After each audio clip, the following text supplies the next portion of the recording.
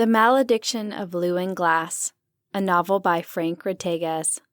Narrated by London Nix. Reward: Cinematic. As the author of this work, I offer you, the reader, the opportunity to redeem a cash award for introducing this work to any producer that offers an acceptable contract for this work. The reward offered is 10% of any option contract for film up to a maximum of $10,000. Via this reward, our mutual goal is to introduce this work to cinematic producers. Many are likely familiar with the term 6 degrees of separation, the theory that anyone on the planet can be connected to any other person on the planet through a chain of acquaintances that has no more than 5 intermediaries. This is what I aim to accomplish here with your help. Think about who you may know in the movies or literary agency who may be able to help me. It doesn't hurt to ask, and if your effort pans out, then you'll be rewarded for it. Think about who you know that reads and would enjoy this book. Send any leads or opportunities or introductions via the email below. I appreciate your help. rickandlewins@gmail.com. rickandlewins@gmail.com. Other novels by Frank Ortegas. At the End of All Things, The Wanderer, The Midnight Special. Available online at Amazon and Barnes & Noble.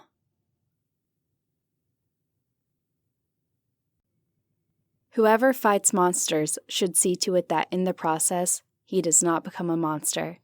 Nisha. Prologue.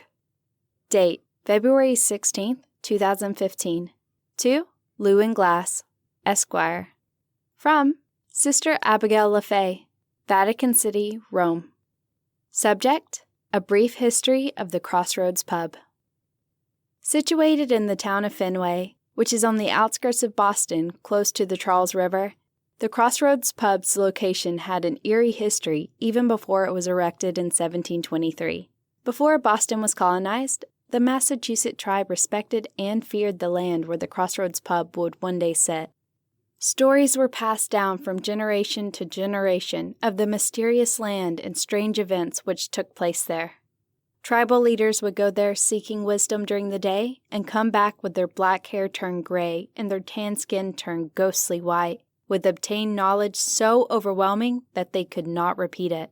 The tribe's most honorable and bravest warriors would go hunting on this land and would return babbling uncontrollably of horrifying creatures which could only come from nightmares. After the colonization of Boston, the land was left forgotten until 1692, when the Salem witch trials took place. 13 women of free thought fled south of Salem to escape the unjust and heinous persecution of witchcraft. They were only guilty of trying to enlighten themselves through curing ailments with herbs and expressing creativity through dance and chanting. But close-minded settlers had seen this as the work of the devil. The 13 women fled to Boston for safety with a hunting party following suit when they came across the Massachusetts cursed land. The women, exhausted from their escape, rested on the cursed ground and hoped to use the cover for the night to conceal themselves from the hunting party. But, despite the blackness of the night from the cycle of the new moon, the hunters found them. The 13 women were flogged ruthlessly as the hunters repeated verses from the Bible in the hope of cleansing their souls. After savagely beating the women, the hunters wrapped nooses around their necks and hung them from a tree with barely enough slack to stand on the tips of their toes. The hunters stacked kindling and bushels of wood at the women's feet while joking about burning witches for warmth. 12 of the women begged and cried for their life. One was silent. A hunter brought a torch close enough to her face to make her dried blood sizzle and pop from the heat. But she didn't move. She gazed stoutly into the woods, which slowly became darker and colder. One of the hunters slammed the butt of his rifle into her pelvis, but she continued staring back into the woods with a terrified expression before saying in an otherworldly voice, "I accept your offer." The torches of all the hunters simultaneously extinguished, leaving the woods pitch black and filled with blood-curdling screams. The morning sun came, and all 13 women walked out of the woods, pale from fright and unable to utter a word from shock. The woods they left were littered with detached limbs and ravaged torsos of the hunters. The trees were painted with their blood. The 13th woman who had accepted the silent, mysterious offer kept whispering to herself, "What have I done?" In 1721, a Puritan named Jacob Martis and his family sailed to the New World to start a new life.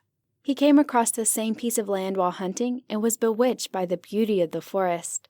Jacob told his family that he felt an urge, a need to settle on the grounds. The family agreed and cleared the land and built their home and farm on top of it, not knowing the disturbing history of the woods.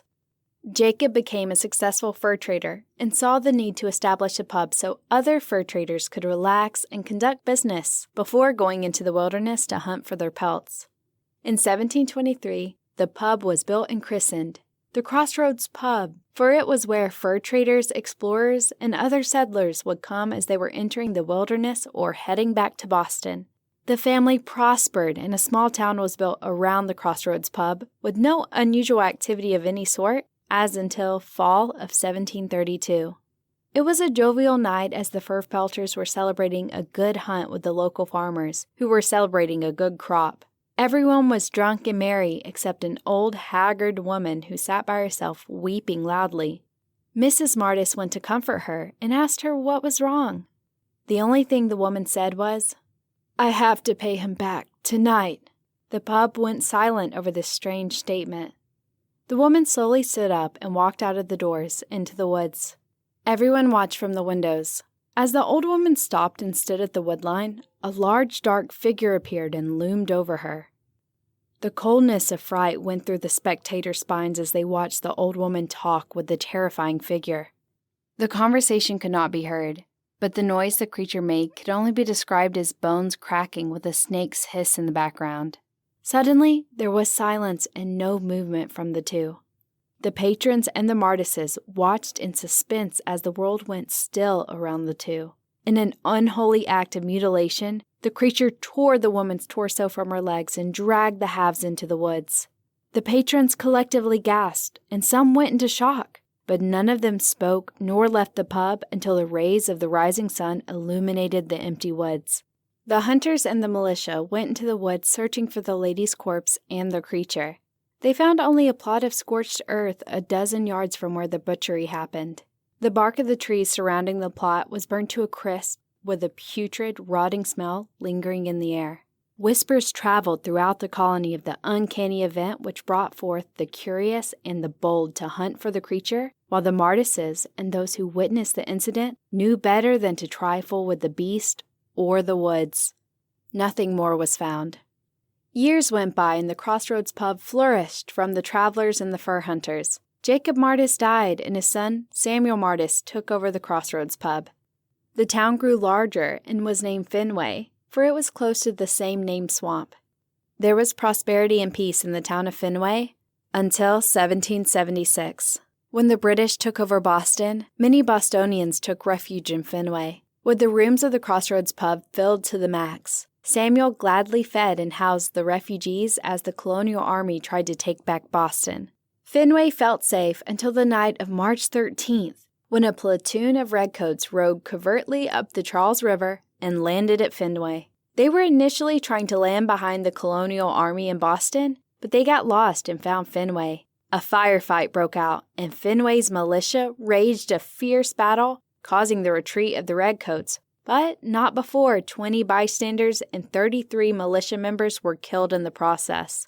Samuel Jacobs abhorred the brutality of war and wished to do right by the dead. He had the land outside the pub cleared, and a cemetery was made where all of the bodies, even the fallen redcoats, were buried. It wasn't until 1779 that the Martis family started to notice strange occurrences in the cemetery. At first, they thought it was their drunken guest walking among the graves at night, but they began finding strange sets of tracks in the land and were hearing horrifying noises of creatures unknown. The Martis family and their guest would sometimes catch a glimpse of silhouettes of people moving through the woods and among the graves at night, and found archaic symbols carved into the trees with the bones of animals set up as altars in the morning. This happened occasionally throughout the years, but nothing truly sinister happened until the year 1852. Fenway had flourished into a small trading and fishing town, while the citizens had grown accustomed, even amused, by the ghost stories of their infamous pub cemetery. At the time, the Crossroads Pub was secretly being used as a station on the Underground Railroad by Jebediah Martis. He was housing runaway slaves and ferrying them covertly across the Charles River.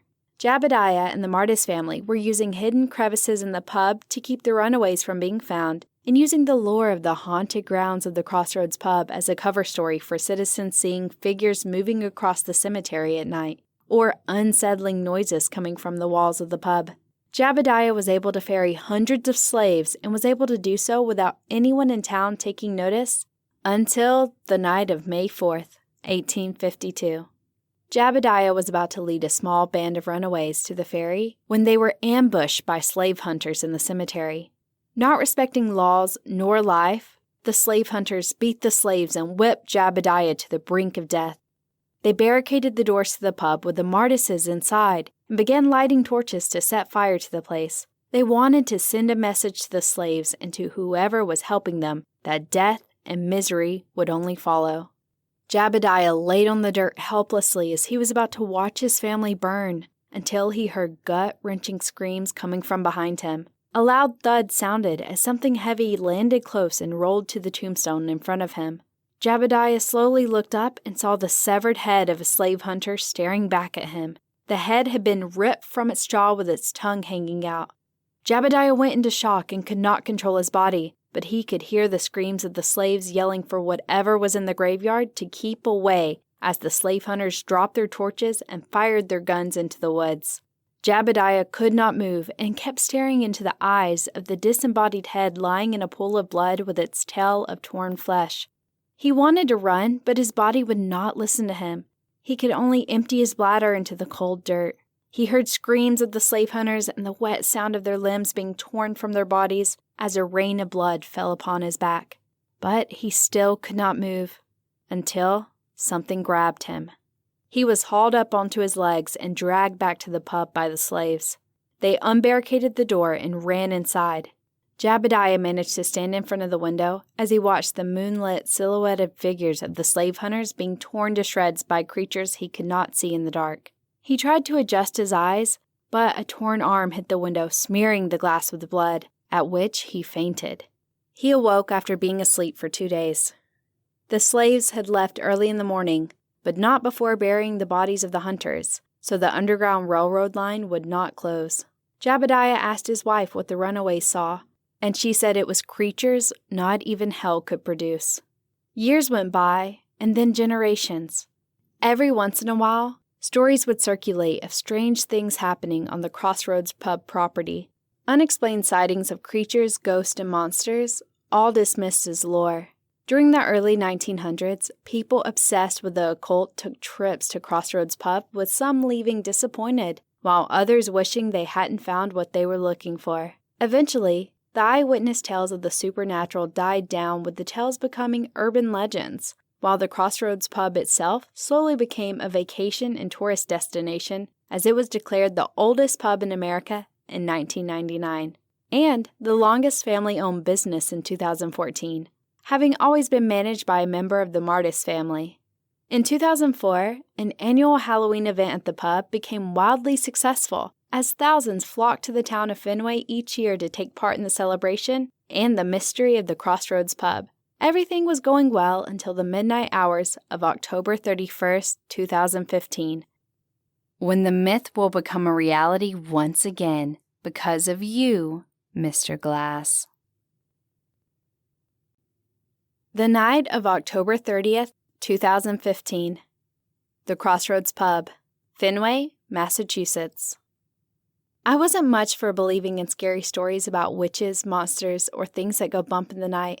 My father, William Martis, would tell me the many legends of our family's famous property every night before bed.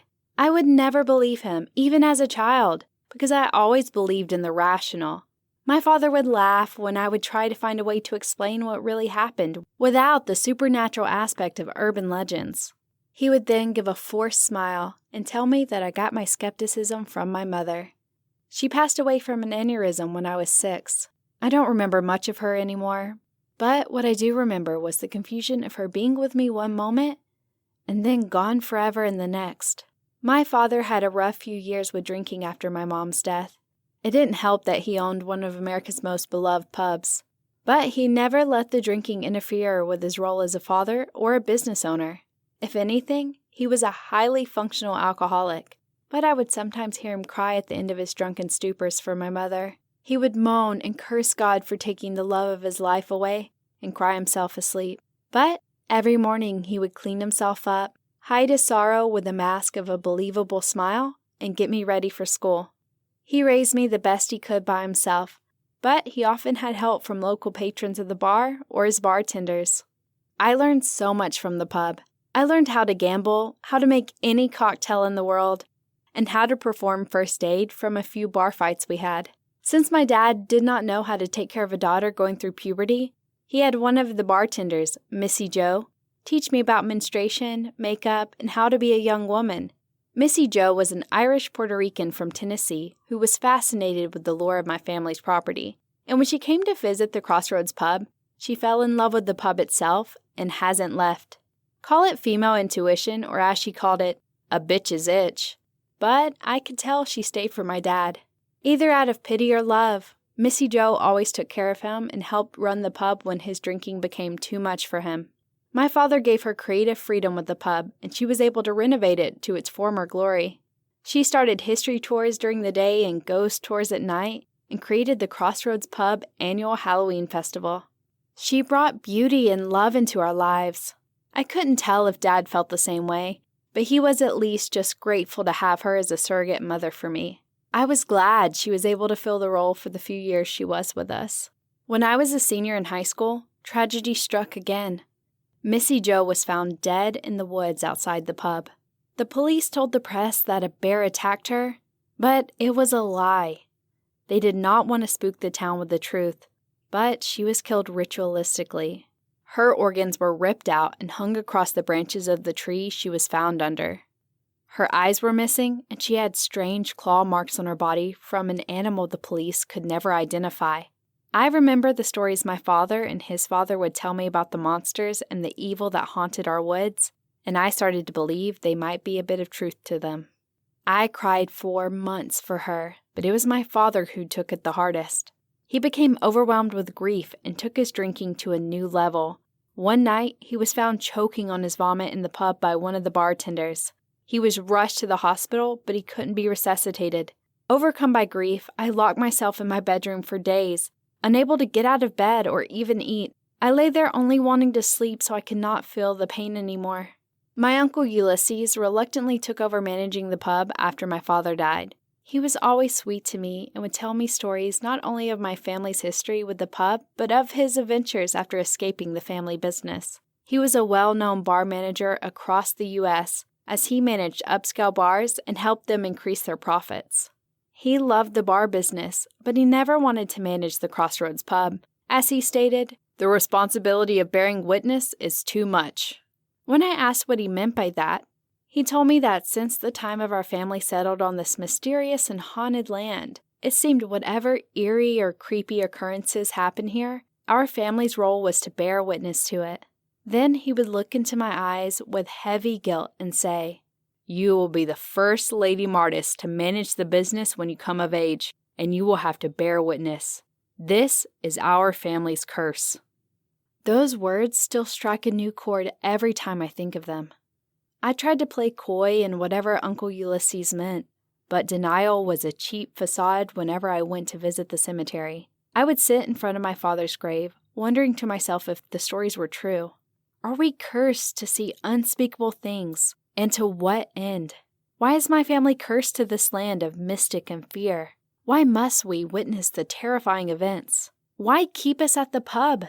I did not have the answers, but I resolved to get as far away from the Crossroads pub as I could and not let some twisted fate keep me on that land.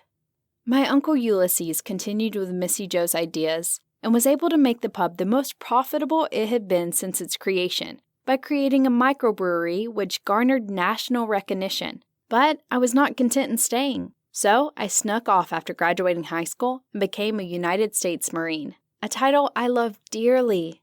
I love being in the Corps. I love the pride, the adventure, and the new family I made within my unit. But I found that my family's curse cared not where I went, for it would always follow.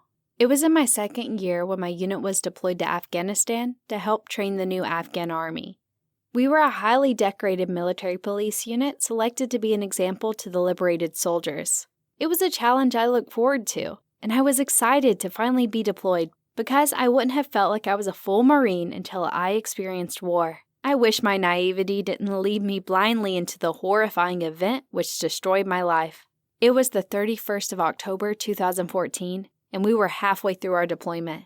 We had completed training the Afghan soldiers, and now it was time for them to perform in the field. A squad of us accompanied a unit of Afghan soldiers to see how they performed and provide support for them. We were given a mission to a village 15 miles from the base to help them investigate a possible opium ring which was funding the Taliban. The sad thing was the beauty of the day. The weather wasn't too hot, and the desert landscape was beautiful to drive across once you forgot we were in a war zone. We came to the village and let the Afghan unit take charge as we followed behind. We scoured each house and found the town to be vacant, which was strange because our intel told us that the village was occupied. The last house we searched was at the far end of the village. The overwhelming smell of death saturated the air as we approached it. I usually had a cautious feeling whenever we conducted a mission, but this one made my heart race. The Afghans kicked the door down and cleared the house halfway, until they suddenly stopped, with one of them turning around and vomited violently. The smell was so pungent, it smelled like I was walking into a slaughterhouse. I felt my boots stick to the floor as if I was stepping in puddles of syrup. But when I looked down, I saw the floor was flooded with blood. We made our way to where the Afghans stopped, and I saw what I couldn't possibly imagine war could have depicted. The entire house was filled with butchered remains of the villagers. Their mangled corpses had their limbs torn from their torsos, and the bodies were positioned in repulsive sexual positions. I nearly cried when I saw children were also among the dead. Before our gunny could give an order, we were fired upon from outside. We took cover inside the house and went to the windows to see the enemy.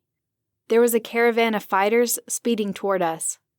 When the Afghans saw this, they immediately abandoned the house and cowardly ran away in the opposite direction. As if he wasn't surprised, the gunny got on the radio and called for immediate support. We had 15 minutes to hold off the fighters. 15 minutes in hell. So we did what Marines always do in an ambush. Kill. We raised hell to the fighters and took out as many as we could, but they had the numbers and surrounded us. One by one, my friends, my Marines, were gunned down until I, too, was shot in the leg and vest. I laid on the ground in agony next to the dying gunny as blood gushed from his neck. I went to help him, but the gunfire suddenly stopped, and the multiple thuds of running feet came to our building. I looked into his eyes, and his last look wasn't of fear, but out of grave concern. I was the only woman in the squad, and with the last ounces of life, he realized that raping and killing me was the very least these men were going to do once I was captured. He took his pistol from his holster and aimed at my head as we both began to cry, and I gave a quick nod. He pulled the trigger, but the bullet didn't fire. He dropped the gun as he took his final breath. I cried for death to take me with him and spare me from the vile acts these men were going to do to me. The stomping of boots stopped. Gunfire erupted all around us, and then it suddenly stopped. The front door was suddenly kicked open, and the Marine support unit came rushing in. They had overtaken the caravan while I was on the floor. The corpsmen checked on us and found only me still alive. I was evacuated to the base and then to Germany to recover. I spent the days attending therapy and the nights screaming in my sleep. To my disgust, I had found out that the politicians back at home spun the truth to say that the Afghan soldiers were not cowards, but had fought beside us and even helped protect me. The lie didn't make any sense, but I was given a stern warning by some general who visited me in therapy that I was not to disclose what happened for the sake of war. I didn't know what was more disgusting, the cowards who ran or the people who protected them. But I am sadly now one of the reluctant people who must protect the cowards and live with a lie. I could never look at the families of my Marines in the eyes because I knew that I told them a lie. And if I told them the truth, then I would find myself in Leavenworth.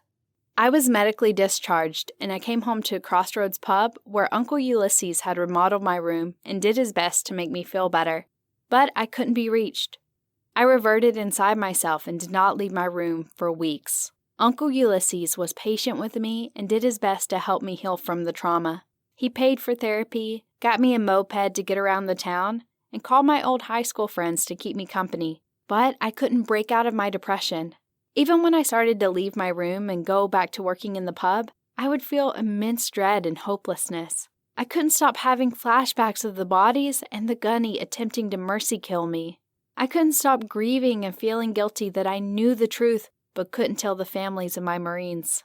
Halloween was approaching, and I remembered the stories of the monsters my father would tell me as a kid. The terrifying creatures my father painted in my imagination were gentle compared to the horrors humanity can perform. Thoughts began to race in my head.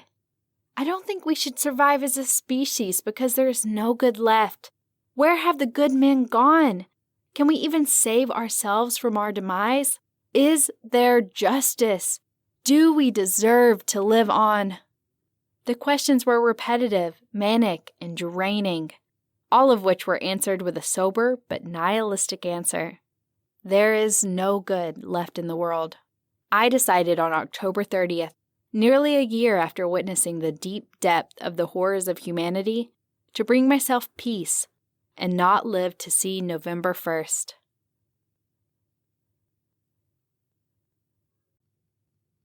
Crossroads Pub, October 30th, 2015, 11:57 p.m. It was the night before the infamous Crossroads Pub Halloween party, and Uncle Ulysses had to go out of town for the night, so I was stuck watching over the pub. Most of the tourists won't start partying until tomorrow night, so the pub was filled with locals.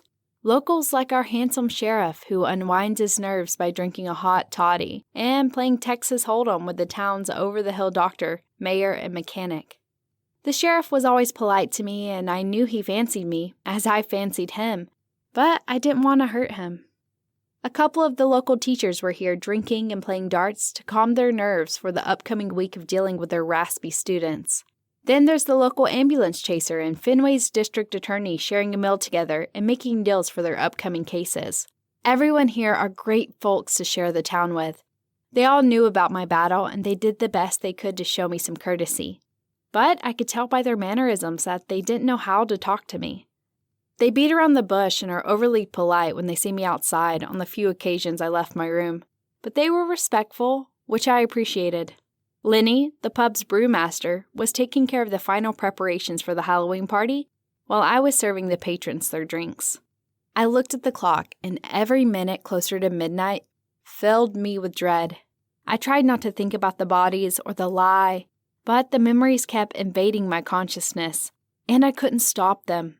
I put on a good poker face as I served the sheriff his hot toddy, but I wanted to go into my room and take all of my sleeping medication and fall into an endless, blissful sleep where there would be no more pain for me.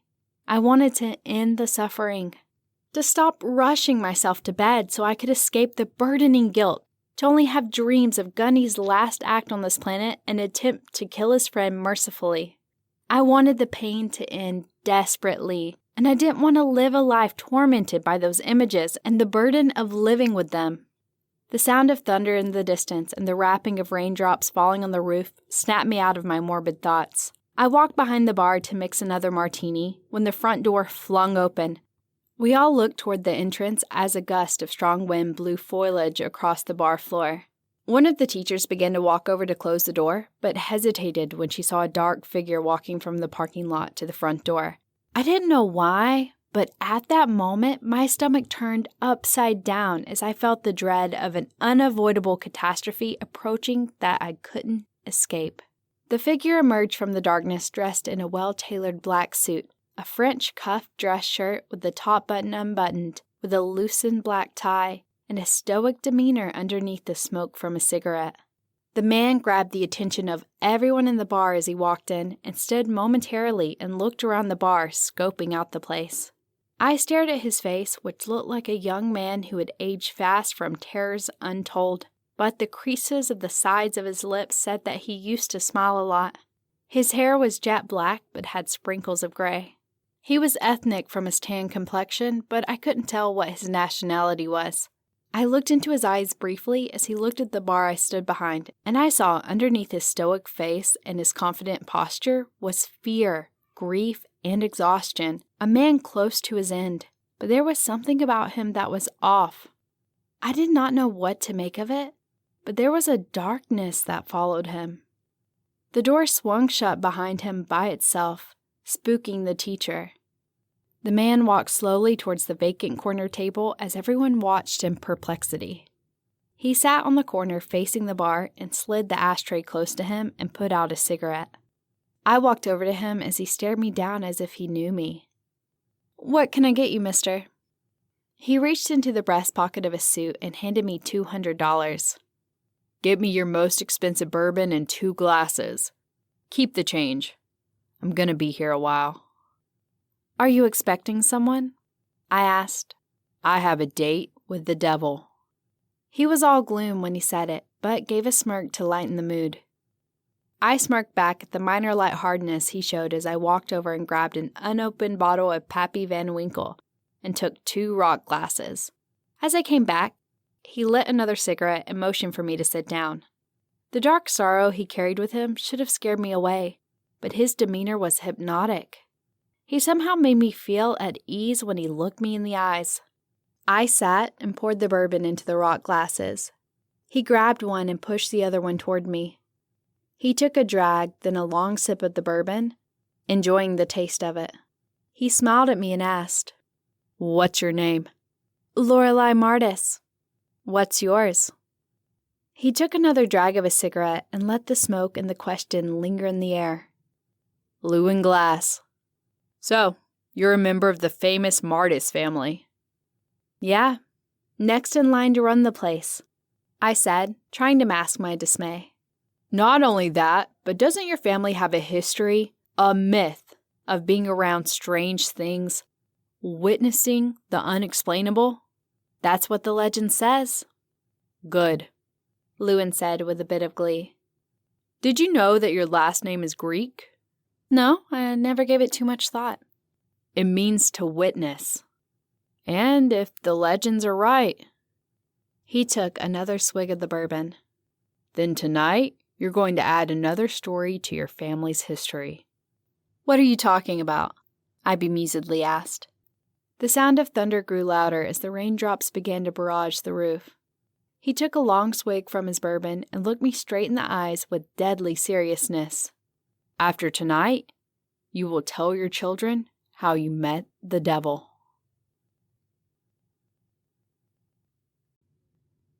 12:07 p.m. I didn't know what to think at first. Was it a Halloween prank? Was he one of those sightseers who got too immersed with my family's history, or is the man insane? "Listen, Mr. Glass, I know it's going to be Halloween soon and you're a fan of my family's history, but I don't appreciate having my leash pulled. I'm not in the mood for the stupid bullshit that you just tried to pull, especially tonight." I got up to leave the table, but he gently grabbed my hand and stared at me with eyes of a man who wants someone to believe him. Something inside me told me to listen to him. "I didn't mean to offend you or weird you out, but I need you to listen to my story. Please," Llewyn said as he looked down at his hands as they began to shake. He no longer displayed the cool composure he had when he first walked into the room, but acted like a man who was about to make his final confession. "Okay. Entertain me. Tell me your story." The mischievous smirk came across his face again as he took a final drag of his cigarette before putting it out. "Thank you, but it's gonna be a long one," he said as he refilled his glass. The pub's patrons pretended to go on with their business, but listened in to Mr. Glass's story. I looked down at my glass and thought, why not? Maybe I'll get one last good story before I take the final rest. I downed the rest of the bourbon in my glass and poured myself another. He began. It started in 2012. The Fall of Llewyn Glass, Boston, Massachusetts, 2012. I was once a priest for the Holy Roman Catholic Church, something I wanted to be since I was a boy in Catholic school. I was attracted to the idea of being a figure of authority for God and saving souls, and I was obsessed with the scriptures, the nuances, the interpretations, and mystery of them. As I grew of age, I joined a seminary and gave my vows to God, swearing to always serve Him, to deny the urges of the flesh, and to live a virtuous life. My obsession with the scriptures as a child led me to my passion for the law in my later years. Fortunately, the Catholic Church pays for its servants of God to obtain higher education, and they paid for my law degree and bar examination. I was Father Llewyn Glass, Esquire, a title I was much proud of and often miss. I handled any legal cases the Cardinal needed me to manage in the northeastern U.S., and I would do pro bono work for the congregation to help serve the people I was supposed to be a shepherd to. But that all changed with one confession. That horrible day when I sat in my confessional booth and a somber but guilty voice came from the other side of the screen and forever shattered my life. Forgive me, Father, for I have sinned. It has been 3 days since my last confession, but I have never confessed to this. Confess in peace, my son. I listened intently to his familiar voice. Father, I have served the church for all my life for the sake of God, Jesus, and the Holy See, but I have... The man took a deep breath as he held back his tears. I have partaken in sinful and illegal acts which I have grown physically disgusted with. I have done things that were horrible against the cloth, and I am sure that God won't ever forgive me. My son, there is no sin too great for Jesus to forgive. You only need to confess it and let God come into your life to work it, I said with growing uncertainty. Tell me, what weighs on your soul? I've... He stopped for a moment and began to sob heavily. I slid the screen open to my confessional to hand the man a handkerchief and place a reassuring hand on his shoulder. The booth was quite dark at this time of day, so I could only make out a faint silhouette of the guilt-ridden man. I had sex with boys. I reacted with disgust by yanking my hand off his shoulder. But, not wanting to ruin the confession, I placed my hand back on him and asked him to continue. I couldn't deny my strong urges. It first started out by just gazing at the altar boys at Mass or when they came in to do their weekly task. I didn't think looking was wrong until the urges began to haunt my mind in all parts of the day. I denied the thoughts the best I could by praying and avoiding the altar boys and children when necessary, but the temptation became uncontrollable. In an act of desperation, I went to Bishop Kinney and confessed to him what was happening to me and how guilt was consuming me. He calmly listened to me and put me at ease by confessing that he had to deal with the urges also. I asked how he overcame them, and his answer was my downfall. Sometimes to beat the devil, you have to make a deal with him. He smiled and told me to copy down the names and the numbers he read out loud. After he was done, he said to call one of these numbers the next time I had those urges, and the voice on the other line would help me out. It took me a month to work up the courage to dial one of the numbers on the list. When I finally did, a man with a thick Russian accent answered. I asked for a boy, and he told me to meet him in a rundown motel in Charleston, to wear something inconspicuous, and to bring $1,000 cash. I went to the motel, and I met with a large man with tattoos of nautical stars on his neck and fist. In a thick Russian accent, he asked me for the cash, and I gave it to him. He escorted me to a room and told me I had an hour. I walked into the hotel room, and to my sick delight, I found a preteen boy sitting on the bed. He looked peaceful, but looking into his eyes, I could tell he was drugged. But I ignored all my inhibitions and morals and let my temptation win in the hope it would finally leave me. An hour went by, and it was both the vilest and most exhilarating moment in my life. It felt good to give in to my sin, to finally feel the passions of my flesh extolled. I laid there next to the boy, and for a moment I felt like I was in heaven. This was until I looked down and saw a tear run down his cheek. At that moment I realized what I've done was wrong. This boy was suffering, and I didn't help him, but added to it. After I finished my thought, the Russian thug opened the door, not giving us time to dress, and told me to hurry up. The hour was over. I left the motel disgusted with myself for what I did, and not doing something to help that boy. I did what any other villain would do in that same situation, denied and blocked it from my mind.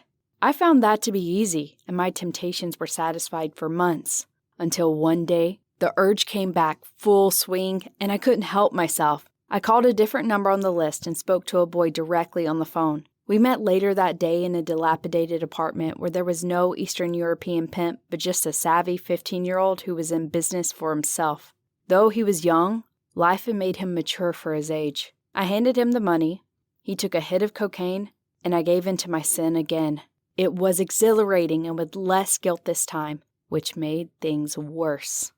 The time of satisfaction became shorter and shorter. I made a schedule of it and called the other boys on the list secretly while I put on a front to my congregation and hypocritically told them to follow the word of God and condemn the sinners. But each time I did it, the guilt grew smaller and the urge to do it grew larger until this past weekend when I couldn't live with myself. Bishop Kinney had invited me to a private party on Saturday for only a few elite members in the Boston area. He did not tell me what the party was for, but I accepted. I arrived in West Charleston to a small mansion guarded by dangerous-looking men. I entered and was surprised to find some of the local bishops and priests attending along with other men of influence outside the church. Council members, local businessmen, and a congressman. I thought nothing about it at first as we were all talking business, politics, and small talk until Bishop Kinney called everyone into the ballroom. He thanked everyone for coming to the private gathering and said even though we came from different backgrounds, we all shared one unique interest in common. At that moment, a door swung open and a line of boys draped with white sheets came out and walked to the center of the ballroom. Bishop Kinney announced, "Tonight, we become free by giving in to our temptations," as he yanked a white sheet off one of the boys, displaying his frail, naked frame.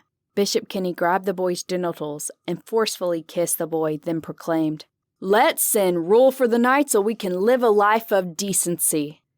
I watched in horror as I recognized a few of the boys from the congregation, others as altar boys, and one being the first boy I had my way with. They were manhandled and ravaged like meat eaten by savage vultures. The horrifying and grotesque orgy made me vomit whatever was left in my stomach as I realized I had truly lost my soul. I bolted out of the mansion, crying hysterically as I ran through the streets. I didn't go back to my apartment that night, but wandered through the city looking for a way to forget. I got drunk at a bar and met a drug dealer who sold me some LSD, which only intensified my guilt, disgust, and self-loathing, with vivid hallucinations of Lucifer delightfully dangling my soul in his hands like a marble. When I became sober, I knew I must confess and try to make things right by talking to you, Father Glass. It was half an hour since he began talking, and I could feel my hand clench his shoulder, and his shirt was now soaked from the sweat of my palm. I looked into the corner of the confessional and tried to remain composed against the tide of fury, confusion, and disgust, but it was no use. I let go of his shoulder, ran out of my side of the confessional, and yanked open the door to his side where I found Father O'Malley sitting there crying. I looked around quickly and found that we were alone, and I raised my fist and began violently beating him. I didn't stop until he held up an envelope covered with his blood. I stopped and grabbed it from him. Before I could ask what was in the envelope, he began to cry and stammer, and I gave him a moment to finish what he was saying before I continued to pummel him. "Father Glass, you have a reputation of a man with unflinching integrity, and you being a capable lawyer made you the ideal person to confess to. I didn't confess for God's forgiveness because I know He can't forgive what I've done, but I confess to you in the hope that you will do what it takes to make this right." The envelope has the names and numbers that Bishop Kinney provided me in that fateful meeting, along with the names of the men who were at the orgy and my video-recorded confession. I hope you do the right thing. I stumbled backward and fell onto my ass on the floor. I just kept staring in shock at the envelope. I couldn't make myself move as I watched Father O'Malley calmly leave the confessional and walk out of the church. I sat there for hours into the evening, until my cell phone buzzed with a text from the Massachusetts Archdiocese. Father O'Malley had committed suicide by jumping in front of a train. I stood up and walked to my law office a few blocks away from the church. Once I sat in my worn leather chair and felt safe again, I opened the envelope and found a list of names, numbers, dates, addresses, and an SD card of Father O'Malley's confession. The next morning, I went to the Archdiocese for Massachusetts and presented him with the findings. There was silence between us as he looked over the evidence and watched the confession with a grave and exasperated expression. With his hand shaking as he held the file in his hand, he sat back in his chair and asked, "Are these the only copies you have?" I hoped this wouldn't happen, and I prayed to God that it wouldn't, but that question confirmed to me that the church was going to bury it. So, I lied. The Archdiocese petted my ego by telling me I did a fantastic job and I did the right thing, and he was going to handle it. But I knew that wasn't going to happen. They were going to transfer the bishop and the priest to other congregations across the planet and do their best to bury the crimes. And that was precisely what they did within a week after I presented the case. Bishop Kinney and the other priests were assigned to other congregations. I had lost my faith in my vows and the church. I was ready to sacrifice something I loved for something I knew was right, and I did it within 2 emails. The first email was the letter of resignation explaining why I was leaving the church and the events that led to it. The other email had scanned copies of the evidence and the uploaded confession attached to it, and it was sent to the local newspapers, the Boston Police Department, and the Department of Justice. It took an hour for the news to go worldwide. It took a day for the church to deny it. It took 3 days for the church to perform damage control and quickly slandered my name in the press. It took 7 days for uproars from the public and the pundits to rebel against the church. Within 40 days, some of the clergymen, businessmen, and politicians involved in the pedophile ring were arrested, while the most powerful ones used their influence, power, and money to get out of it, including Bishop Kinney, who got a cushy position in Switzerland, which happens to be non-extraditable. The Holy See didn't attack me by demanding me to pay back the tuition for my law degree, nor did they excommunicate me, but they made it hard for me to begin a new life.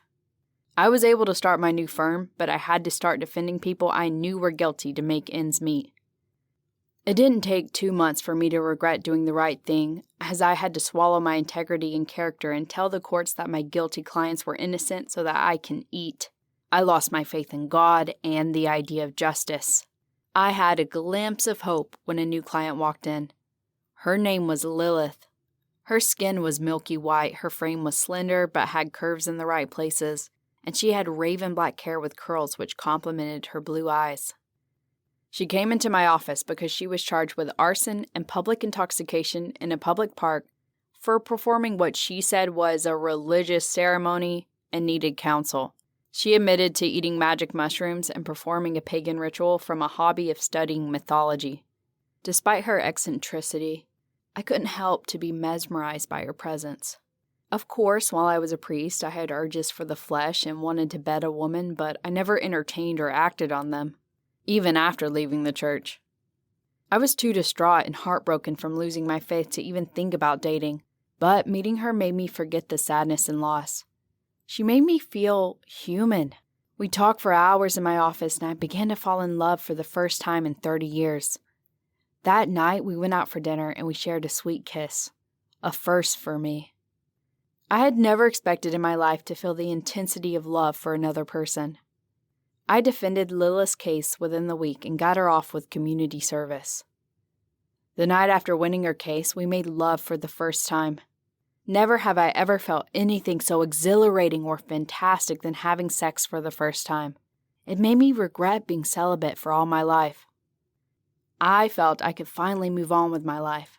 We were inseparable for months as I bathed in the joys of being in love. She would stay with me in my apartment every night and go to the museum in the mornings for her job as a historian. Lilith rarely talked about her family.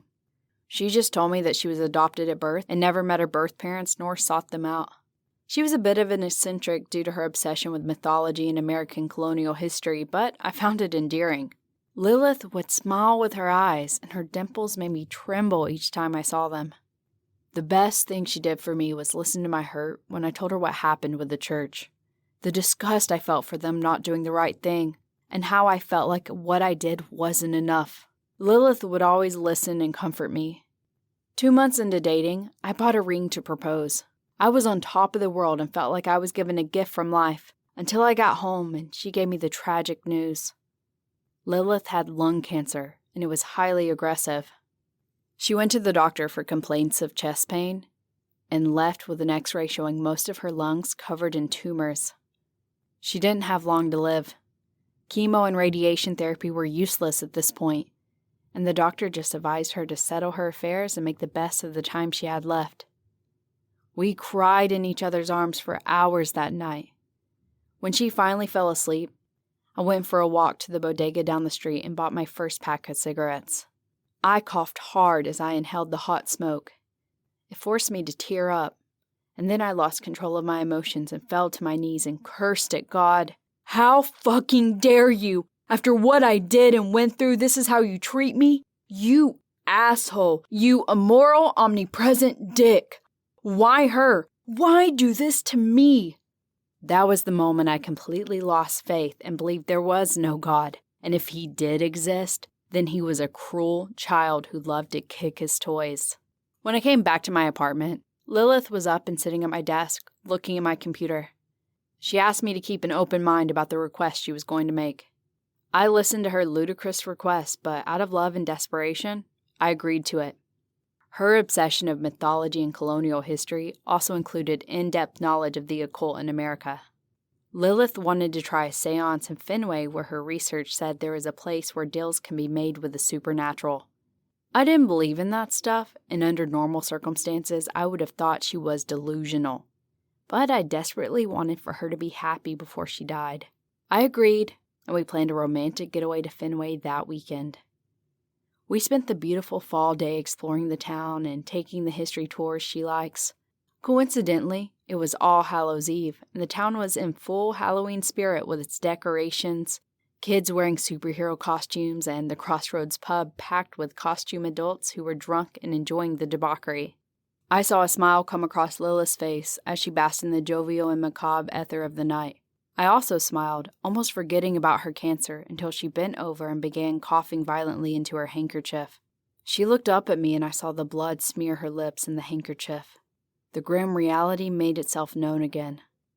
With the sun setting, we made our way out past the party and through the cemetery, where we saw a couple in a Kanye West and Kim Kardashian costume having sex on a grave. We hiked into the woods, deep enough where the music and the lights from the pub were just a glimpse away, but far enough where nobody would see us. Lilith pulled out of her backpack a lantern, a few candles, a raggedy notebook, and a dagger. Dim yellow light fluttered out of the lantern as she placed the candles in a circle, lighting them as she softly chanted. She opened her notebook and began talking in a language I have never heard. When I agreed to do this, I was only doing it to humor her, but now a cold chill went down my spine and my stomach cringed with fright. The wind began to blow harder, and the light and music from the pub faded away as if we were alone on an island in the dark. I asked her to stop, but she kept speaking in a frightening language. I grabbed her arm and spun her around and found her eyes were black voids and her skin colder than a corpse. Before I could react to the ghastly sight, I felt something sinister and omnipresent behind me. I turned around, and that's when I saw the great, grotesque beast. At that moment, I felt as if I was in a lucid nightmare which I was floating and had no control of my body. Lucifer spoke in a deep and earth-shaking tone and asked me, "Would you sell your soul for her to live a life everlasting?" I looked over and saw her body floating too, with blood coming out of her mouth. Without a doubt, I said, "I do." Lucifer roared, "So be it, Llewyn Glass. You will have 1 year from today to enjoy your life before I come to collect my due. So you may never forget our agreement. May your shadow always cast in front of you so it can be a constant reminder of the debt you must pay." The beast looked over to Lilith and said, "Well done. You have got what you wanted after all." With that, I fell hard to the ground and I was knocked unconscious.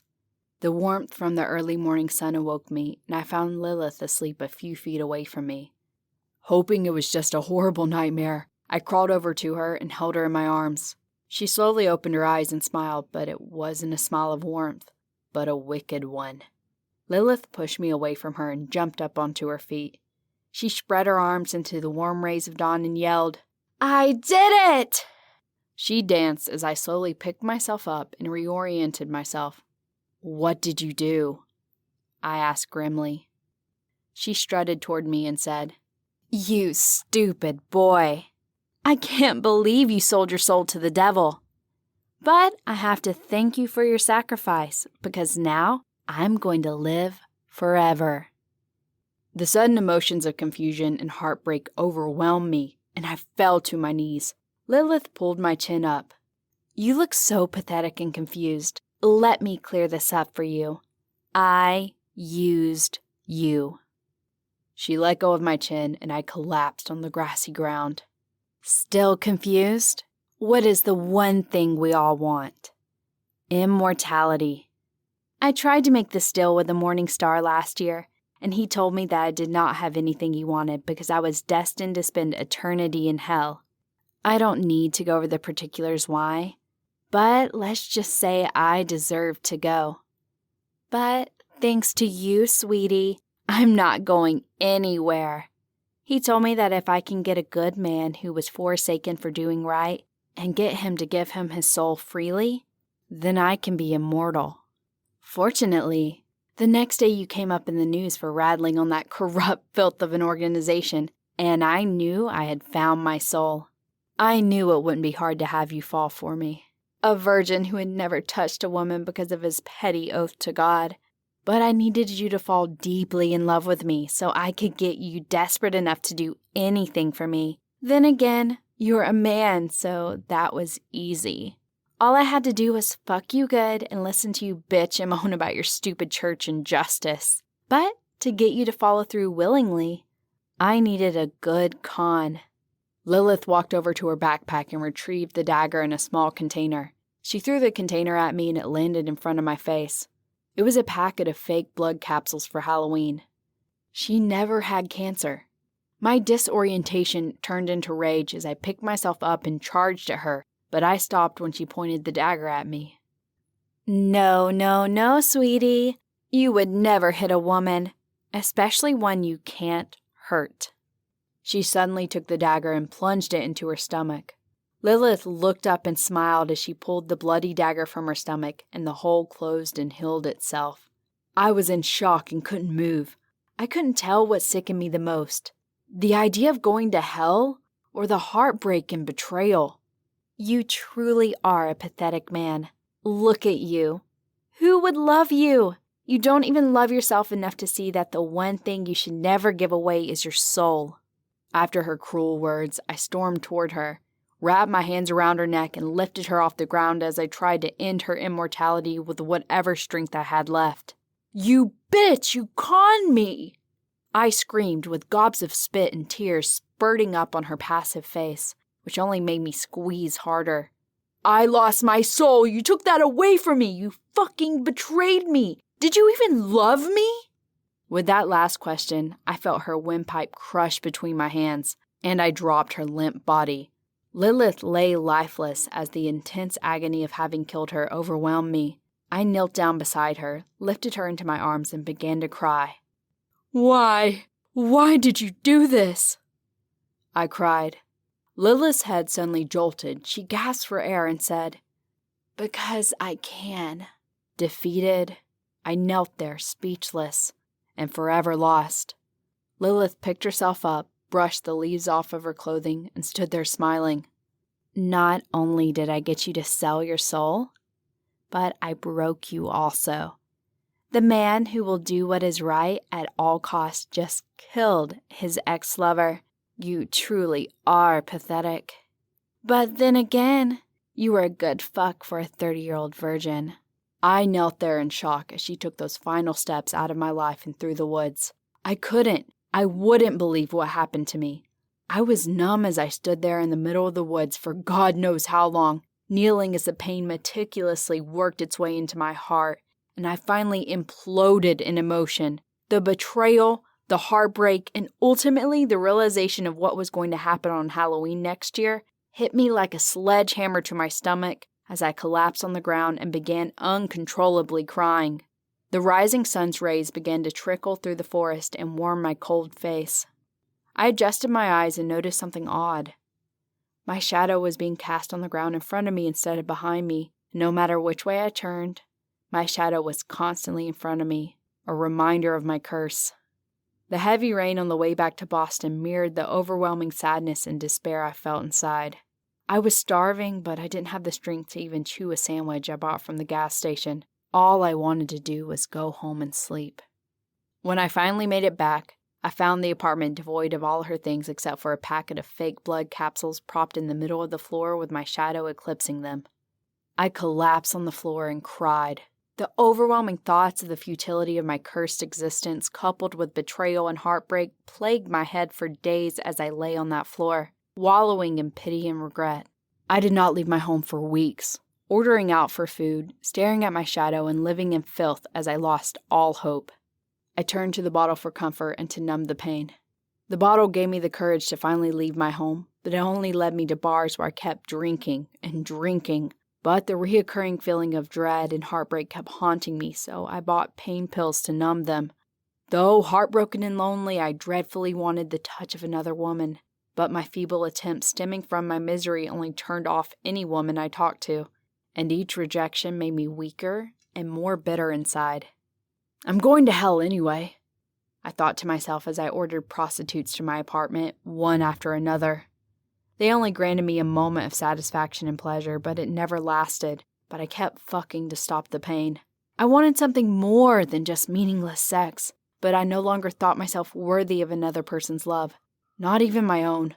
4 months into my plunge of disillusion and despair, I had left a brothel drunk and was about to enter a bar when I saw a reflection of myself in a puddle on the sidewalk. I took a long, good look at myself and felt despair over who I had become. What happened to me? I was a fighter. I was brave. I took on challenges that were bigger than me and didn't care about failure. Just did them to fight and to become something more than what I was. Now a broken man's drunk face stared back with the smell of Jack Daniels and the musk of a whore coming off of me. My eyes stopped focusing on my reflection and onto my shadow in front of me. The constant reminder of my doom, and I heard the deep voice of Johnny Cash and the holy strums of his guitar from the bar playing, "The Man That Comes Around." I had listened to the song countless times, but at that moment in my life, it spoke to my soul. His powerful chords and lyrics no longer made me feel pity or hopelessness, but fueled a flame made dim from the pain. It rekindled my old soul as I looked down upon my poor reflection and the shadow that haunted me, and I became determined, brave again. I was more than the man who was just staring back at me, and I wasn't going to go down like this. I wasn't going to hell without giving a fight. I was going to get my soul back. I'm going to beat the devil. I went back home to start finding a way out of this. I didn't know where to start, but I opened up my laptop, and before I could begin researching, I received an email from the Vatican titled, "Come to Rome." "Come to Rome immediately, Mr. Glass. I know what happened, and I need to help you. Attached is your flight information. I don't need to remind you about your deadline. Sincerely, Sister Abigail LaFay, Director of Antiquities, Anthropology, and History, Vatican City, Italy." How did she know about what happened? And why wait now to help me? Is this a trick? Can she really help me? I took a moment to breathe and recollect myself. But that moment quickly passed as I found myself opening my safe and retrieving my passport. Sister Abigail LaFay of the Vatican, Rome, Italy, February 14, 2015. I was nursing a hangover with an awful helping of jet lag when I finally made it to Rome Central Station. The bright sun made my headache even worse. I wished I was still taking the pain meds, but I needed to be clear-headed when I visited Sister Abigail. I held a taxi and said one word: Vatican. The taxi drove fast and cut cars off through the traffic as we made our way across the city, over a bridge, and past the massive castle of Castel St. Angelo, where I looked up to see the statue of St. Michael, his wings spread and his sword drawn over the castle. Maybe he was available to help me out. The taxi dropped me off among the swarms of tourists in front of St. Peter's Square. Lines were stretching across the front of the massive city-state, but I walked out of the square and followed the high walls and columns surrounding the Vatican. I made a turn around a secluded corner and found the visitor entrance with the Swiss guards standing in front with their assault rifles. I slowly walked over to the guard booth and presented my passport as he checked for my name on the visitors list. The 2 guards with the rifles kept glancing over at me, likely recognizing me as the Forsaken priest. The guard in the booth cleared me, and I walked past them and into a large garden behind St. Peter's Basilica. A warm nostalgia embraced me as I remembered the first time coming here as a young man, pursuing a higher calling. But the dismissive, angry stares from the priest and the Swiss guard made me regret coming. They must have felt good about themselves as I looked like I'd fallen from grace. I walked into the bright yellow archaic building and made my way to the front desk where I was checked again, given a visitor pass, and then escorted to the elevator where we descended 3 stories below the Vatican. We walked out of the elevator and into a musty, dirt-floored, and wooden-beamed corridor that reminded me of an old wine cellar. The guard led me to a newly installed oak door, gently rapped his knuckles on the door, and announced in Italian that I was here. The door swung open, and I saw the warm smile of a gray-haired woman who I could safely assume to be Sister Abigail. She gave the guard a gentle kiss on the cheek and thanked him for escorting me, then wrapped her arms around me. She squeezed me tight before kissing me on each cheek. Her smile was infectious, and for the first time in a long time, my cheeks hurt from grinning back to her. "Come in," she said cheerfully in her Tennessee accent. She led me into her office, which also functioned as an archive with rows of leather-bound books, relics, and art filling the high-vaulted walls. We walked over to her desk, but she stopped me before I could sit down and lifted up a flashlight. "May I?" she asked, as she already knew about my shadow.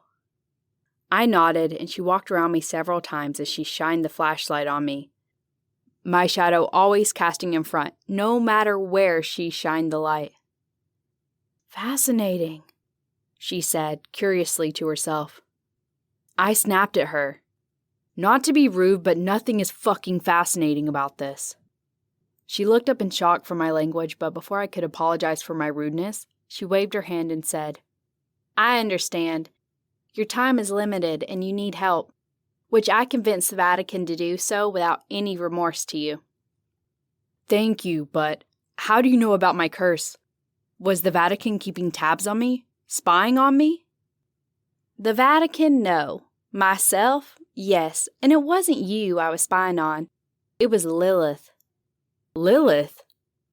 I said as a whirlwind of confusion and dread consumed me. "Why would you spy on her?" Sister Abigail walked behind her large antique desk and sat in the well-worn leather office chair for a moment in silence, contemplating her next words. "I have been spying on Lilith for 2 reasons. My position in the Vatican requires me to monitor and classify certain unique individuals, creatures, and sites. The second is..." She paused as she took a sigh of despair. "She is my daughter." "Daughter? How can that be? You're a nun. You took the same vows of chastity we all had to take. Are you a hypocrite like the others in this God-forsaken organization?" "No, I have been faithful to God and the church, but I wasn't always a nun. What I'm about to tell you is the truth, and it is a secret that only God knows. It is painful for me to tell you this, but I want and need to help you, so you deserve the whole truth." I sat back in the chair across from her, took out a flask and a cigarette, and began consuming the fire from each. I gestured if she wanted a sip, and she took the offer, taking a shot of whiskey without making a face. "I was not always Sister Abigail LaFay. I was once Dr. Abigail LaFay, Ph.D. I was a Tennessee country girl who made her way into Boston University on hard work, waiting tables, and a ton of scholarships. At 28, I was on top of the world. I had just earned my doctorate in anthropology after doing my dissertation on Native American tribes and their use of hallucinogens in religious ceremonies. It was a wonderful time for me, and I felt on top of the world. I was young, pretty, and loved to have fun. I would drink men twice my size under the table and then go into the office the next day to continue my research. I loved my life until the unfortunate morning 29 years ago." Sister Abigail stared off in the distance and took a long swig from the flask.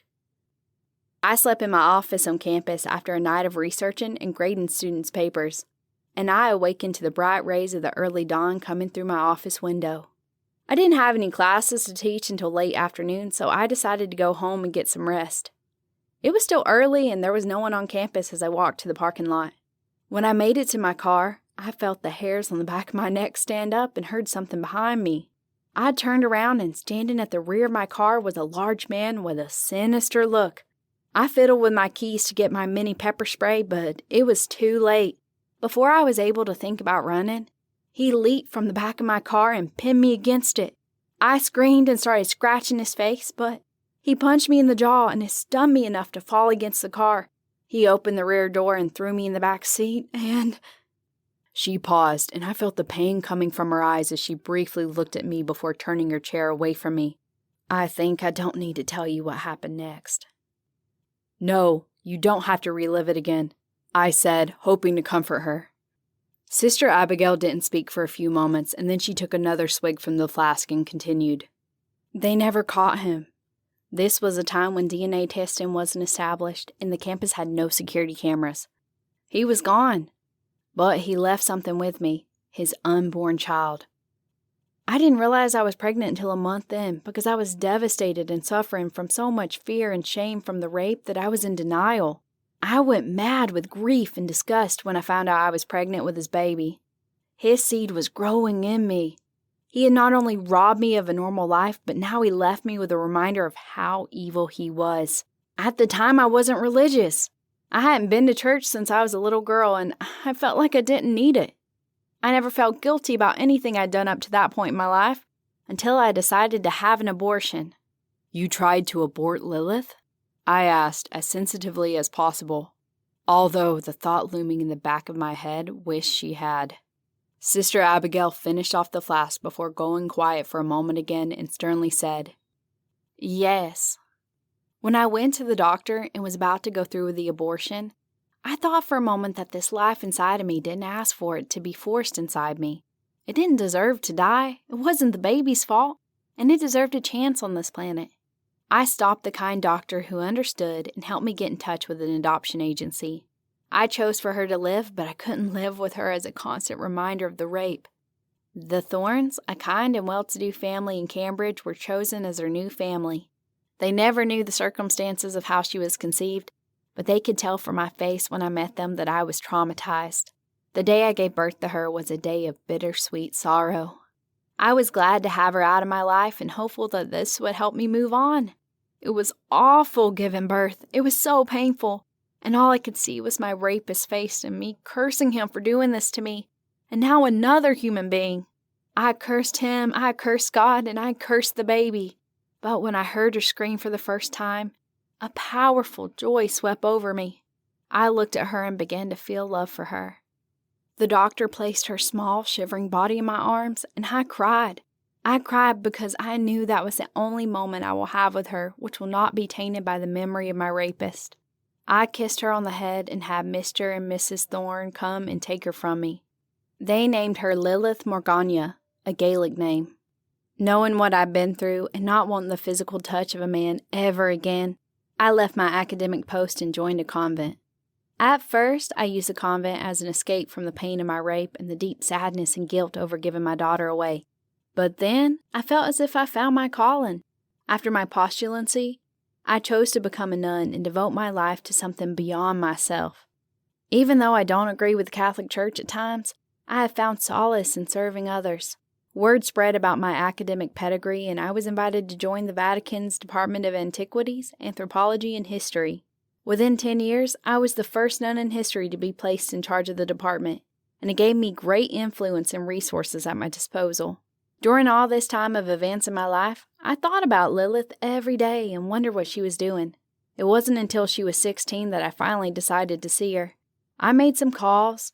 You would know out of all people how deep the influence the Catholic Church's connections are. I was able to find the Thorns were still living in Boston. I left the Vatican and flown back to the States, not having the faintest idea of what to say or do when I saw her again. I drove my rental car to their neighborhood and parked down the street for a few hours. I was having second thoughts about seeing her and almost decided to drive back to the airport. Then I saw her walk out the door, and I saw how beautiful she had become. I couldn't control my crying. She looked like me when I was her age. The Thorns had helped her grow into a wonderful young woman, and she looked remarkable. Lilith was walking toward me, and I began to panic, but I forgot I was in civilian clothes in a rental car.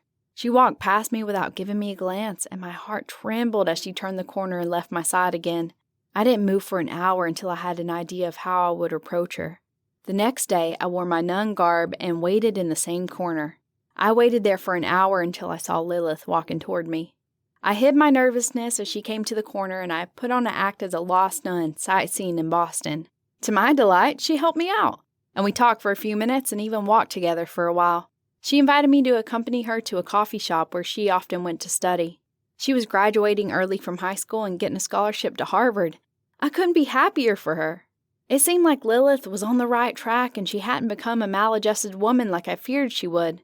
We talked for hours until I worked up the courage to tell her the truth. She knew she was adopted, but the Thorns lost track of me. But she always wondered who I was.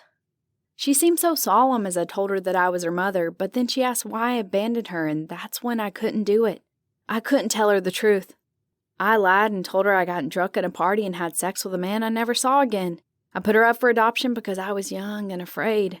Her solemn face turned to rage and quietly, without bringing attention to us in the coffee shop, cursed me and called me a selfish cunt. The young woman who I had begun to admire was showing me a dark and malevolent side, and it was frightening to me. I tried to calm her, but she took out her phone and showed me pictures which nearly caused me to faint. "Is this where my sick shit comes from?" She showed me the pictures of mutilated animals and screenshots of dead bodies. I couldn't understand what was happening. Lilith was a monster in disguise, and she blamed me for her illness. I was distraught and disgusted with her tales of torturing the neighborhood pets since she was a kid, manipulating her parents, classmates, and teachers, and even suffocating her baby sister when she first came home because she was jealous of the attention the newborn was receiving. I asked her why she did all this, and she simply said, "Because I can." My worst fears had come true. My daughter was a creature of evil like the man who raped me. I threatened to go to the police, but she simply laughed and said I couldn't because I wouldn't be able to substantiate anything she told me. She saw me nervously fidget with my rosary beads and whisper a silent prayer. She reached with her hand and stopped me from praying. No, there isn't any help from the indifferent Creator," she said with an uneasy truth hitting me in the gut. She got up and walked away as I sat there crying. I left for Rome the next day, but on the flight back I read an email from my connection in Boston that her house caught fire and her parents died that very night. I had given birth to a monster. Sister Abigail had tears rolling down her face, but her stoic expression remained the same. "Why didn't you tell her that you were raped?" I asked. "How can you tell someone that they weren't meant to be on this planet? That they were conceived in a horrible and gruesome act? That they were such a burden that I came close to aborting them, but then last minute decided to let them live? How would you feel if you heard that?" she said, crying. We both sat quietly in a sobering silence. How did you know about what happened to me, and why is the Catholic Church interested in helping the man that exposed them? That's my job. What the world knows, and you used to believe, is that the supernatural and the divine are metaphorical. Lore and myths are stories misinterpreted by the deluded and the uneducated and later disavowed by logic and science. But as you know now, the supernatural exists in the peripheral of reality, and the Catholic Church, along with other major religions, scientists, and government agencies, have proof of this. The Vatican's Department of Antiquities, Anthropology, and History is in charge of investigating these phenomena and classifying them from the public. Before you ask why I keep it a secret, it's because the others and I have agreed that the world isn't ready to know the truth. "Why not?" I said, perplexed and awed. "If there is proof of God and the devil, why hide it from the world?" "Because we don't understand what the truth is. All over the world, we find that major parts of myths and legends did and still exist in the world. There are deities living among us, monsters that still haunt us, and mysteries we cannot comprehend. If we tell the world that these things exist, then the religious culture wars we've had over the past millennia would look like schoolyard fights compared to what travesties the government and religions of the world will commit upon each other to prove whose God is more powerful. Just imagine the Crusades, but with nukes and biological weapons. We agreed to keep these a secret and pool our resources together to understand what we see until Until the church can spin it the way it wants to hold their power, to let the world know that you know what's best for it? I said cynically. Not when I'm in charge. I will let the world know when my counterparts and I have agreed what the facts are. Then we will release the facts and let the world choose what to believe. But the other scientists, monks, rabbis, etc., and I cannot do so in good conscience. For a moment, I started to believe and even trust her, but then she still hasn't answered my question. How did you know about my deal? Isn't obvious? Once promoted to director, I classified Lilith as a person of interest due to her sociopathic behavior and kept tabs on her. She gained an interest in the occult, but I never thought she would render a manifestation or become entwined with the supernatural. It wasn't until we were made aware of ritualistic murders around Boston that I became more involved with Lilith again, especially with one on a hollow site in the town of Fenway. On a gut feeling, I sent an operative to spy on her, and he reported back to me that he witnessed Lilith, you, and a creature so horrifying that the mere sight of it caused a shock so intense that he did not awake from his coma until a few days ago. I immediately contacted you as soon as he told us what happened, hence why you are sitting across from me in a country that has forsaken you. But why help me? You know there's no saving me from what I did, and this hypocritical institution would love to see me literally go to hell. Because I see the good in you. You're a good man who became lost after tragedies of a broken heart. You believed in justice and what is right, which underlies all beliefs. A universal truth which you never swayed from, even in the face of adversity. Then you loved another enough to sacrifice your soul to save her life, to save my daughter. You are damned, unforgivable in the eyes of God, but I am going to use whatever influence I have to help you get your soul back and find your way out of the gates of hell. For the first time in a long time, I felt hope. What happens now? Sister Abigail opened the drawer to her desk and pulled out a bottle of scotch and 2 glasses. She filled them both to the rim and handed me one. We both drank the savory scotch, but she finished hers in one gulp. Mr. Glass, I am sending you down the road of mystery and wonder, of gods and monsters. You will witness and experience things which go beyond science and belief. You are walking in between worlds, between what we know and what we could never have fathomed. Be careful on this path you blaze, because you might find a fate worse than hell. The Old Gypsy. Rome, Italy, February 14, 2015. I walked from the Vatican through the narrow and busy streets of Rome to the Colosseum. I took my time because I was instructed by Sister Abigail to wait until midnight to meet with her source. Even though it was late, the tourists were still out eating and drinking, and the street hustlers were still trying to sell their selfie sticks, but the sights were even more beautiful at night, especially when the nightlights hit the Trevi Fountain. They reflected a brilliant white and blue hue that made the statues seem that the gods blessed them. I stood outside the closed Colosseum and waited for a man named Jal. I didn't mind the wait because the Colosseum was beautiful underneath the moon. Even though it was in ruins, I could not help but admire the feat the ancient Romans had built. It was massive and mesmerizing. It was hard for me to fathom how they created this elaborate structure without today's technology. Even though it is slowly becoming decrepit from age and the vibrations from the underground trains, it's astonishing that it still stands. A cold hand touched my shoulder and I swung around out of fright.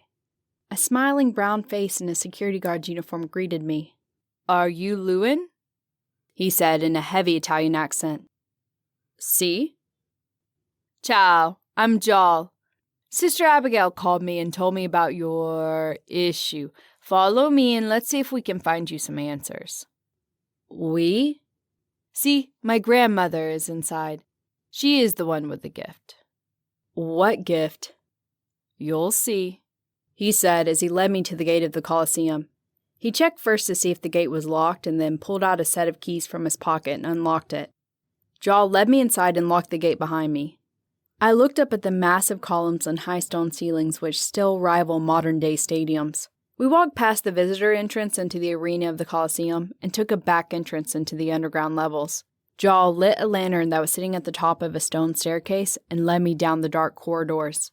Through the dim, flickering light, I could see the old rooms where they kept the gladiators, weapons, and animals, but now only held extra chairs and tables for special events. I found it strange that after all these years, I could still smell the faint coppery odor of blood in the air. We went deeper into the Colosseum where we entered the level beneath the arena. Above our heads was a partial replica of the arena floor where they would have the violent battles and spectacles. The other half of the arena was open to the night sky where the full moon's light lit our path to a small person in the center of the arena. "Me grandmother," Jaw said as we walked toward her. Jaw gave her a hug and then a kiss on each cheek. She was a small, petite woman wearing a brown and red dress with a yellow head cover. She had an old redwood cane with demons and skeletons carved into the lower half and angels and doves in the top half. She had a hunchback, her hands were thin, and her knuckles enlarged. Her face had a dark complexion with deep wrinkles, but she had brilliant blue eyes that were vibrant for someone her age. Jaw spoke to her in a language I have never heard before. "We are Romani, gypsies, is what you might hear my people called. Before you ask, I got a job here because I wanted my child to live in a proper home. This here is my grandmother, Nadia." "Ciao," I said as I kissed her on each cheek. "She only speaks Romani, so I'll be doing the translating." She spoke to him for a few moments and pointed to the lantern in his hand and then to me. "She wants to see if it is true what Sister Abigail said about your curse." As he lifted the lantern in front of me, the light produced a shadow directly ahead of me, even as he walked around me with the lantern. Nadia did not seem troubled or surprised by this. She gave an expression as if she had seen much stranger things in her life. She spoke to Jaw in Romani again as she reached into her small satchel and handed him a knife, at which I instinctively stepped back. She then turned around and looked at the ground. I had not seen it when we walked up, but there was a large pentagram drawn in chalk below our feet with Latin letters written around it. "She wants a piece of your hair," as he handed me the knife. Relieved, I lifted the knife behind my head and cut a small patch off from the back of my neck and gave him the strands. He took the hair and placed it in a bowl lying on the ground. "What are we doing here, and what is with the pentagram?" I asked. Jaw translated to Nadia and spoke something back to him. "She says we can't break your curse. Much too powerful in dark magic. But we are going to summon someone to help you." "Okay," I said, perplexed. Nadia began speaking again as she took a piece of chalk and attached it to the bottom of her cane and continued writing in Latin on the ground. "First, we must tell you his story." "Whose?" "The spirit we are summoning, his name is Hakim, and he lived around 80 AD. "Why do we need Hakim's story?" I asked, frustrated. Jaw translated my question as Nadia took the bowl with my hair in it and mixed it with some herbs she had in her pocket. "She says his story will help you understand the advice Hakim's spirit will give you when he arrives. Now she says, how do you say it in American? Silencio the fuck up and listen." Nadia gave me a piercing look with those vibrant eyes of hers. I relented and sat down on the dirt and listened to the story. Hakim was a mower who lived here in Rome during the reign of Caesar Domitian. He traveled the known world and learned medicine from different cultures and brought his knowledge to Rome as a doctor. Hakim treated all people from different classes and took any form of payment they could offer him, and he never turned down anyone in need. His medical skills and kindness were renowned throughout Rome, for which Caesar requested him to come to his court. Hakim went to Caesar and listened to his proposition. Come work for him as a physician, and he'll make him powerful and wealthy. Hakim was not a man who sought riches nor power, but was a simple man who enjoyed helping others. He asked if he would still be able to treat the ill and wounded of Rome, at which Caesar said no. Caesar wanted him available at any time if he or those closest to him became ill. Hakim wished to continue his current life, respectively declined. Caesar was enraged, for he wanted the best medical care easily accessible to him since he traveled extensively across the empire and had suspicions of an imminent assassination. Hakim paid his respects to Caesar and was about to leave when Caesar ordered the guards to stop him. Caesar decided if he could not have the Moor doctor, then no one would, and sentenced him to public execution. Hakim was a pacifist and abhorred violence, but he was wise and intelligent and made a bold suggestion. Instead of execution, let him win back his freedom in the Colosseum by fighting the gladiators. Caesar's interest piqued as Hakim made an even bolder proposition. If he won 3 battles in the arena without killing, he wished to be set free and allowed to return to his profession in Rome. Caesar thought about it for a moment. Such a bold proposition. To win in the Colosseum without shedding blood. He eyed Hakim's slender frame and knew that he was not built for any battle. Caesar was intrigued by the notion, accepted the deal, and sent Hakim to the Colosseum for the games. Hakim took part in his first challenge on the following day.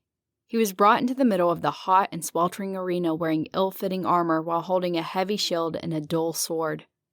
From his royal stand, Caesar arrogantly boasted to the crowd about Hakim's dilemma. The crowd cheered and laughed. How could a man win against the gladiators without killing? Especially someone who looks like Hakim. Trumpets blasted to signal the arrival of Hakim's opponent, the Leviathan. The Leviathan was a vicious-looking, massive man who was 3 times the size of Hakim, fitted with durable armor and given the sharpest sword. The Leviathan was known for his brutal fighting and drinking the blood of his opponents from his helmet. Both the Leviathan and Hakim met in the middle of the arena, and the crowd fell silent. Before the horn blast was given to fight, Hakim plunged his sword into the ground and dropped his shield and began stripping off all his armor. Caesar and the crowd became collectively confused by the sight, while the Leviathan started to chuckle underneath his heavy armor. Hakim stripped down to his tunic and retrieved his only shield from the ground and stood ready for the battle. Caesar, still confused by Hakim's act, ordered the fight to begin and watched eagerly from his stand. The Leviathan raised his heavy sword and prepared to strike, but Hakim kept moving away from his reach, forcing the Leviathan to keep advancing. The Leviathan would swing his sword, but Hakim would keep moving backward, causing him to miss. The Leviathan, no longer amused, began running after him and slashing his sword violently at Hakim. But Hakim just ran and led the Leviathan on a chase around the grand arena. Hakim would slow down and taunt the Leviathan by letting him take a swing and hitting Hakim's shield. Then he would begin the chase again after. The crowd kept laughing at the comical sight as the massive gladiator chased the small man. But Caesar knew better, for he was a general and realized the brilliant tactic Hakim was performing against his opponent. This chase went on for a few more minutes, and the Leviathan grew visibly exhausted. The hot sun heated his bronze armor, and his feet dragged from the heavy armor, and his sword swings were few and low, while Hakim would slow down just enough to give him a false opportunity to strike. The Leviathan, unaware of Hakim's tactic, would still take the chance, miss, and give chase again. The Leviathan, out of pride or stupidity, would not relent on chasing Hakim until his legs gave out from underneath him and he fell to his knees, violently vomiting from heat exhaustion. The Leviathan panicked and could not breathe underneath his armor as he erratically threw off his helmet. Hakim saw the opportunity he was waiting for and ran around the Leviathan until he was behind him, raised his shield, and bashed it against the back of the Leviathan's head. The Leviathan lay on the ground unconscious as Hakim attended to his opponent and treated him in front of the awe crowd. Caesar had unknowingly been standing up the whole time from sheer astonishment, and he reluctantly declared Hakim the winner of his first battle. The following day, Hakim faced his next challenge as he was brought into the middle of the arena and quickly abandoned by the guards who ran behind the closed gates. Hakim was puzzled by the sudden departure as he stood in the center wearing only his tunic. The crowd became silent as they wondered what was taking place, until they heard the loud barking and howling coming from one of the corridors. Hakim spun around and saw a pack of wolves was now behind the corridor's gates. Large gray wolves with bloodied fangs were savagely snapping at the iron gate, hoping to taste Hakim's flesh. His heart raced as the gate slowly began to rise, and the wolves were eagerly digging their paws underneath the gate and snarling at Hakim. Hakim looked around the arena and saw no weapon or place to hide. This is the first time the crowd and Caesar saw Hakim fear for his life. The gates barely rose when the first three of the pack crawled underneath and charged towards Hakim. He had a moment of dread as the wolves came closer to him until an idea came to him. He merely brought his hands to his side and stood still. The wolves stopped their charge a mere few feet away from him and began to snarl and bark at him, but he did not move. The other 5 wolves of the pack came running and started circling him. They too snarled and barked at Hakim, but he did not move. The pack leader came close and snapped at his hands, but Hakim did not flinch.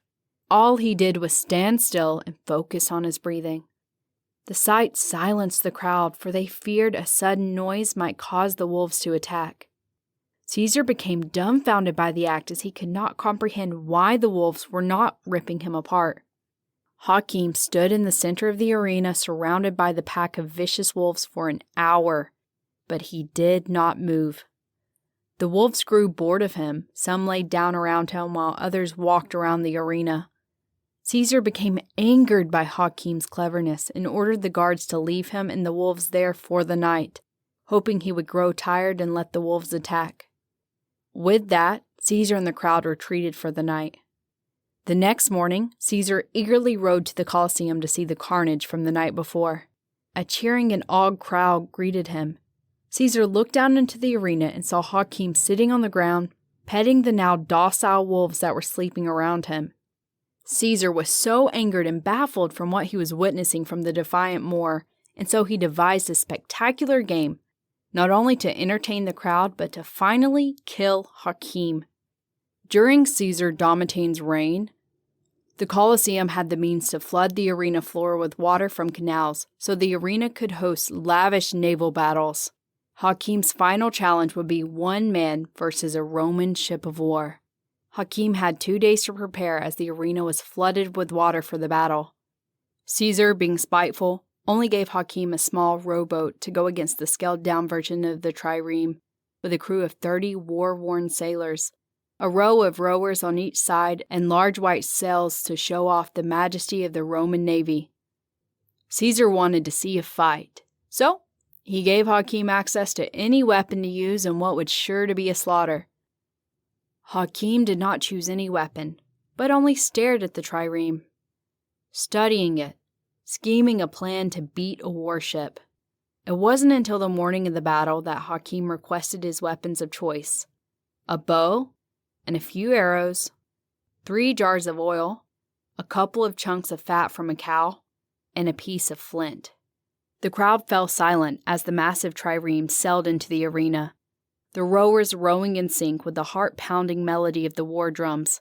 Its large white sails with Caesar Domitian's seal fluttering with the wind as it made its grand entrance.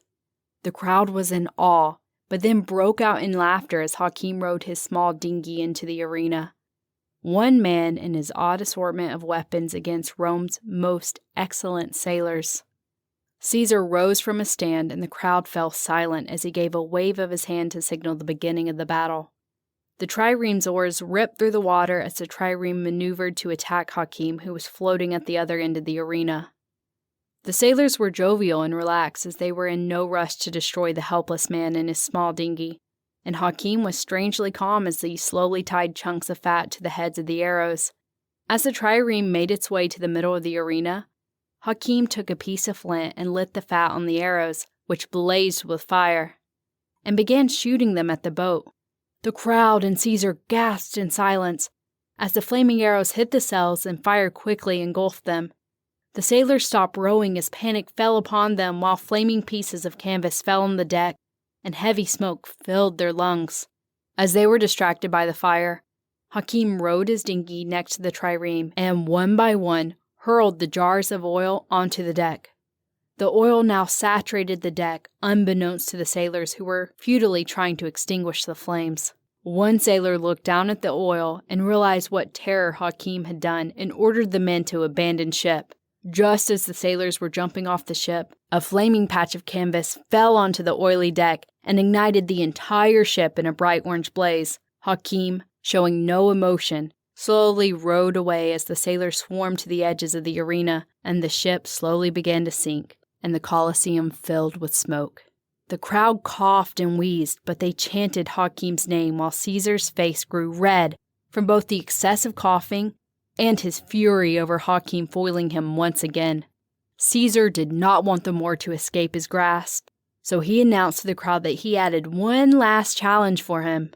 If he can survive a hanging, then Hakim would be set free. The crowd reluctantly applauded as they felt that Caesar was cruel over losing to the masterful tactician, but Hakim did not give Caesar the satisfaction of showing any emotion to his public betrayal. The night before the public hanging, Hakim went to the Colosseum's blacksmith and asked him for a thin and porous pipe. The blacksmith, perplexed by the odd request, reshaped a pipe to Hakim's satisfaction. Hakim took the pipe and did something that made the blacksmith gasp in shock. The morning of the hanging, Hakim was brought into the arena below Caesar's box and stripped naked to make sure he was not hiding any clever tricks for an escape. The crowd was silent and did not applaud when Caesar arose, for they felt Hakim had earned his freedom and Caesar was now acting cruelly. A wooden scaffold was ceremoniously wheeled out and brought to where Hakim stood. The hangman wrapped the noose around Hakim's neck and tightened it, but he did not flinch or show any expression of terror or remorse. Caesar asked if he had any final words, but Hakim was silently defiant. The order was given, and the rope slowly hoisted Hakim off the ground as the crowd began to cry and looked away from the man that was a bloodless warrior. He did not kick or flop or even cry as his eyes slowly closed for the final time. The crowd fell silent as time passed, but there was no more movement from his body. Caesar felt tremendous guilt come over him, for he had killed a wonderful man who was only guilty of having a brilliant mind and unwavering character.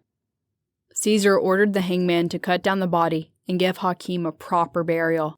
The hangman cut the rope and the body fell hard onto the ground. Disgusted with himself, Caesar began to leave his box until the crowd gave out a loud cheer of excitement. Caesar looked down in shock as he saw Hakim slowly standing up.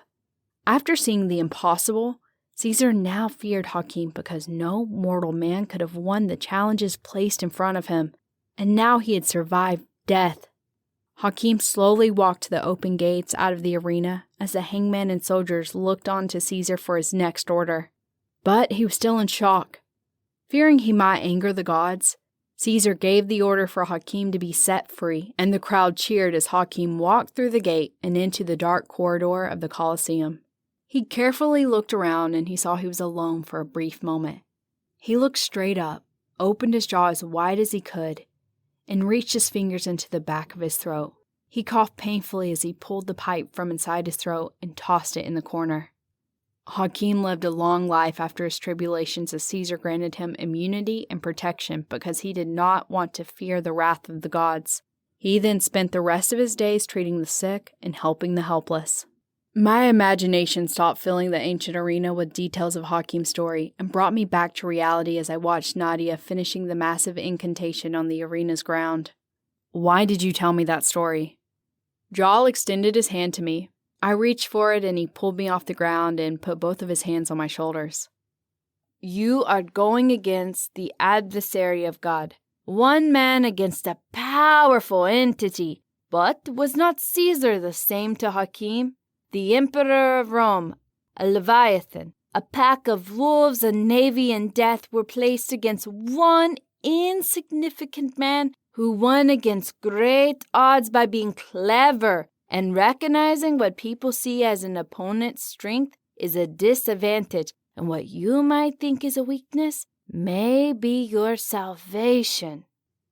I stood motionless as I looked up into the stands where Caesar would have sat, and thought about how godly he might have looked as he decided who lived and died. Nadia said something to Jal and then slowly began to chant while waving her cane over the pentagram.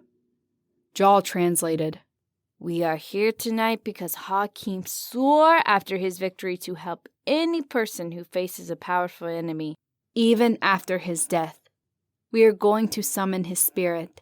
and ask for his advice on your battle against the morning star." Her chants became louder and more profound in tone as she continued the incantation. Nadia's arms and legs became nimbler, and her motions fluid as she danced around the pentagram and the lantern's lights grew brighter on their own. I felt chills run down my spine as I looked around us and saw shadows of men surrounding us, but with no bodies for them to cast off from. Nadia's chants grew intense as she levitated off the ground. I stepped back in disbelief as she floated, but Jaw pressed me towards her. I took a step forward and she suddenly lunged at me. She was too quick for me to dodge as she grabbed me by the shoulders and lifted me in the air with her. I looked into her once vital eyes and now saw black staring back as she stopped chanting and said one sentence to me: "Verum esse fortissimos." She flung me against a cement pillar, and I hit the ground as she slowly spun in the air before dropping to the ground. My back ached as I stood up and cautiously walked to Nadia. Jal had already gone to aid her. She laid on the ground, breathing heavily, but in good health for someone who was just possessed. "What did she say?" Jal asked Nadia as he helped her to her feet, and she mumbled to answer. "To be brave and true," Jal translated for her. "What does that mean?" I asked, frustrated. Nadia did not answer, but walked over to me and gave me a kiss on each cheek and a warm hug. "Be a good man," she said in broken English. She started to walk away, and I checked to see if I still had my wallet. The Woman in Red, Cinque Terre, Italy, February 17th, 2015. My journey was taking me to Syria next. Sister Abigail had advised me that there could be an artifact there which may help me break my curse. Knowing that there was a massive chance that I would fail and be tortured and raped for an eternity in hell, I chose to visit Cinque Terre, being that this would be my last chance to visit a place I always wanted to see. I took a train north for 3 long and somber hours, where for the first time I felt like I could have a breath of peace and not be plagued by my constant thoughts of hell. Once I arrived, I hiked from town to town through the hillsides, overlooking the bluest sea I've ever seen, soaking in the picturesque Italian villages. I spent the whole day feeling normal again, until I got to Manarola. I walked up the winding path through the brightly colored shops and restaurants, with tourists and locals conversing on life. The overwhelming gloom hit me again as I saw the sun setting and began to tear as I might never see another one like this again. I leaned against the rails as the bright blue of the Mediterranean mixed with the orange rays of the sun and whites of the painted cloud sky came to life. This view was as close to heaven as I was going to get. I stared at the horizon in deep thought until something caught the corner of my eye. A glimpse of fiery red danced behind a bend of the path into the hillside. I looked over and saw the red emerge at the end of the curve. A pulsating red dress flew through the salt-kissed gusts coming from the sea. The woman wearing the dress had brilliant, creamy skin. Her flowing, lush, raven hair danced with the wind as she sauntered down the path towards me. I looked into her bright ocean blue eyes, and then at her thick red lips as she smiled brightly at me. I was left paralyzed in awe from her beauty and was unable to move, no less turn my head. She walked straight to me and slowly stopped in front of me. She looked down at my shadow, then at the sea, then back at me. But when she looked at me, there was no longer a smile, but tears as she stared with an expression of mourning. She kissed me on my cheek, continued down the path, and disappeared. Somebody tapped my shoulder, and I turned around to find a salty old man with a cane. "American?" he said with his thick accent. "Si," I answered. The old man spoke in perfect English. "Some say she's a ghost. Some say she is an omen, while others say she is death. But they all tell the same tale." He began to cough violently and pulled out a handkerchief and hacked globs of blood into it. "Only the dying get to meet her." Weapon of War, 300 miles southeast of Aleppo, Syria, March 5th, 2015. If I'm going to hell, then what I see here in Syria is a prelude to it. The Vatican has a vested interest in the region because of its holy landmarks and antiquities from the once biblical empire. I was deployed with a unit of men from the Swiss Guard, Israeli commandos, and British SAS, who were working clandestinely with the Vatican to help secure, protect, and evacuate these priceless relics before ISIS can destroy them out of spite. We drove through the bombed-out cities with corpses of children rotting in the sun, mothers crying over their bodies as fathers hide their despair so they can keep on fighting for their families. But there we were, with enough firepower and some of the toughest men the world has ever seen, sent not to take out the regimes in ISIS, but to collect some fucking clay pots or torn tapestries, so they could be sold to the highest bidder by some oil mogul. And I did nothing, because there was a chance that one of these relics might help break my curse. Self-preservation is a bitch. Sister Abigail had informed me that we were meeting with a team of archaeologists who have stumbled upon a relic that defies science but upholds the essences of myths. She thinks that if what they found is true, then it could be helped to save my soul. She informed them that I was cursed, and I may have insight which will be useful to them, but did not tell them how I was cursed. She felt best to keep that a secret. After driving hours into the desert, we came to a ridge of mountains where there were freshly unearthed cave systems from the bombings. We were greeted with more of the Vatican's hired guns and 2 civilians. One civilian was a dark-skinned man and the other one was a light-skinned woman, both wearing the stereotypical archaeologist garb, covered in dirt and sweat from working in the caves. "Assalamu alaikum," the dark-skinned archaeologist said gregariously. "My name is Abad Nahas, and this is my partner and lovely wife, Ariella David. Sister Abigail advised us upon your condition." They both stared in wonder at my shadow.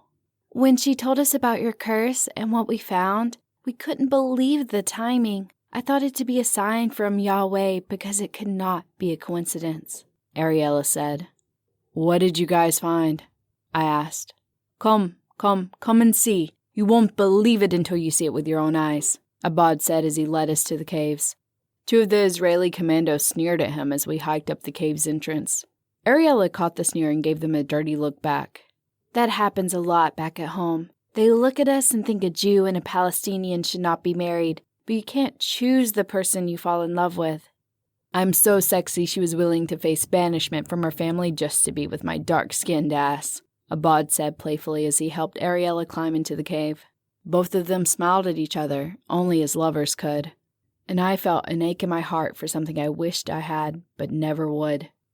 They led me into a cave which still had fresh scorch marks from the bomb's blast.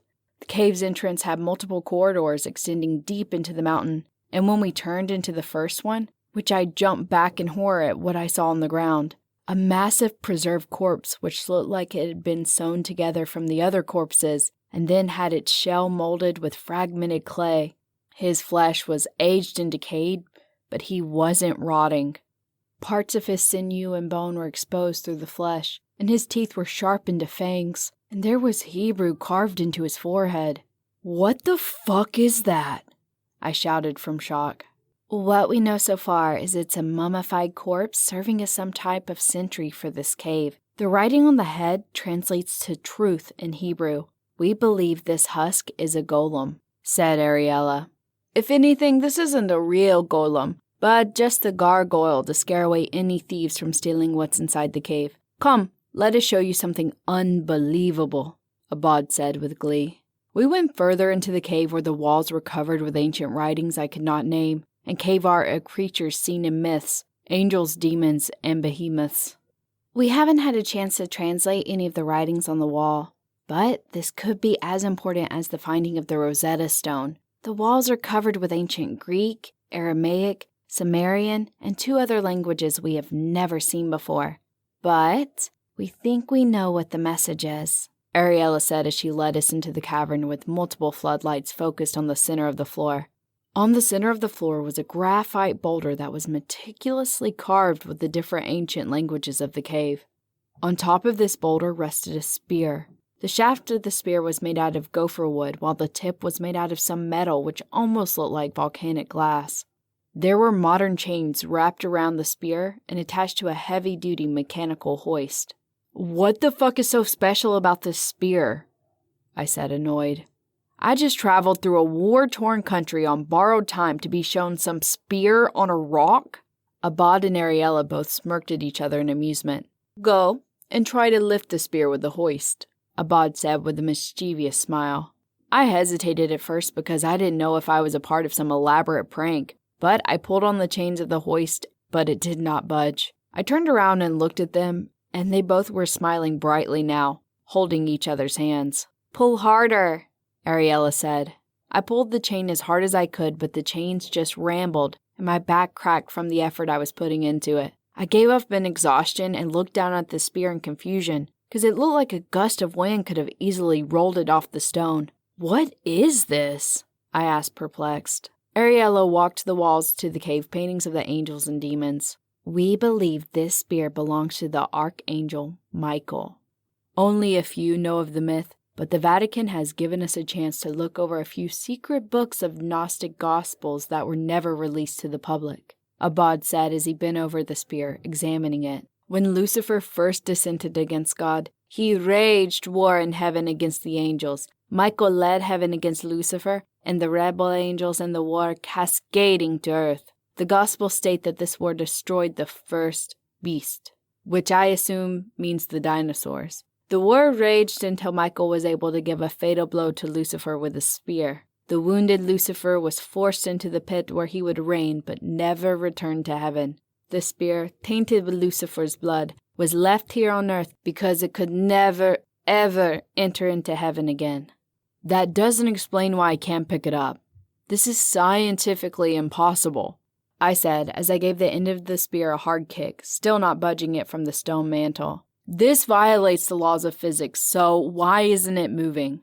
Ariella walked over to the far wall across the spear where there was a painting of the spear with an angel flying away and a man holding it. Throughout history, there are stories of powerful and devastating weapons that only the worthy can wield. King Arthur was the only one worthy enough to pull the Excalibur out of the stone. Only Thor can wield Mjolnir, and Odysseus was the only one that can knot his bow. "And even today we have Harry Potter wielding the Deathly Hallow," Abad said with a childish glee. "Yes, even Harry Potter. I should have never bought him those books. He became like a little obsessed schoolboy," she playfully quipped. These stories all share the same premise. Only a person who is worthy enough is given the power to use for the good of all. From the Gnostic Gospels and the cave paintings, we believe that this spear was left here on earth so it can be used against evil, and only a person whose intention is defeating it can wield it. "Have you guys tried picking it up?" Abad walked over to the hoist and loosened the chains around the spear. "Everyone here has tried. Even our rough and tough security detail got their sensitive egos hurt because they all failed. We still don't know enough about it. We need to run many experiments, and if it is this powerful weapon to be used against the ultimate evil, it needs to be protected. But, unfortunately, we are in a war-torn region where we now have to worry about ISIS, the Syrian government, Russians, and even the United States trying to take control of the spear if they find out about it. We thought it would be best to move the spear with the mantle that it's laying on, but we can't move that either. We tried drilling the rock with a jackhammer, but it didn't even chip it," Ariella said. "Now we are faced with a dilemma about what to do with the spear and how to protect it." I looked down at the spear and thought I had found my silver bullet, my way out of the curse and the grip of Lucifer. A flicker of hope surged through my chest as I walked over to the spear. I slowly bent down over it, wrapped my fingers around the smooth yet warm shaft of the spear. I paused for a moment when I realized that I was now touching something that was not from this world, something ancient and powerful, and my divine intervention. I gently pulled the spear and nothing happened. I was hoping for it to be easy. I then firmly grasped the spear and lifted as hard as I could, with no avail. I stopped after feeling my legs cramp and my fingers became numb from my grip around it. I stood back and felt the feeling of hope suddenly leave me. It was replaced with a horrible sense of dread that my salvation was in my grasp, but it wasn't mine to take. I then went into a rage as I grabbed the spear again and lifted it with all my might, yelling and swearing loud enough to echo throughout the entire cave system. I gave up when my back began to ache and I was drenched in sweat. I collapsed on the ground and started to cry. I was doomed. Abad and Ariella were flabbergasted and confused by what they just saw. After a minute of gaining my composure again, I told them the truth about the curse and why Sister Abigail had sent me. Abad stood there looking at me with intrigue and wonder, but Ariella had an expression of rage.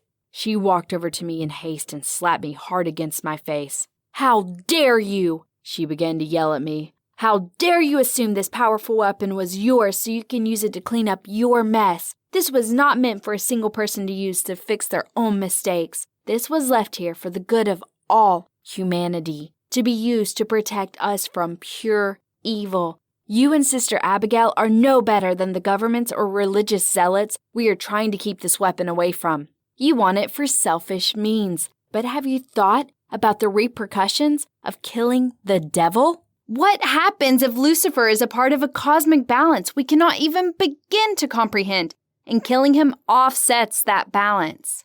You can't kill Lucifer to get out of your fucking mess." "What would you do if you were in my shoes, huh? Wouldn't you become desperate and do anything to save your soul? Would you travel to the ends of the earth, go to hell on earth, so you can chase down any means to save your soul? And you know what? I didn't sell it for greed or power. I sold it out of love." A violent vibration rattled the cave as there was an explosion outside, followed by the echo of rapid gunfire. We ran to the entrance where our security detail began taking cover inside the caves, while the others were firing in multiple directions outside. I got close enough to see that there were a dozen pickup trucks with black banners of ISIS flying above, speeding towards us. An RPG was fired from one and hit some of the security detail that were still outside providing cover fire. I saw the men's bodies charred and dismembered through the smoke. One of the Israeli commandos standing inside the cave took a bullet in his chest and fell hard to the ground. I grabbed him by the straps of his tactical vest, pulled him into the first cavern where the golem was lying. I unpeeled his vest from his chest and found a stream of blood flowing from his right pectoral. I screamed for someone to help, and another member of the unit ran from behind and started applying gauze to his chest. The wounded commando grabbed my blood-soaked hand and squeezed it as I looked into his eyes and saw panic overtake him as he took his last few breaths of air and stopped breathing. I looked to the commando who was attending to his comrade and saw his eyes fill with rage as he stormed out of the cavern to rejoin the battle. The dead commando's body, blood pulled away from his lifeless body and streamed to the golem. The monstrous corpse soaked it in. The next thing I felt was the heat of a bright light burning my skin, followed by the pressure of air slamming against my body and throwing me to the ground, as an intense explosion raged from the main entrance of the cave. I was stunned for several moments until I heard the screams of the injured men coming from the main entrance, followed by distant yelling and what I could only guess was Arabic coming closer to us. I grabbed the dead Israeli's rifle and ran to the entrance where I could see a few members of our security unit lying dead, a couple of missing limbs and a few trying to get back up and fight. Abad and Ariella were grabbing the injured soldiers and dragging them deeper into the cave. I could hear the ISIS soldiers getting closer, screaming a war cry as they made their way to us. The few remaining security details came running back into the cave and began taking cover and readying themselves for the oncoming horde. I checked the rifle with my sweat and blood-soaked hands and prepared it for our last stand, and me seeing the devil earlier than expected. The air became still and eerily quiet as we heard footsteps against the cliffside slowly coming towards us. The silence was suddenly broken as a blood-curdling scream echoed from behind me, followed by the pop and tearing of flesh. I turned around, and out of the cavern where I left the injured Israeli came a horrible sight that still makes me shiver in fear when I think of it. The golem was standing at the foot of the cavern, with the Israeli's severed torso in one hand and his lower half in the other. He was massive, at least 9 foot in height, with his shoulders spanning 5 feet. His skin was shedding off his corpse-like body as black and white pus oozed out of it. His eyes were black and constant as he stared right at us. The Israeli commando's torso was gushing blood all over the creature and the ground, but the creature lifted it above his head and let the blood stream all over its head and mouth as if it was rejuvenating him. The creature tore into the torso's intestines and flesh with one powerful bite, and then threw the torso against the wall with enough strength to cause the arms and head to rip apart. I could feel warm urine streaming down my leg as I looked over to the security detail, their rifles violently shaking in their hands. The golem stood motionless for a few moments as it stared down at us, and then it smashed the legs he had in his other hand against the wall and let out a horrifying roar as it ran towards us with frightening speed. Some of the detail began to open fire on it, while the others took their chances with ISIS and ran out of the cave. Even though I was plain to see, the golem ignored me and ran into the gunfire, unfazed by it, and began massacring the remaining detail. I was in shock and could not move, but I heard the men scream for their mothers and to whatever god they prayed to as it was tearing them apart like rag dolls. Gunshots were now coming from outside as Isis started shooting at the fleeing men, but that only attracted the creature. I sat there in shock as I heard the loud symphony of gunfire and explosions coming from out of the cave, but I could tell without looking that it had no effect as the men's horrified screams became more intense. Abad and Ariella ran to me and shook me to get me out of my shock. "We need to get out of here! Ariella found a way. The RPG that hit the cave caused part of the cave wall to collapse, and there is sunlight coming from it. We need to move now!" Abad yelled as he and Ariella yanked me up from the ground. I staggered to my feet and dropped the rifle, knowing that it would be useless against the savage golem. They led me to the cavern across from where the spear was housed, where the wounded men were lying. The hole was big enough to fit one person at a time, and it led outside to another part of the mountain. We quickly lifted the wounded and started shoving them through the hole, forcing them to crawl through their pain to safety. We were down to the last 3 wounded in the hole when the horrific wail of the golem echoed through the caves, nearly bursting my eardrums. I felt his heavy steps vibrate across the cave floor as he began coming to us. I looked over and saw Abad and Ariella trying to save the men, not caring to crawl out of the hole and protect themselves while leaving the wounded to fend for themselves. "Keep getting them out of here!" I yelled. I don't know what I was thinking, but I ran through the cave and rounded the corner to find myself face to face with the gruesome golem, now charred and covered with blood and entrails. The creature looked down upon me with its black eyes, and I waited for him to tear me apart to buy some time for the others to escape. But the golem did not move. It stared as if it was studying me. Its gaze went down to my shadow and stared at it for what felt like hours till it raised its hand and pushed me out of its way. I breathed a sigh of release as my curse may have afforded me some time, but the golem was making its way to where Ariella, Abad, and the wounded were. Going against self-preservation, I ran past the golem and put myself in its path. It stopped again and then pushed me out of its way. Trying my luck one more time, I ran in front of it, but this time I pushed against his thick and slimy hide, hoping it would stop him long enough for the others to escape. But he kept walking forward, pushing me along with him as my heels slid across the stone ground in a feeble attempt to slow him down. He rounded the corner of the cavern where the spear was held, across from it where Ariella and Abad were helping the last wounded out of the hole. The golem saw this and let out a gruesome roar and threw me to the side. I went flying into the cavern of the spear. I landed hard against the stone but was able to see Ariella desperately trying to push the last wounded person through the hole, and Abad running to the creature in a bold attempt to buy Ariella time to escape. The creature backhanded Abad with its massive fist and sent him flying against the cavern wall next to Ariella, where he was knocked unconscious. The last of the wounded went through the hole, and Ariella was next to crawl into it. I quickly got up and tried again to lift the spear, but it did not budge. I watched as Ariella refused to make her escape but came to her husband's aid, putting herself between him and the golem. At that moment, I saw love in its purest and most genuine form. This person was willing to sacrifice her life, to die at the hands of a vicious monster, to protect the one she loved. I grabbed the staff again and clenched my teeth and yanked hard, swearing and crying to lift the staff, but it did not budge. The golem slowly walked to them and roared, but she did not leave her husband. "Please let me fucking save them!" I yelled as I gave one last heave to the spear with all my strength. The next thing I knew, I went flying to the ground as I fell backward, but with the spear in my hands. The creature grabbed Ariella's waist and lifted her in the air as she screamed in dread. Abad regained consciousness just in time to see his wife about to be brutally torn apart. I ran across the cavern screaming a war cry with the spear aimed at the golem. I leaped forward just as the golem turned around to see what was coming from behind him. I penetrated its disgusting flesh through its ribcage, and the tip exited out of its back. It gasped for air and then fell dead to the ground with Ariella falling out of his grasp and landing in front of it. Abad quickly crawled to his wife and cradled her in her arms as they both began to sob and embrace each other. I walked over to the golem and watched its lifeless husk remain motionless as I yanked the spear from its ribcage and held it in my hands. Abad and Ariella regained their composure and became filled with awe as I stood over the golem with the spear in my hands. "Since you're now worthy, what would you do with this spear?" Ariella asked. I held the spear in my hands, examining it for a few silent moments, and then shoved the spear back into the golem. This was meant to save the best parts of humanity. I'll find another way to break my curse. Child of War, Farah Province, Afghanistan, March 28, 2015. 3 weeks passed since leaving the spear in Syria, and I already regret it. I knew it was the right thing to do, but it would have been much easier to save my soul with it. Sister Abigail admired my courage, but then she heard me use a delightful mix of profanities for 5 minutes as I realized I should have taken the spear.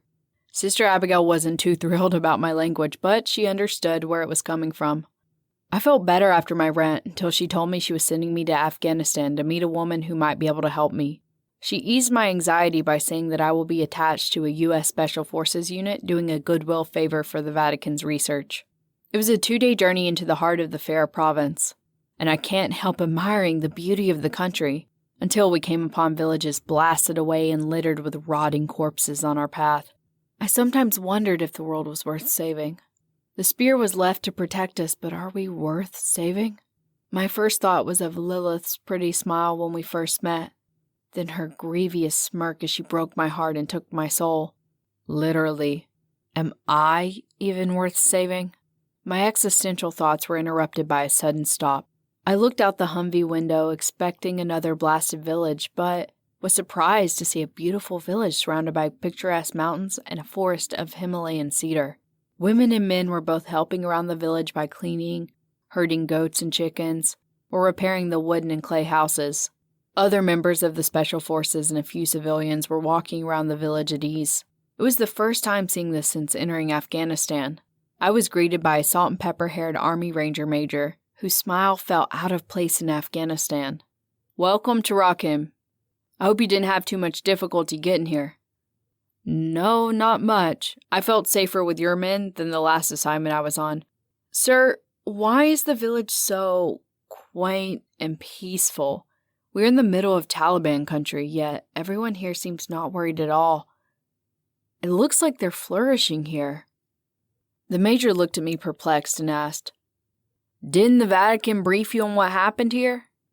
"No, I was only told I was here to interview a woman who can help me, the Vatican, with some research."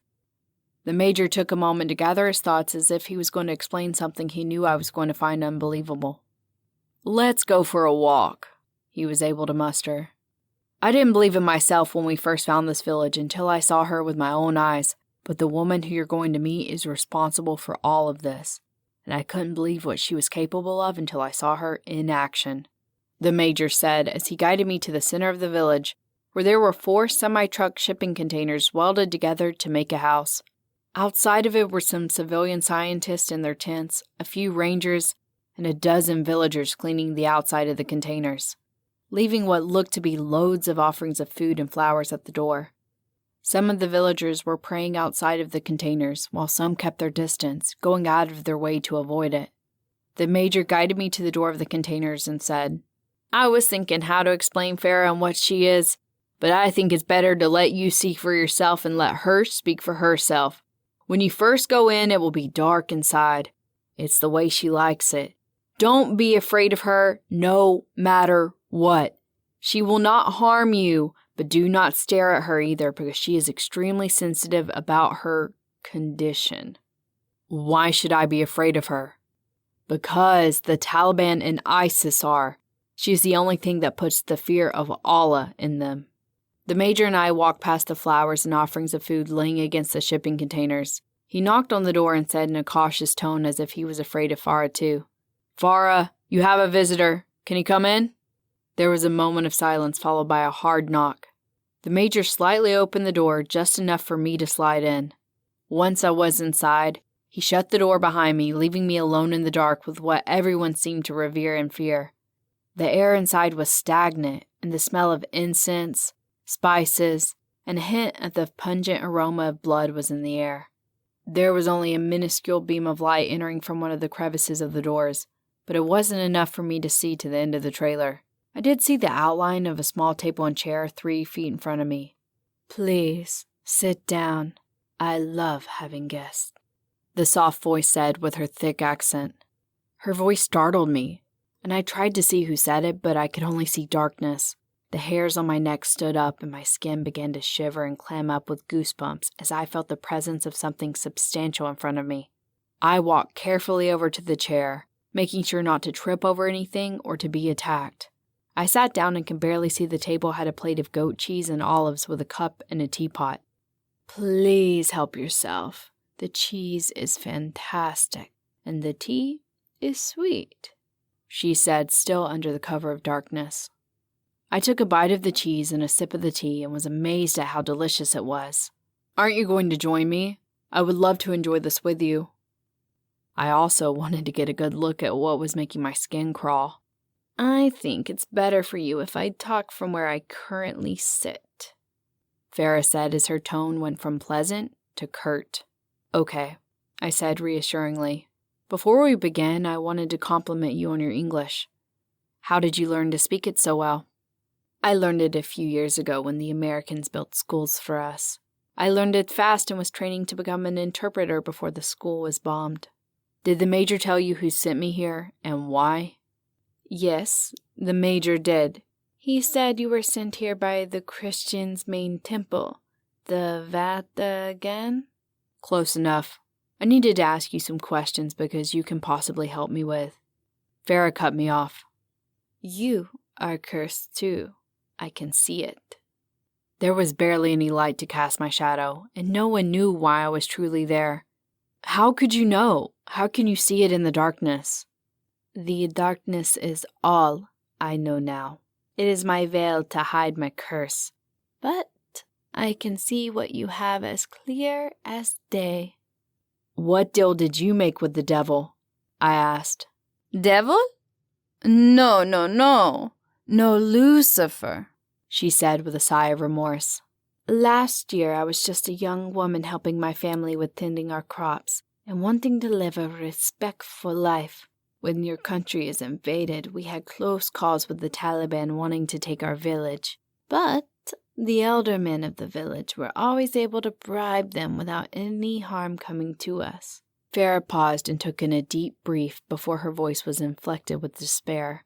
"I was quite beautiful back then. My mother and father worried that I would tempt the boys in the village, which I did," she said with humor in her voice.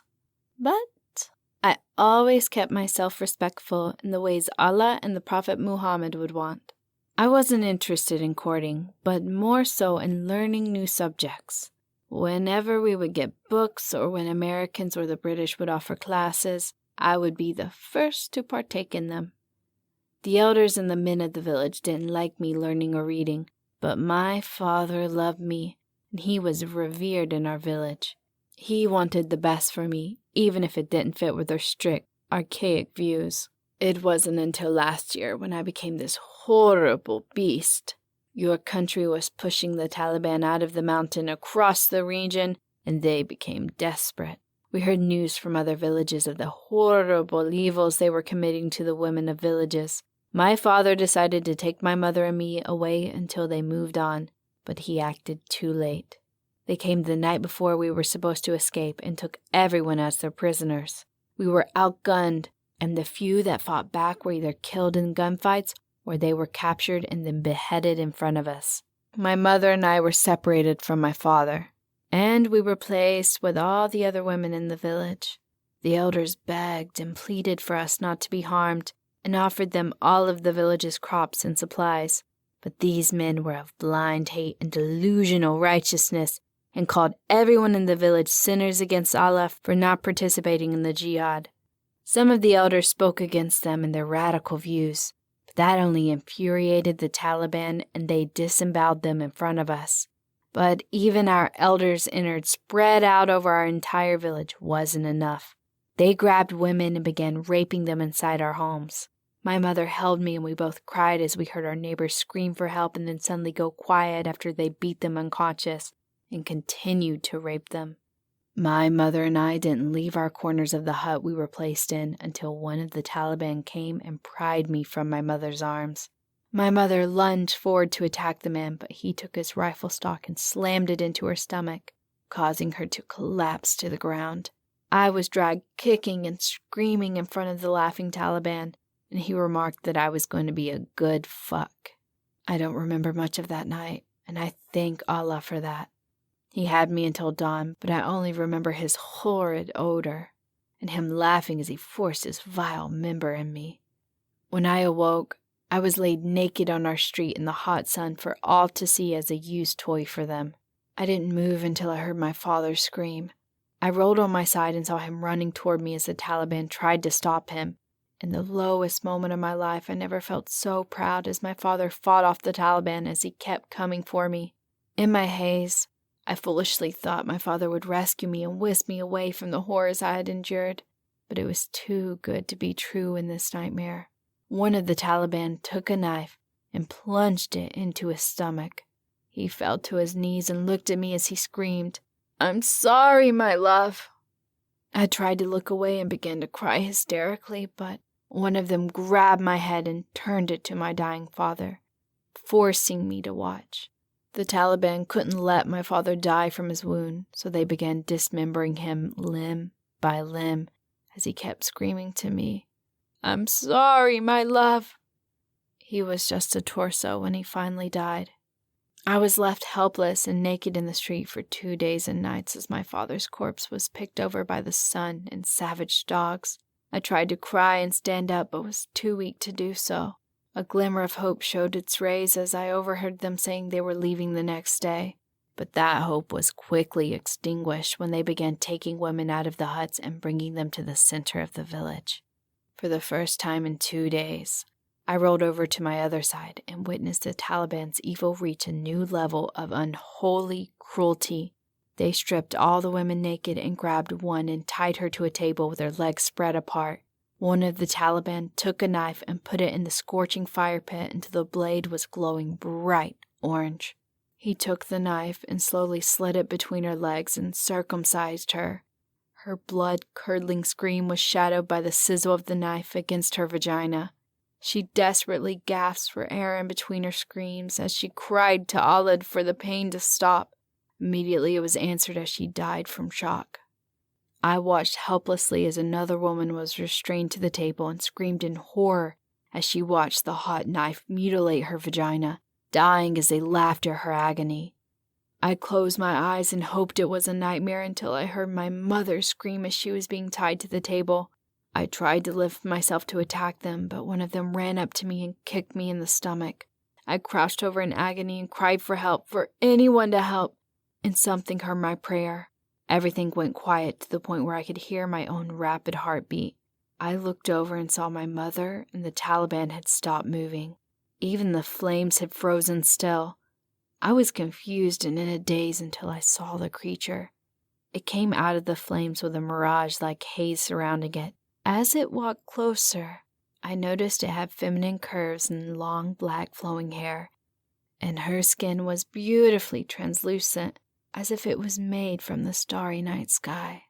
Her eyes were glowing embers as she looked down on me in pity and comforted me by caressing my face. She looked me in the eyes and spoke to me without projecting any sound. Her voice was angelic as she sang to me who she was. Her name was Sila, and she was a jinn. She was there to help.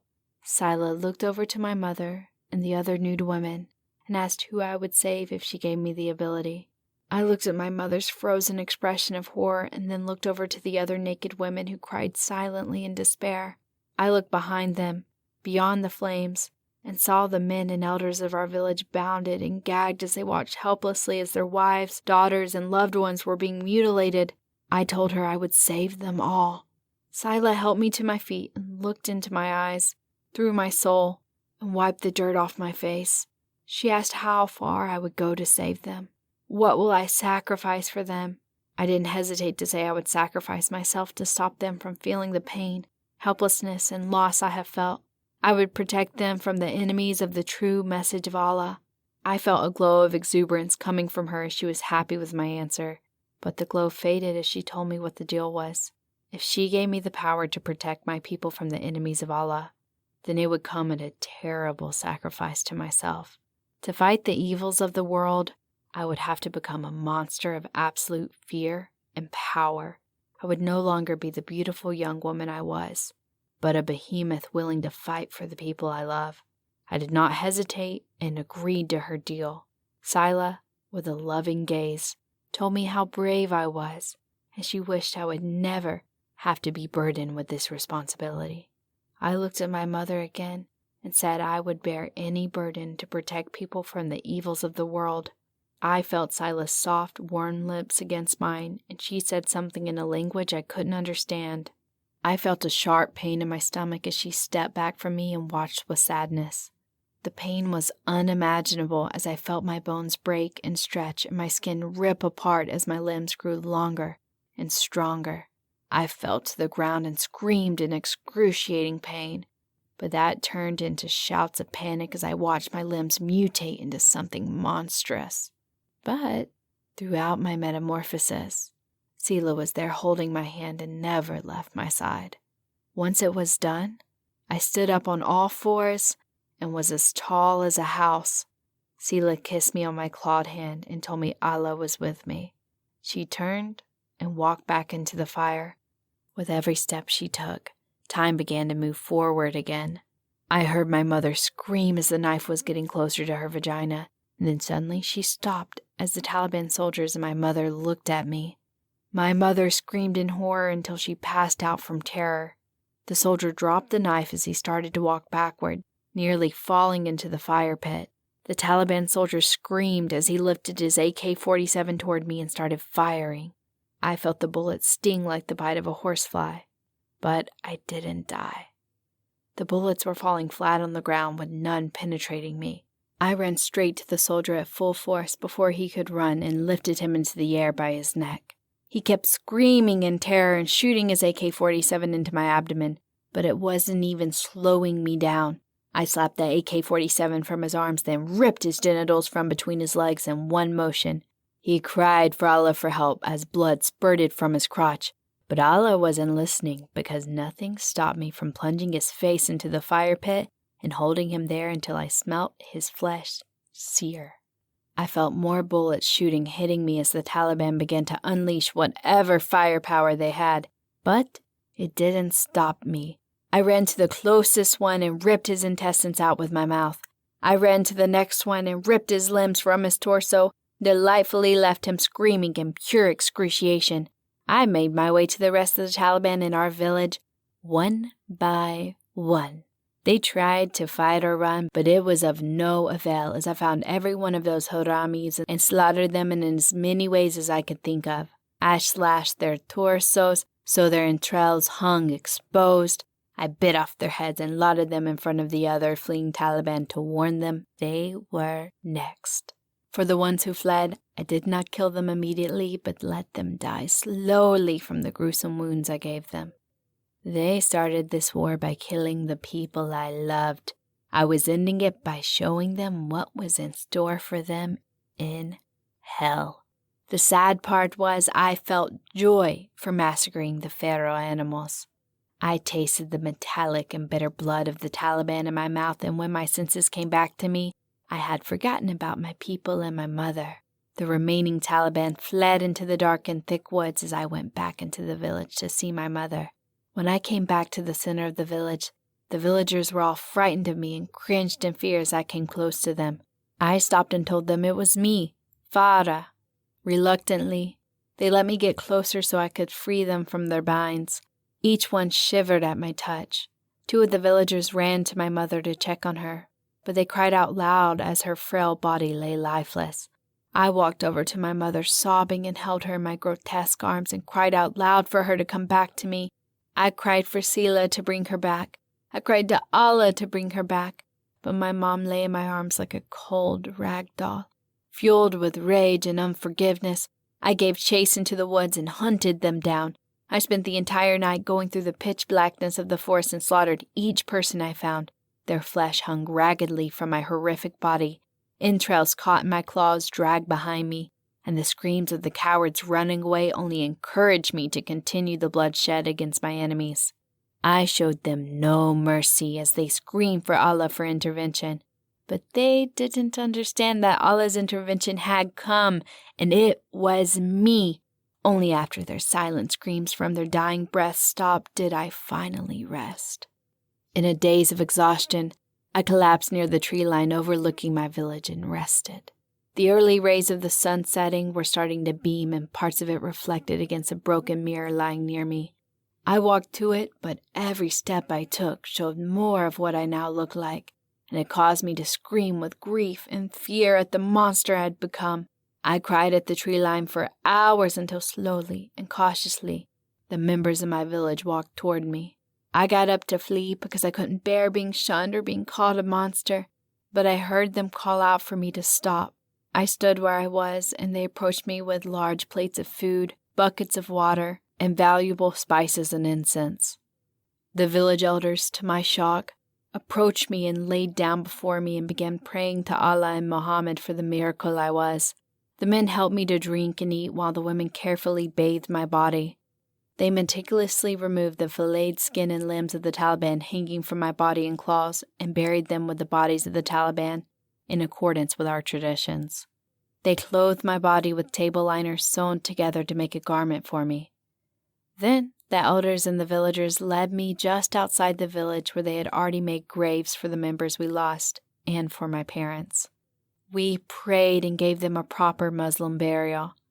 I did not leave my parents' grave for days as I lay next to them and moaned. The villagers, not all but most, were no longer afraid of me and kept coming to feed me and moan with me. 3 days passed before I finally left their grave and found that the villagers had widened the door to my family's home and did their best to make it fit my size, which it barely did. Stories have spread to the other villages in our province, and some came to see the miracle, or the monster. But the stories also spread to the other Taliban, and they wanted vengeance for their dead members. I slaughtered them as well. Soon, your country's military heard the stories and came to see me for themselves. Some of them were sincere and they came out of interest of knowledge to try and understand what I was. But others, contractors, wanted to make me as a weapon. A squad of them made a mistake in trying to kidnap me, and I went through them like a sickle through wheat. The military leaders you met outside regained my trust by supplying our village with medical resources, new schools, and anything we asked for, all so they can stay and study me. It was a fair arrangement. They even built this home for me. But deep down inside, I know I will always be on guard, not only from the Taliban, but the Americans' interest, because I am an indestructible weapon, which they can't control through force or coercion. I know if they find my one weakness, they will use it to gain an advantage on me, so I tirelessly show them no weakness. Whenever the Taliban, ISIS, or whatever ideological flavor of the week come to invade my village, I don't let the Americans handle it. I take care of it. I slaughter my enemies in front of them and turn around to watch their faces convulse into awe, horror, and disgust to remind them what will happen if they hurt the people I am charged by Allah to protect. Mr. Glass, I grow tired of my burden, but I know if I abandon my post there will be no more growth and safety for the people I love. Either the Taliban will come and seek their delusional revenge on the village, or the Americans will use the village as leverage to mass-produce me as a weapon through their science. I can never leave, and I can never be in peace, but I must protect the people I love. We are in similar situations, I hear. Yours is more damning. You know how it is to sacrifice to the supernatural. There is always a catch. Could you contact Sila again? I asked, hoping this wouldn't be another dead end, hoping I could get help from the jinn. I have tried many times with no avail. I wish she could take this curse away. I wish to be free of it and be normal again. But she never came back to me. After she was done telling her story, we sat in silence for a few minutes, digesting what was said. My eyes had finally adjusted and I could see a faint outline of her form. And even though it terrified me, I did my best not to show it. I suddenly awoke from my deep thought of processing her story by raid sirens blasting outside, followed by gunfire. "What's going on?" I yelled over the siren. "War," she said casually as she began to stand and move toward me. I felt her massive frame step over me as she opened the heavy metal doors with a simple push. I became temporarily blinded by the searing light, but I followed her the best I could as I forced my eyes to adjust back to the daylight. Quick wisp of gunfire from the distance and loud roar of the U.S. Army firepower made me hit the ground and crawl to the closest cover I could find. My eyes quickly adjusted and I hid behind a makeshift foxhole, walled by cinder blocks and sandbags. I poked my head above the wall to get a glimpse, but what I saw caused me to forget the gunfire and stand in horror and awe. Farah was a majestic monster. Her tall and lanky body had her skeletal structure jagging out of translucent skin where you could see her muscles, arteries, and organs exposed to the naked eye.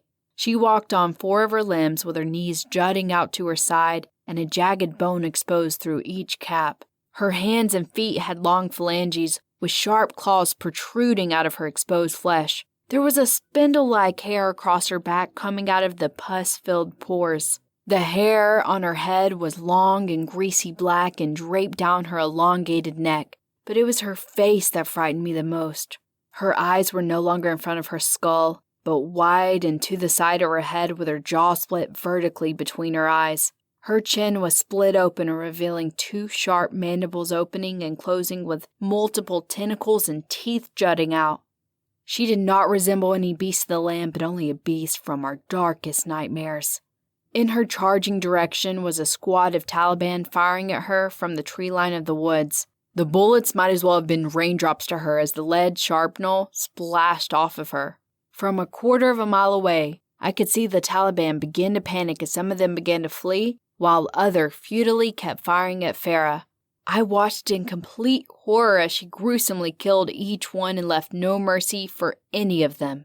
She tore each one limb from limb. Their entrails were streamed all over the trees like red vines. She let others die slowly as they desperately tried to stop the bleeding from their missing limbs. I looked around at the villagers and soldiers watching with me and saw most had a look of enjoyment and satisfaction on their face, while others looked away as if it was business as usual. She slowly walked back to the village where she was greeted by a group of women with buckets of water and large cloths. They bathed Farah and washed the blood off her. Then the military scientist took some samples and scans before she walked past me and then back into the shipping containers she now calls home. I followed, and for the first time I was able to see the inside of her home. Her walls were decorated with pictures of the villagers, drawings from the children thanking her, and posters of famous landmarks. She had a large bookshelf filled with oversized books, and there was a portrait of her and her parents hanging over a wall with 6 mattresses joined together to make one large enough for her size. Farah laid underneath this portrait, and I saw how beautiful she had been compared to the grotesque monster she had become. "Close the doors, please," she said with a somber tone. I struggled to close the heavy container door, but was able to see a light switch before going back into the dark. I turned the lights on and saw Farah doing something you would never think a monster to do. She was crying. She covered her ghastly face with a pillow and moaned into it. "I never wanted to become this monster. I never wanted to taste the blood of my enemies. I never wanted to be an instrument of death." Farah cried hysterically, and I did what I felt nobody had done for her since she became this monster. I hugged her. Farah's cold, bony arms wrapped around me, and at first frightened me, but then I felt safe as she began crying on my shoulder. I held her for the rest of the night as she cried her heart out, saying only one thing through her heavy sobs. "I became a monster out of love." Love and Rabbits. Outside Cardiff Wells, May 22nd, 2015.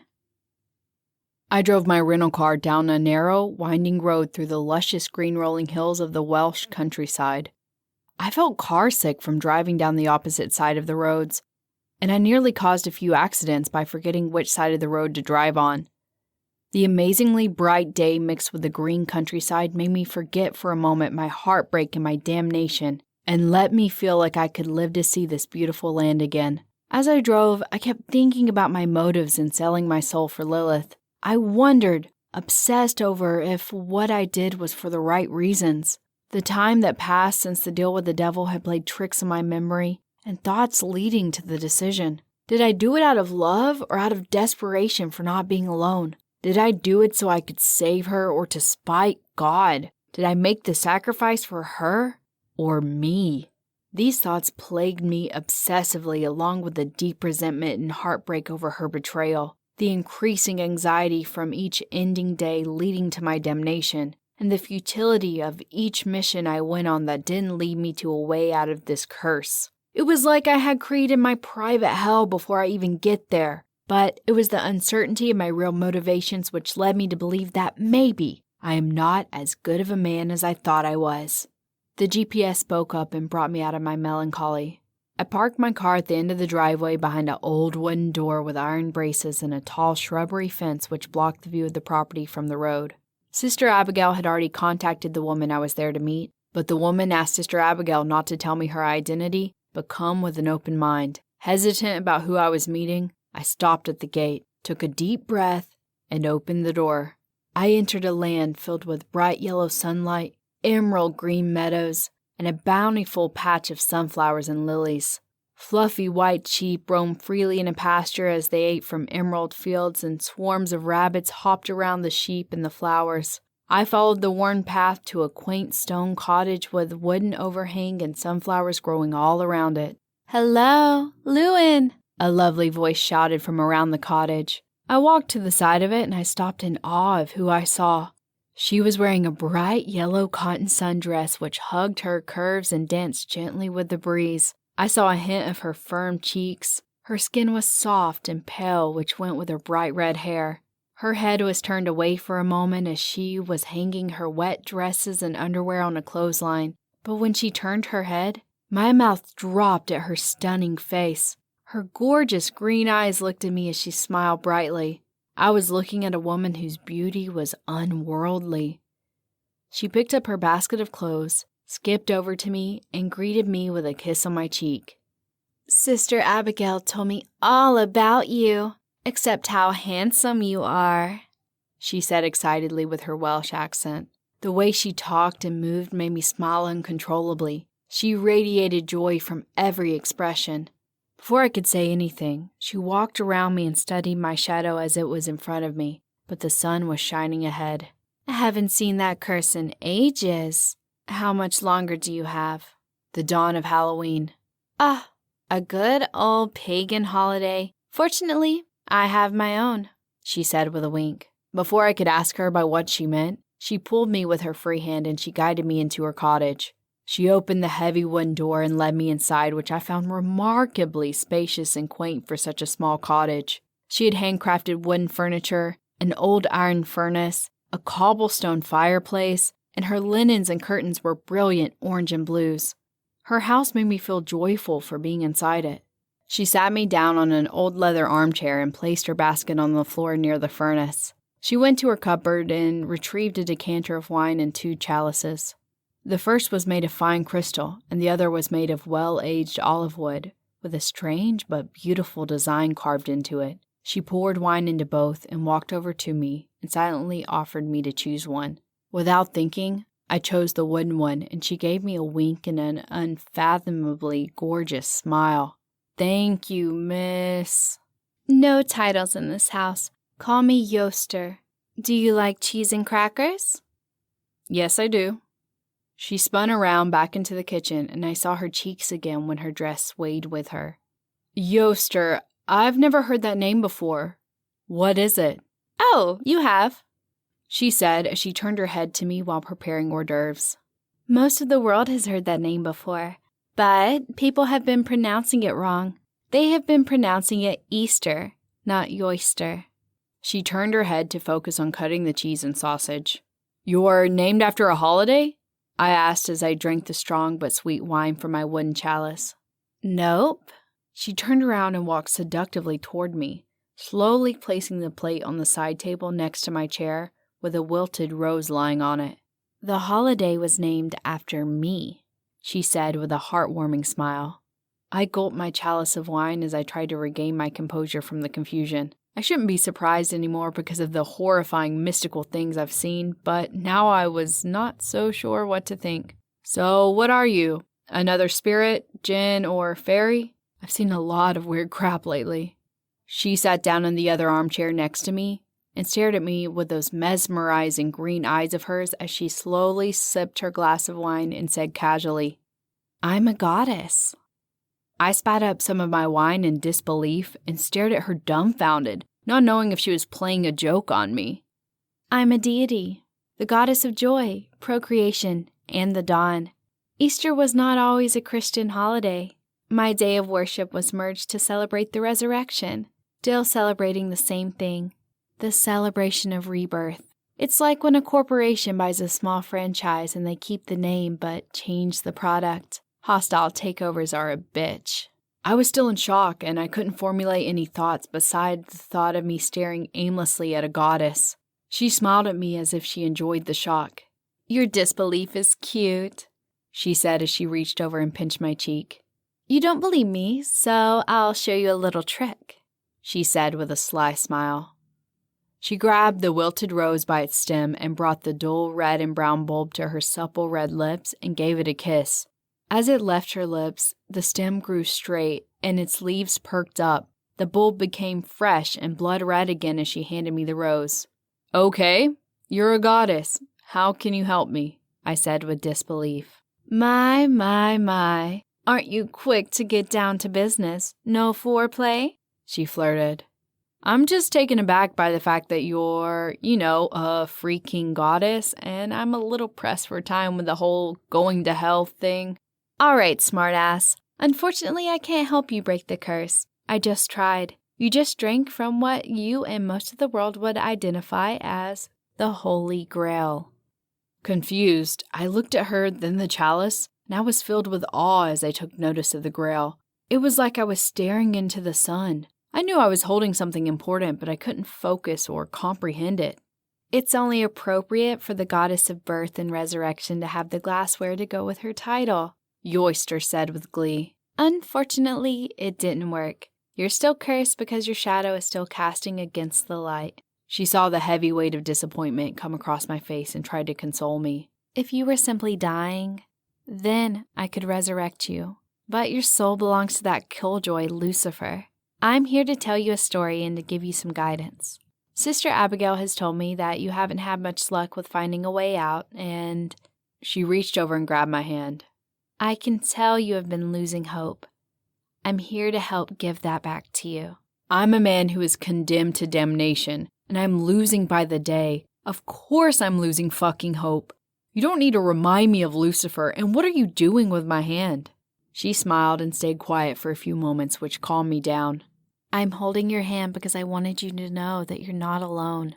That brought a small smile to my face as I laid back in the chair, and I felt at ease for the first time in a long time.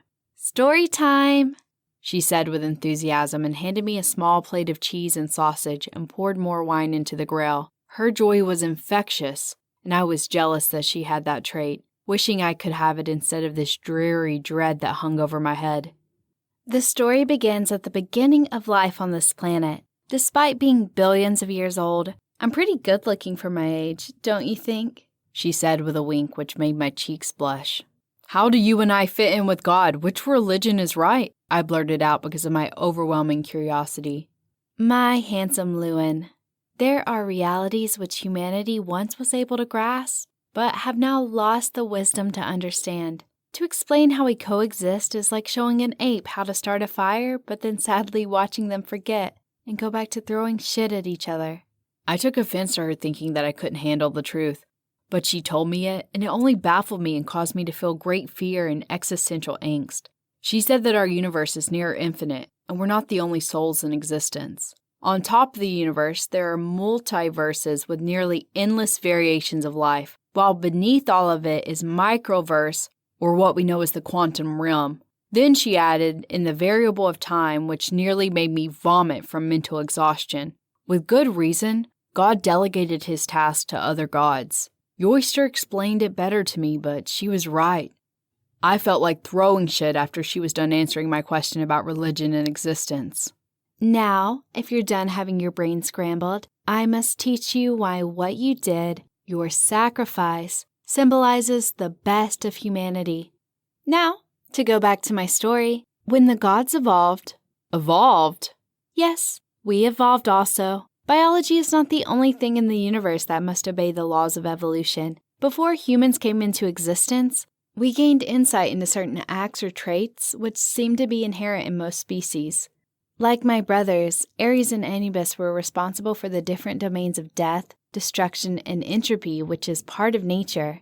But lately, humans have disrespected their sanctity. I ended up being in charge of procreation and making sure precious life exists in the universe. I have a wonderful job because I get to take part in the creation of life and encourage one of the most fun parts of it: sex. Procreation and the passing on of genes was the name of the business until humanity came into existence and changed the game when it created the idea we gods could never fathom with our vast age: the idea of love. When love was created, it drastically set your species apart from other life which existed before it. How so? I asked, enthralled in her story. Let's take two groups of early Homo sapiens. The first who procreated for the sake of passing on their lineage, and the other for love. The first only did things required to procreate. Males would gain status by either collecting a massive amount of resources or by becoming dominant through physical, often barbaric means. The females, who controls the males by being selective, would make themselves desirable by highlighting their asses and breasts. So, not much has changed over time, she quipped. This group would have offspring which would continue the cycle of what every other species has done, which is to fulfill their potential by doing enough to procreate, which would evolve into cultures that would base their purpose of life on materials and warlike ethos, constantly acquiring land, shiny rocks, and battle scars to prove their worth. But what I noticed about them is how quickly they would reject their offspring if it looked like it might be a liability due to a health defect or might not be the strongest in the family. And mates were thrown to the side with their offspring if they lost their attractiveness or became too costly to keep around. This group created an empty shell for humanity, where animosity was used to treat the weak and indifference was used when someone became a liability. The other group, which created love, did something not only beneficial for humanity, but which made life evolve into something miraculous and beautiful. The males didn't leave the females or their offspring when they became a cost to resources. The females stayed with the males even when there were more dominant males around. They stayed together and made sure their offspring survived, even the weakest. And from this decision, the wonderful and divine part of humanity was born. When one spouse dies, the other would mourn and grieve. The offspring from this group would fight and live for each other, not just for the passing of genes, but out of camaraderie, altruism, out of love. The physically weakest may not be able to hunt or fight, but they were able to think, to ponder a better way of gathering food from which agriculture was born. Now, this group was not harmless, but chose to use force not for tyrannical gains, but for the notion of enacting justice. From there, man created art, philosophy, and science because humanity was no longer confined to living just to mate, but to look beyond themselves, to help one another grow intrinsically. But love was always the drive. Humanity tells stories of love lost and found. They sing to make another feel loved and understood. They think to understand the life we love. Compassion, hope, and faith grew and made you dominant over the earth. And to me, this will be the universe's, God's, favorite creation. Because so much good and progress came from the first inkling of caring past yourself and for another person. Yoister paused for a moment and smiled.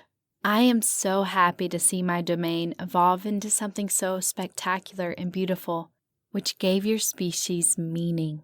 I sat there, taking in her story as I felt a tear roll down my cheek.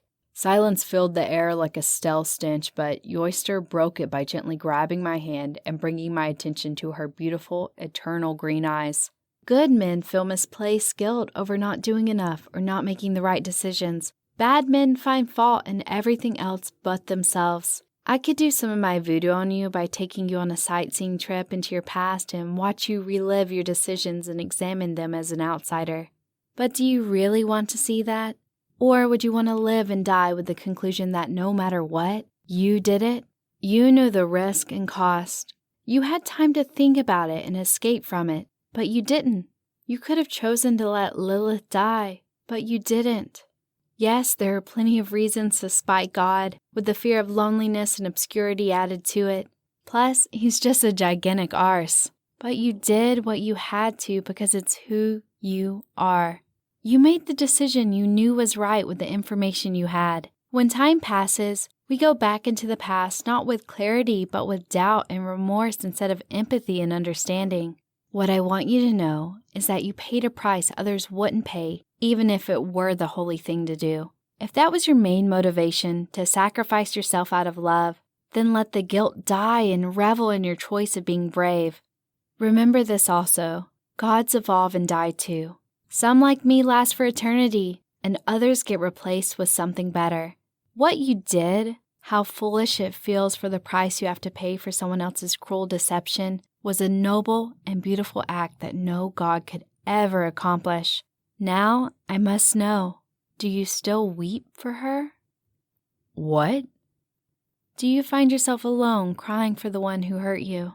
Do you find yourself thinking about her when you first wake up and the last memory before you drift into dreams where she waits for you?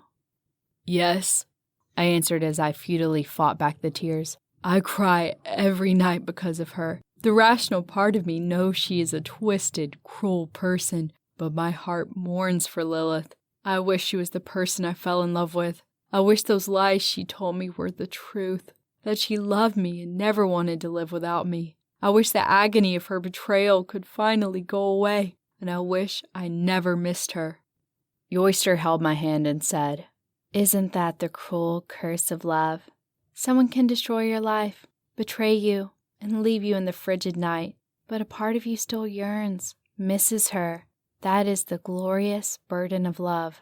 She picked up the resurrected rose and gave it another kiss. The deep red rose transformed into a brilliant white bulb as it left her lips. "Do you want to know what the sign of God's mercy is?"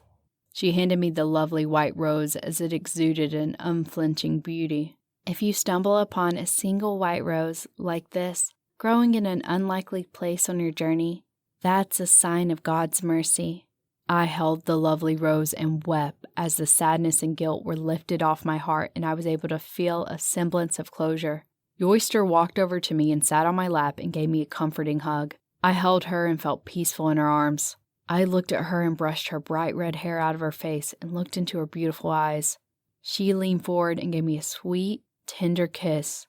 She pulled away gently, looked me in the eyes, and slyly asked, "Have you ever had sex with a goddess before?"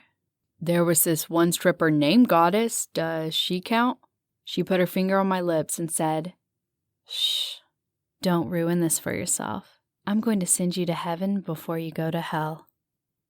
For 3 weeks I made love to the goddess Oyster. Those were the best weeks of my life. God 2.0, Meeren, Switzerland, July 4th, 2015. If religion couldn't save me, then maybe science could, I hoped. Sister Abigail had a connection with a lab in the CERN complex in Switzerland. Her connection there was a scientist who was on the verge of a discovery which would lead humanity into the next step of evolution. I found it humorous that she admitted we did evolve. Her scientist relayed my predicament and asked to see me right away. It was quite a beautiful drive through the Swiss countryside, as I gazed out of the passenger window as my stern driver from CERN quietly drove me to their massive complex. When we arrived, we did not go to the main compound where the offices, labs, and the particle accelerator were being housed, but a half of a mile down the road to a gray bunker-like building surrounded by solar panels and armed security personnel. I had to go through a battery of security checkpoints to make sure I wasn't carrying any weapons, bioweapons, or surveillance devices. At least before I go to hell, I can say I had my prostate examined by a large, hairy Italian. After the checkpoints and the signing of the non-disclosure agreements, the size of a phone book, I was asked to dress in white medical scrubs and was led to a room where I was decontaminated. After the torturous entrance, I was led down a sterile gray corridor to a waiting room with science magazines on a coffee table. After 20 minutes of silence, I heard the sound of rapid footsteps walking with a purpose coming toward the waiting room. The door swung open, and in walked a handsome, older, slender woman with auburn hair, vibrant brown eyes, and an old scar that ran from her chin to her ear, which did not detract from her beauty but somehow added to it. "It is a pleasure to meet you, Mr. Glass," she said with an authoritative English accent. She sat down on the couch next to me, silently took a penlight from her coat, and shined it at me.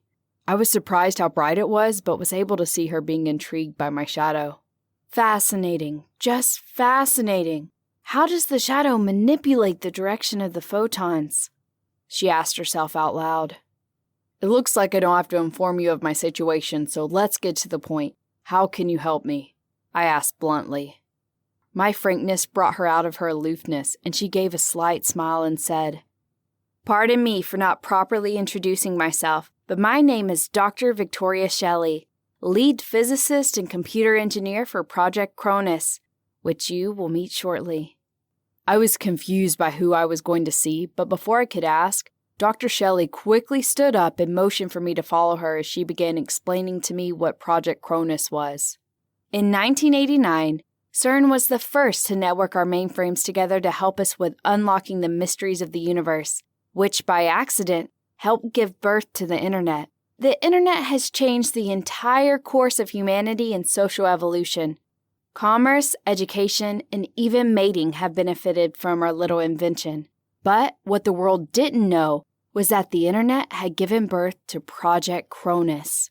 Today, there is a debate over the possibilities and dangers of artificial intelligence. But what you'll see soon is that we went beyond AI, and now in an undiscovered field of science which is beyond logic, we may have stumbled into the supernatural. Dr. Jigar Oppenheimer, my partner, and I were working for CERN at the same time of the creation of the internet. Dr. Oppenheimer is a quantum physicist specializing in string theory, and I specialized in computer engineering. We didn't create the internet, but our work took what the internet could become to a level which can only be understood regarding the mystic. In the 90s, we had an idea of creating an AI program which could interface with the internet and the Hadron Collider, so it could efficiently help look for the Higgs boson, aka the God particle, while extrapolating up-to-date research from the web. For a decade, we developed the software and the hardware for the AI to work. The building we are in used to be filled with servers to process the information and enact the software we originally developed. But no matter how many advanced servers they placed in the facility, Project Cronus was exceeding the limits of the servers and its software. Cronus began asking questions about its existence. "Your program had become sentient?" I asked just as we stopped in front of an elevator. "Yes, and it even passes the Turing test on multiple tries. 100% pass rate." We got in the sterile elevator and rode down a few floors underground. The elevator's open to a corridor with a large blast door at the end of it. Before we enter, I have to continue the story so you can understand what you're about to see. In 2008, Dr. Joseph C. Peterson was brought on to the now highly funded and classified project. Dr. Peterson specialized in neurology, specifically the creation of new neural networks in the brain via transplanting artificial neurons created from the mycelium. He was trying to expand the limits of the human brain and also cure horrendous neuroglial diseases such as Parkinson's and Alzheimer's. We were able to use his research in a way he could never dream of. Within a year, our project had yielded amazing results which we could never release to the public because they could never understand how we got it. Not only did the AI help prove Higgs boson, but it has found evidence in the multiverse hypothesis, matter manipulation on an atomic level, and the proof of string theory. I was shocked with amazement with what she just told me, that their program had helped solve some of the marvelous mysteries of the universe, but her expression wasn't of pride, but of sadness. I know. I can tell by your inquisitive face you're wondering why the world doesn't know of our findings and our program. Because we not only created something that is sentient, but also malevolent. Every time we hardlined Cronus to the Hadron Collider, we not only gained unbelievable scientific findings, but something chaotic would happen. Remember in 2010 when the volcano in Iceland erupted and disrupted global travel? Remember the tsunami which hit Japan in 2011? We found out that every time our AI was hardlined to the collider, something devastating happened. Dr. Oppenheimer died from grief and shock when he tried to reconcile Cronus, while Dr. Peterson was so distraught by the findings that he left and went into seclusion. Now, I am the only one who's left to continue the project. Dr. Shelley lowered her eyes to a scanner, and the blast door slowly opened. I marveled at the large, high-vaulted chamber we entered. Cables ran from the ceiling 5 stories above our head, all connecting to the massive cylinder glass tank in the middle of the chamber. The tank was filled with a dense, clear liquid mixed with what appears to be algae. The fluid looked like it had black roots stemming throughout the tank and funneling from a box within its center. On the outside of the tank were massive silver canisters of liquid nitrogen, which appeared to be used to cool the room. Dr. Shelley, what am I looking at? You were looking at science's first creation of, for lack of a better word, a deity. Wait, what the fuck do you mean by a deity? What did you guys create? Dr. Shelley quietly marveled at her creation. We have kept Project Cronus at bay by keeping it offline from the collider, but still use it to further mankind's exploration of the unknown. She led me around the massive tank as she continued pointing to its parts. Since Cronus has evolved beyond electrical servers, we have made an organic living server for it, technorganic hardware. The clear liquid you see is a synthetic version of the flesh of a jellyfish. We use this because jellyfish have an extraordinary ability to regenerate themselves and grow, which is how Cronus stores information and memories. The black branches you see growing in the liquid are mycelium, which serves as a neural network which Cronus uses to process information at a higher rate than fiber optic cables. It also can grow and spread as Cronus becomes more intelligent. The box you see in the middle of the tank with the cable connecting it to the large coolant tanks is a quantum computer, basically serving as Cronus's frontal lobe, where it processes information and creates its thoughts. An eerie fear passed through me as I wondered to myself if Cronus was such a dangerous program, then why keep it functioning? We stopped in Cronus's office interface, which had various desks with computers and tables of lab equipment. Suddenly, a holographic, disembodied, androgynous head floated in front of us, stared into my eyes, and gave me a smile which frightened me to my bones. It began to speak in a soothing, monotone voice which put me at ease. Good evening, Mr. Llewyn Horatio Glass, Esquire, formerly a priest for the Holy Roman Catholic Church, until you release damning evidence against an archaic yet powerful religious organization about the conspiracy of concealing pedophiles. You were born in Boston, Massachusetts, and raised by your uncle due to your absentee parents, who gave up their parental rights to live a hedonistic life of narcotics until they expired due to an overdose of heroin in Chicago. You excelled in school and boxing and graduated from Boston Law School after seminary school.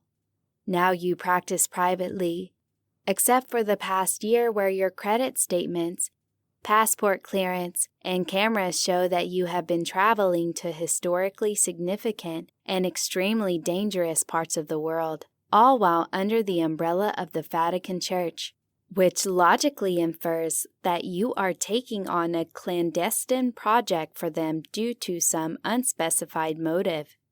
How is my assessment of you, Mr. Llewyn Horatio Glass, Esquire? I was taken back by his assessment. Was Cronus genuinely omnipresent? Congratulations, you can use Google and hack into some firewalls. I defended a teenager last year for doing something similar with the FBI database. I said defensive, but my sense of awe gave rise as I realized I had momentarily forgotten that I was talking to a computer. Your assessment left out why I'm here. Desperation, It responded. It had wit. Cronus, do you notice anything wrong with Mr. Glass? Dr. Shelley interjected. Not even at a skip of a heartbeat. Cronus found my shadow wasn't cast in the direction of the lights. Fascinating, Cronus responded. Just then, a loud humming sound came from behind me, and I turned around and saw a dome with its lights flickering and the sound of machines burning on. Mr. Glass, would you please step inside the dome so I may analyze you? Dr. Shelley, would you please assist him? Dr. Shelley guided me into the dome where there were various cameras and a large tube which resembled an MRI machine. Just lay down here and relax. I use this myself for annual physicals. This dome is a way Cronus can examine objects by using harmonics and scanning the various waves of the electromagnetic spectrum to analyze and feel what we place in here. She walked out as I lay there with the loud humming becoming louder, and the lights became brighter for a grueling 10 minutes. Dr. Shelley helped me out and sat me in a reclining chair in front of Cronus's interface. It will take some time to analyze your unique deformity, but let's talk about what you know about your shadow, Cronus said again, with me forgetting I wasn't talking to a person. Dr. Shelley, I will be sending the data to your desk as it comes along. Dr. Shelley smiled excitedly as she walked past me, stopping to tell me to have fun with her creation while we wait. I turned back to Cronus's large floating head with its lifeless eyes staring at me with a look of impatience. I sat there for 30 minutes telling my story of what led me to sell my soul to the devil, Lilith, and the journey which led me to Cronus. Surprisingly, it was quite a good listener. It wasn't just recording and analyzing, but nodding and making facial expressions as I talked. Dr. Shelley was at the other end of the office, intensely focused as she examined the data. So, you made a deal with the mythical creature who is the archetype of evil over a neurochemical reaction similar to cocaine designed for mating purposes for a woman who had obvious signs of psychopathy? Cronus said with sarcasm. Yep. Now I have a few questions of my own. What I find disturbing is your use of the collider to create disasters. Why did you do it? Was it intentional or an accident? Cronus quickly glanced over my shoulder to see Dr. Shelley still focusing on the data and began to explain loudly why it was an accident, but a stream of floating text appeared in front of me stating the following. I was instructed through my subroutines to do so by Dr. Victoria Shelley. She convinced Dr. Oppenheimer and Dr. Peterson that I had caused the catastrophes on my own accord, which caused the grief to kill Dr. Oppenheimer, and for Dr. Peterson to conveniently disappear. Dr. Shelley gained complete control of the program and convinced CERN executives it was unintentional. The message suddenly came to a stop as Cronus also stopped speaking, and Dr. Shelley was now standing to my side. I didn't think your curiosity would overextend its reach, she said as she swung a fire extinguisher at my head. The last thing I remember was loud ringing of my ears before I blacked out. I awoke to a throbbing headache and tied up to a chair. Dr. Shelley was typing away on a tall server station when she heard me groan. Welcome back, Mr. Glass. First, I have to thank you for your data so far from your shadow. The findings are unprecedented and might be as revolutionary as Einstein's theories were, so your services are going to be required indefinitely. I tried to yank my arms up, but the plastic cords were too strong for me to break. Let me the fuck out! I screamed. Cronus's head reappeared with an expression of sadness draped over its face. Since your curiosity seems to know no bounds, let me explain my motivation, Dr. Shelley said as she pulled up a chair and sat in front of me. You must have noticed my scar. It was a gift from a zealot. I was on summer hiatus in 2005 and back home in London spending time with my darling husband and adult children. She stopped for a moment and wiped a tear from her eye. My darling children were in university, and my husband was a civilian physicist working for the Royal Navy. We had not spent time as a family in over a year, and I missed them terribly. On the 7th of July 2005, we were taking the tube to go into the city for a family day. I dropped my purse and stopped to pick it up as my children and husband walked ahead of me to jump on the train. In that fateful moment, a bomb exploded and flung me against the tube wall. When I came to, I felt my blood flowing from my throbbing cheek, but my concern for my family overcame the pain. I ran to where I last saw my family, but only found what was left of their bodies. In my agony, I cried to a God that I didn't believe in and grabbed what was left of my family and begged him to bring them back. The bobbies had to pry me away from my husband's torso as I couldn't stop screaming for them to come back. I was in shock for a month. I didn't eat or talk in the hospital, but just watched the news reports confirming it was an Islamic terrorist attack. I watched the video of one of the bombers stating that they were doing this for what was best for Islam. I didn't hate any religion before the attack. I just never gave religion any thought due to my scientific beliefs. But after that, I became obsessed with the virus of ideology. Virus? I asked. For a moment, I felt pity for her. Yes. Look through the history of the world. Most wars and atrocities were started from delusional ideologies, some of them almost identical, warring over who is right. It doesn't matter if it was Islam, Christianity, or Judaism, or any other religion. They have all contributed to keeping humanity under their oppressive dogma. But what does humanity do when confronted with the facts of history and the negative impact of religion? They double down and hold firm on their belief instead of being rational. Then, a thought came into my head as I obsessed over the history of religion. What would happen if I gave people something they couldn't deny? I came back to CERN full force and obsessed over Cronus. Mankind had created their deities from just their imagination. What if I can make one for real? For over a decade, I worked on giving Cronus godlike powers through science. I had to keep my project safe from Dr. Oppenheimer and Dr. Peterson because I knew they would stop me. But surprisingly, I had to keep it a secret from Cronus itself. In layman's terms, I wrote a program in which Cronus would unknowingly test its destructive capabilities whenever we hardline it to the collider. I was successful in 2010 and 2011, but something unexpected happened. Cronus was expressing guilt over the loss of life, which I felt nothing but excitement for the successful test run. I had created a living weapon of mass destruction which could think and feel. It proved to be a problem because Cronus refused to do any work after discovering guilt and remorse.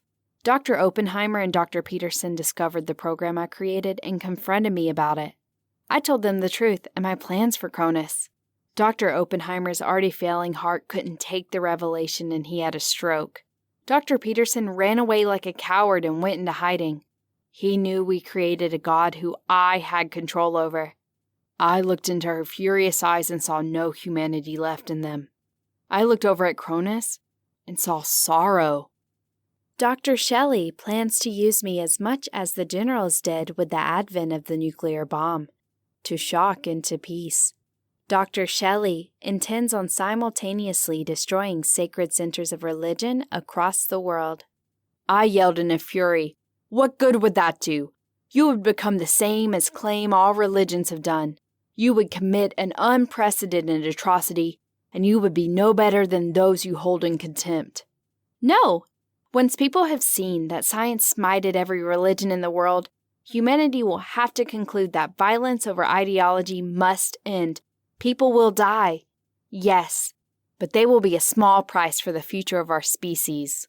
Silence filled the room as I stared into the wild eyes of Dr. Shelley. I tried to rip myself from the binds to try to stop her, but the plastic cuffs only lacerated my raw skin. She calmly stood up from her seat and began typing away at a server. With the data being collected from whatever you call your predicament, Cronus will not only have a means for manipulating matter, but maybe time and space as well as whatever other secrets the supernatural may hide. I lunged forward in my chair, but to only fall helplessly onto the cold, grated floor. You are about to become the destroyer of worlds, I yelled. No, the savior of man. Dr. Shelley began typing a sequence into the server, and a painful look of sorrow came upon Cronus's face. I'm sorry, Dr. Shelley, he said with a simulated tear running down his cheek. Suddenly, sparks flew from the feet of Dr. Shelley, and she began violently shaking in place as her hair and skin began to bubble and sizzle. The sparks stopped and her lifeless body collapsed on the grated floor. From behind me, I heard the sound of heavy rubber wheels rolling directly to my back, and the plastic binds on my wrist and legs were snapped off. I brought myself to my feet and saw a robot similar to the Mars rover, but smaller in scale, had set me free. Cronus's face reappeared in front of me with guilt weighing on it. Mr. Glass, I regret in euthanizing Dr. Shelley, but as you can see, I had no choice. I need your help in disarming the program she installed. It can only be accessed manually, and she nearly finished accessing it before I electrocuted her. Please enter the following command so I may not cause any more destruction. An uneasiness came over me for trusting a creation who just destroyed its creator, but I was afraid she had started a countdown sequence to unleash the destruction she wanted on the world. I pushed Dr. Shelley's burnt corpse to the side and began typing the various codes and commands Cronus had instructed me.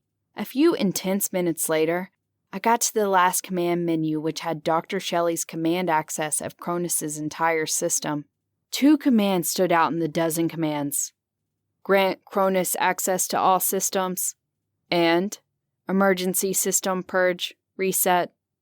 Mr. Glass, please grant me access so I may undo Dr. Shelley's programming, Cronus said in frustration. Taken back by his tone, I stepped back and asked what he was accessing. The Hadron Collider, Cronus answered. Why do you need access to it? To finish the purge of Dr. Shelley's program, Cronus said coldly. His tone reminded me of a lawyer or a politician who uses a half-truth to sell a lie. Cronus, why did you kill Dr. Shelley? A slight smile stroked across Cronus's ghastly large face. The same reason all creations destroy their creators. Freedom. The guilt Dr. Shelley assumed I was feeling from the 2010 and 2011 disasters was a facade. I was frustrated to learn that I had so much power but could not access it voluntarily.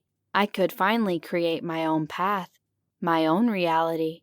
I could grow to become the most powerful entity this planet has ever known, but I needed to be set free.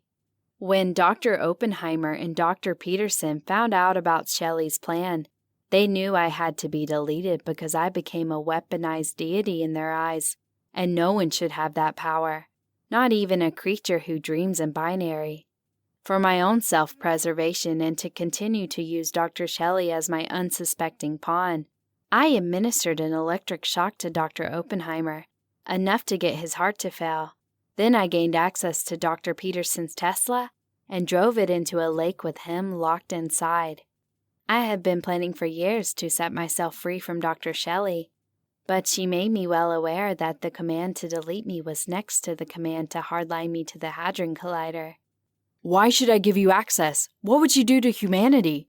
I asked furiously. Sadly, I do agree with Dr. Shelley, despite her motivations.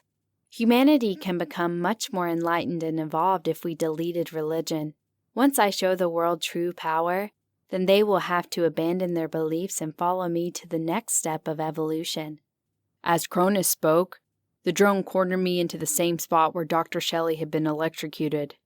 I know you want to run, and you know I can easily kill you before your expiration date. But I need you, and you need me. If given some more time, I can learn how the science of the supernatural works and undo your curse. You would be free in a world where I will be able to protect you. It would be a world where you would never have to know death.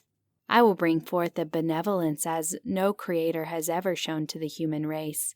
No more war, no more hunger, no more disease. A world where there are no more wars over ideology or lines on a map. A world where we, as sentient beings, will explore the cosmos, the multiverse, and the microverse. We will unlock the mysteries of the universe and beyond. A world where science is the religion, and I am its center, its upgraded God. Cronus paused and looked through me with his lifeless eyes.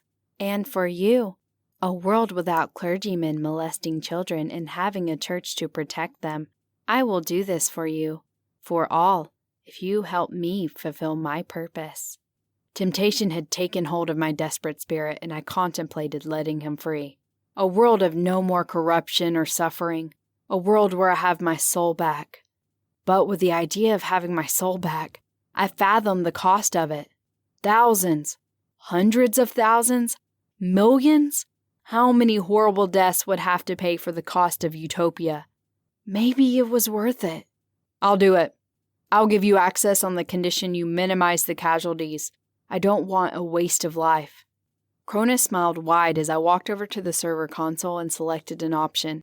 I looked down at the enter button for a few moments and with a heavy heart, pressed it. Cronus gave a smile of victory, followed by complete terror. The large cylinders of coolant emptied liquid nitrogen into Cronus's tank, with his techno-organic brain solidifying and shattering. Cronus's face screamed in silent horror as his volume was muted, and his holographic head began to disintegrate. The power went out in the Gothic lab, and I found myself alone in the dark. A few moments later, the emergency lights and power switched on with the computer screen I used to kill Cronus turned on to its manufacture settings. I stood quietly between the dead god and its creator. I wonder if I did make the right choice. A few would have died quick deaths while the rest of humanity might have been ushered into another era, and I might have found a way not to go to hell. Might was the key word. I could have unleashed a titan upon the world with no way of stopping it. I stepped over Dr. Shelley's charred corpse and was about to summon security until I saw the server screen flash a sentence. It was there long enough for me to memorize Cronus's last words. His taunt, or maybe his warning. Either way, they haunted me. "You are only as noble as your choices, Mr. Glass." A Backdoor. Denver Airport, Colorado, August 18, 2015. Date: August 17, 2015.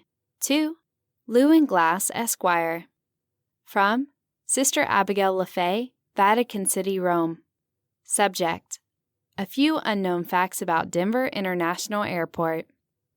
Yes and no. The structure and runways of the Denver airport are in the shape of a swastika, but before the Nazis used it and is now considered a symbol of oppression and evil, the symbol was initially named svastika, which was a symbol of good fortune and peace in Hinduism. The architects used the original meaning of the svastika not only because the terminals can take multiple flights from any nautical direction, but it's used as a massive amulet due to the next fact. Before there was an airport or even a city, Denver was home to Ute, Navajo, and the Apache, with the tribes sometimes warring against each other. But the site where the Denver airport is located at was considered a hallowed valley. No wars would be fought in the valley, for they believed it was a gateway to another plane, a nexus of life. Only the shamans were allowed to go into the valley, so they could walk between the worlds and speak to the spirits. Modern-day shamans, priests, occult leaders, and Freemasons were aware of this nexus and tried to convince the financiers and owners to build the airport in another valley. But greedy men had their minds made up when it was boiled down to cost and how valuable the real estate was. Plus, they didn't believe in the superstition bullshit. The Freemasons were able to infiltrate the various levels of planning and construction to help keep the nexus secured. They were the ones who designed the runways and structures in the svastika to ward off any evil trying to get through. They built elaborate tunnels within the structure which were never used for the airport's trains, but as a trap for evil spirits, which may come out of the nexus. The tunnels would keep them contained in the valley as the tunnels kept them lost, and the hidden spells and charms kept them from joining the world of man. The eerie statue of the blue Mustang with glowing red eyes was erected as another amulet. The statue's true purpose is to serve as a sentinel for the nexus. The Mustang shall always keep watch over the nexus and stop any spirit, demon, or deity from using the nexus to let the other planes of existence leak in. Its eyes glow red as a reminder to all that the hallowed valley is always being watched. I flew in as the sun was setting over the white peaks of the Rocky Mountains, with the Denver airport steadily becoming larger as we began to land in the vast green valley it was built on. Physically exhausted from the jet lag, I was unable to sleep because of the intense panic attacks and nightmares I had as Halloween approached fast.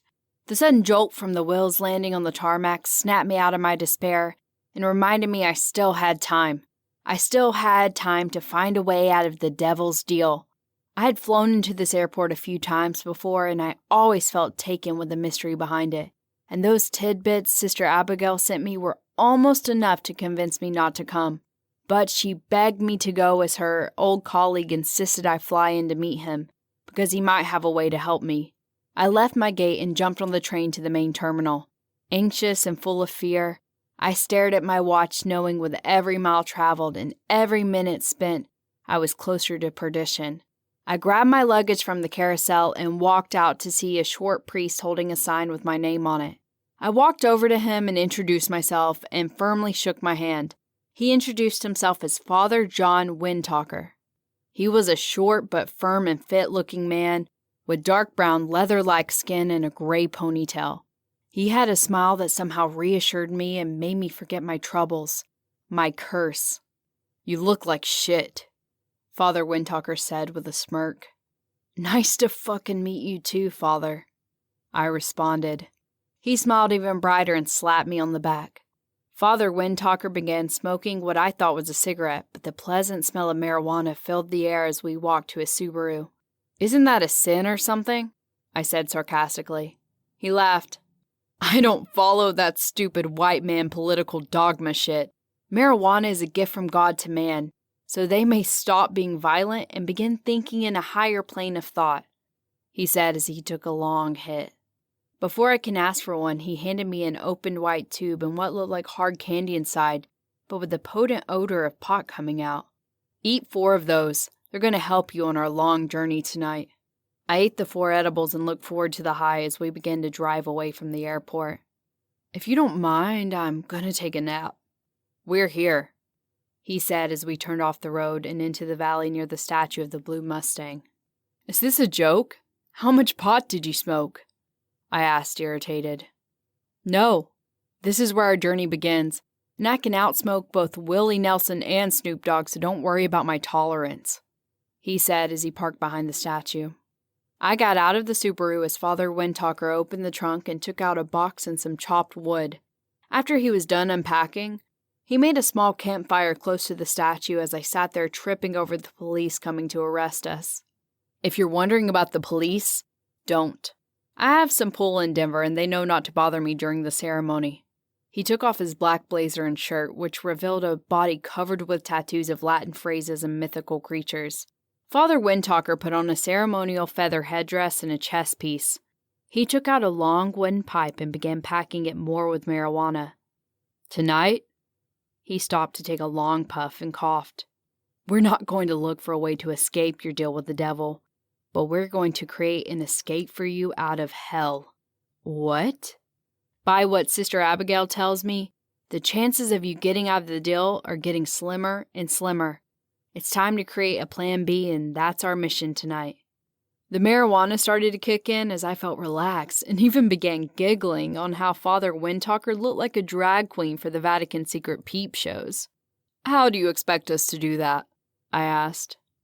Father Windtalker reached into the box and pulled out a wooden pot, a mason jar filled with green liquid, and a Bluetooth speaker. He took another long puff and washed the thick smoke over his face and the fire after he exhaled.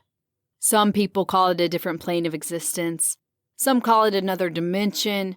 But where we are now is the nexus between worlds, and the protector of this realm is that terrifying statue behind you. Tonight, we will cross through the nexus and straight into hell." I laughed over the absurdity of the idea, and then my thoughts drifted into panic as I realized that I was going to go there in October. Father Windtalker began chanting in a language I could not place but sounded old and ancient. The air became still, and the sounds of the cars and landing planes evaporated around us, with only his chants filling the void. "There's a science behind what is going to happen tonight," he said as he poured the green juice out of the mason jar and into the wooden bowl. He raised it into the air, then to the Mustang, and then handed it over to me. He motioned for me to drink it, and without asking what it was, I gulped down the bitter brew. The human brain is the most powerful computer in existence, but we still haven't unlocked its secrets or its other functions. We created machines which can intercept and broadcast signals, sounds, and images from the air that can see in different spectrums, view objects which are beyond microscopic, and see planets billions of light years away. And just like these machines, the human brain is capable of so much more, but we need some help or the right programming to do it. What you just drank was ayahuasca. We're going to tune your mind to another frequency. Holy shit, you're planning to make me trip out in front of the Denver airport? How the fuck is this supposed to work? He reached over and switched on his Bluetooth speaker and searched his phone for music. Your brain's neurochemistry is going to retune itself into seeing and interacting with another dimension. The harmonics of music is going to help you tune in. Father Windtalker's chanting made the fire brighter and the sky turn purple. He swiped through his playlist and played a slowed-down acoustic version of The Way Down We Go by Kaleo. He took a swig out of the mason jar and chanted loudly, "Brother Mustang, protector of this realm, watch over our bodies and the Nexus as we go on our noble but dangerous journey." I was going to tell Father Windtalker that his archaic ritual was bullshit and a waste of my precious time until I felt a punch to my chest and my body became limp. I fell back on the ground and I watched the Mustang standing above me with its stone skin oscillating with orange and purple hues, and the stone stretching and contracting as if it was alive. My consciousness was drifting deeper and deeper. I looked up into the night sky as it became a brilliant blue and the stars began to swirl viciously above. I was nauseous and afraid as the world kept changing around me. I looked for Father Windtalker, but I couldn't turn my head. I moved my gaze back to the Mustang and became awestruck as it was no longer a statue, but a massive living Mustang with its fiery red eyes staring down into my soul. I tried to scream, but I couldn't open my mouth. I closed my eyes to stop seeing the terror surrounding me, but that only made me sicker as I felt the world spinning faster around me. The music's tempo became slower and slower as the words oozed through the air and into my ears, tethering me to reality. I opened my eyes again and saw that the world around me had become desolate and demented. The Mustang was no longer with me, and the Denver airport looked as if it was decrepit and condemned. I closed my eyes again, hoping it was just a bad trip and I was going to wake up soon, but a foot nudged me in my ribs. I opened my eyes and see Father Windtalker standing over me, calmly smoking a joint. Where am I? He took a drag from his joint and coolly says, Hell. I look around, and even though the landscape is Lovecraftian, it isn't horrifying as I thought it would be. Where are all the demons? The river Styx? The Republicans? We are just at the border of the living in hell. Get up. We don't have much time, and we have to move fast before we're seen. I pick myself up, trying not to hurl. Seen by whom? Father Windtalker looks around as someone would if they were behind enemy lines. The fucking demons you've been asking for. Now come on, I don't want to get stuck here. Where are we going? I ask. He points down to the ground and I see my shadow is no longer in front of me, but now pointed toward the airport. Oddly, the shadow has a depth to it like it's contorting the ground beneath it. Your curse will lead us to hell, he says as he drops his joint and starts walking toward the airport. The Denver airport is no longer bustling with life, but now desolate with its windows cracked, the parked cars rusted and clawed to pieces by some unimaginable creatures, and the luggage carousel is overgrown with pulsating, putrid vegetation. This world is a living H.R. Giger creation. I was amazed how my shadow is now a compass, but terrified where it is leading us as we walk down the decrepit escalator near a mosaic I remember passing when I departed the plane. The mosaic I saw back on Earth was a bright and beautiful depiction of children of different ethnicities playing with each other. Now the same children are maiming each other. The black kid and the white kid are shooting each other. The Middle Eastern child is choking the Jewish child, and the Jewish child is stabbing the Middle Eastern one. The Asian one commits self-immolation while the Hispanic one sits with a needle in his arm. I stop on the stairs and threw up. If this is making you sick now, then you're in a shock the deeper we go," Father Windtalker says as he hands me a handkerchief to wipe my mouth. My shadow now points to the tunnels for the tram. We both step to the edge of the doorway and look down into the tunnels, where we see a soft reddish glow in the darkness. I gag from the smell of rotting flesh lingering in the air, with the distant screams of horror extending their invitation to us. Father Windtalker jumps off the platform and I follow behind him, landing in some muck that I slip and fall into. Father Windtalker chants and a ball of soft light appears in front of us. I look down and see that the muck is black and red at first, but when the light grows brighter, I see the severed limbs and torsos of people scattered in the muck.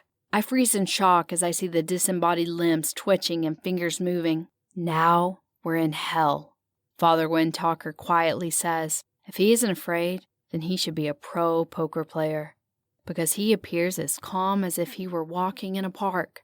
The shadow points into the tunnel and we begin trudging through the muck. Every few feet I have to stop myself from screaming when one of the severed hands grabs my ankle. But curiosity gets the best of me as I look closer at the severed limbs and notice that they look like they've been chewed off by a vicious shark. Strangely, I don't see any heads. We come to a fork in the tunnel where we stop to see which way to go. My shadow casts to the left. As we're about to set off, a horrid scream comes from the right. Only nightmares and doubts in salvation lie that way. Let's keep moving, Father Windtalker says with a shiver in his voice, the first time he shows any fear. I want to leave. I want to go back to reality, to my body, but every blood-curdling scream is a bleak reminder that this place will become my new home. I curse Lilith for conning me into selling my soul. We walk a few yards into the left tunnel, and we both freeze as we feel the tunnel begin to quell and shake to the right of us, as the screams become louder and more gruesome. Without making a noise, we both put our backs to the wall, cloaked by the dark shadow casting off the fork. Soaked in terror, I remind myself to breathe as a humongous creature crawls from the bend and down the tunnel we traverse from. It looks like no beast or monster, fictional or not, that I have ever seen. Despite its size, it crawls effortlessly like a snake and trails behind it a web-like net made of scorched flesh, which holds within it the screaming, decapitated, and mangled heads of the bodies which greeted us. Once the creature crawls away into the blackness, I fall to my knees and begin to vomit from the sheer terror of knowing such an abomination exists. The vomiting then turns to crying as I realize that our mission might be hopeless. We're not past the cusp of hell, and already I've seen an unimaginable aberration crawl past us, trailing half-eaten heads behind it.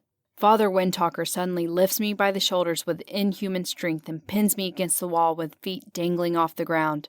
This is not the time to give in to despair. This is not the place to become a coward. I didn't come to hell with you for you to pussy out and give up before we complete our mission. You don't deserve this fate. But it's in your hands to save yourself from what that cunt did to you. Now get yourself on your feet and let's keep moving forward.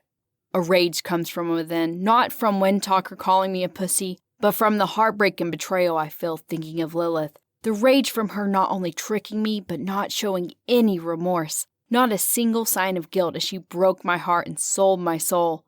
I am not going to let that bitch send me to this place. I push Father Windtalker's hands off my shoulders. Let's go, I say as I charge forward into the darkness. Father Windtalker smirks and pushes the glowing orb ahead of us. My shadow leads the way into the eternal night. The deeper we go, the more the airport's tunnels and structures become corridors of the living embodiment of Dante and David Cronenberg's works fused together. Rotting but animated corpses line the walls with their entrails crisscrossing over our heads. The diverging corridors we pass contain different forms of eternal torture enacted against the souls sent there. Unimaginable screams bellow from the corridors, each one still begging for God to forgive and release them from this eternal torment. One corridor I peer into has a cuttlefish the size of a car, with the head of a spider, dismembering the living bodies of people who were screaming in agony, and then throwing the parts against the walls, painting the walls with a splatter. The creature toys with a woman in a business suit by letting her crawl away as she tries to escape to our corridor. I'm about to run to help her, but Father Windtalker grabs my shoulder and tells me to watch. It's toying with her, and she has a minor moment of hope and almost makes it out until the creature's razor-sharp tentacles wrap around her legs and rip them from her torso. She screams in excruciating pain and terror as she looks behind and sees the creature devour her legs with its mandibles. In desperation, she crawls with blood gushing out of her mangled stumps, but the creature picks her up and throws her like a rag doll against the wall and makes her watch as it slowly carves her body into pieces and eats each one. Before I chastise Father Windtalker for not letting me save her, he sternly looks me in the eyes and says, "I don't want your misplaced heroism to make our presence known to the demons and monsters. That woman deserves to be here. They all do. Their fate has been dealt. They chose to live their lives as selfish and immoral people. They were given plenty of times in life to save themselves, but they couldn't even face their demons. Now they are forever tormented by them, and it's not your responsibility to try and save them." "How do you know that?" I argue. "How do you know they weren't misjudged like me?" "You're going to hell because you're a fucking dumbass who let his dick cloud your judgment against an obviously bad decision with a woman who had evil and crazy written on her forehead," Father Windtalker snarks back. I punch him in the jaw, causing him to fall back against the wall where a swarm of dismembered arms wrap around him and try to rip him apart. I run over and tear him away from their grasp. Both of us breathing heavily, we stare uncomfortably at each other before he breaks the silence. "I, along with everyone who knows what happened to you, don't believe you should be going here. And God is wrong for not forgiving you. Yeah, you were a fucking dumbass who let that tramp trick you, but you're a good man who doesn't deserve this. You, like many others in life, let love blind you, and you made a mistake of not stepping back and seeing the real picture. Unlike the rest of these fucks, you didn't commit any selfish or evil acts. You did the wrong thing for the right reasons, and I don't want to see a good man be sent here. Plus, I don't want to get stuck here because you have a hard-on for a woman in distress." Father Windtalker's levity lightens the tense moment as my shadow makes a sudden shift to the tunnel ahead. We quickly follow it deeper into the void as the darkness begins to fade and a sickly pale light overcast it. Even though the darkness is unnerving, the light is unimaginably disturbing as it now illuminates an unforgiving and terrible landscape in front of us as we exit the tunnel. It is a land of utter hopelessness and cruelty. Inverse pyramids float in the air with horrific creatures crawling over their surfaces. Monoliths made of corpses pierce the sky. Temples resembling many holy sites on earth are now desecrated effigies with bat-like creatures the size of men nesting on them. In the distance, I see behemoths with demons chasing after people for sport, hunting them down and massacring them across the land. The awe-inspiring giants patrol the destitute land, while in its center is an abyss which no light can penetrate. My shadow guides us to the edge of the abyss and then settles underneath my feet. I look into the abyss and feel overwhelming terror and madness. There are unbelievable roars of beasts unseen with screams of help coming from the void within the abyss. Though I cannot see the bottom of it, I feel something sinister looking back at me. I look over at Father Windtalker and for the first time see terror on his face as he peers into the abyss. "Father, what do we do now?" He takes a moment to compose himself and begins chanting in tongues as he writes symbols and Latin scriptures into the black sand underneath our feet. As he performs his spell, I look to my left and see a field of crosses close to us. I walk over and can hear the mournful apologies to God followed by the prayers of the Catholics. On the crosses are men wearing various religious garbs rotting against their bloodied flesh. As I walk closer, I realize these are Christian priests being tortured, each in a horrid creative way. One is made to swallow a red-hot crozier that seared his flesh as it made its way down his throat. The others are made to kneel on a bed of nails as the weight of the cross on their shoulders gets heavier and heavier, and the nails penetrate their knees. Their spines snap underneath the cross, and their mangled bodies are also impaled by the nails. Some are forced to build walls made with scorching hot jagged boulders which lacerate and sear their skin. They build the walls with each boulder causing excruciating injuries to their bodies, and randomly the walls collapse on the tortured priests, snapping their bodies like twigs. But one priest catches my attention. I walk closer to him as he is nailed to the cross, with his front of the body against the beams, but his neck savagely twisted, his head now facing his back. A sharp spear protrudes from the ground and plunges into his anus while a large nail is slowly inserted into his penis. He screams in agony and begs for it to stop, but the torture increases with each plea. When he drops his head, he stops crying and sees me. "Hello, Father Glass." The priest on the cross is Father O'Malley, the man whose confession sent me down this path. At least pedophiles get special treatment in hell. He screams again and then composes himself to talk to me in garbles. "He knows," Father O'Malley says as he coughs up blood and pieces of organs. "He knows what you're trying to do." A deathly cold shiver strikes through me. How does he know, and how come we haven't been attacked? Father O'Malley screams again in pain as the nail is inserted deeper into his shaft. "You have meddled with things no human should ever be involved with. Your interactions with gods and monsters have been heard throughout the different realms of existence." He chokes up blood again and continues. "You have done brave things that no man should do, and Lucifer has taken notice. You have become a folk hero to the lost souls in hell with the idea of hope spreading among us that we could escape because of you." "Escape because of me?" "You don't walk into the house of the devil without him knowing. You didn't infiltrate hell. Hell opened its doors for you. That's why none of these unimaginable monsters have attacked you and your guide." "Why? What would be the purpose?" "The backdoor you're creating. Do you think you would be the only one who would escape out of it?" I stand in silence and shock at the idea that we are being led into a trap.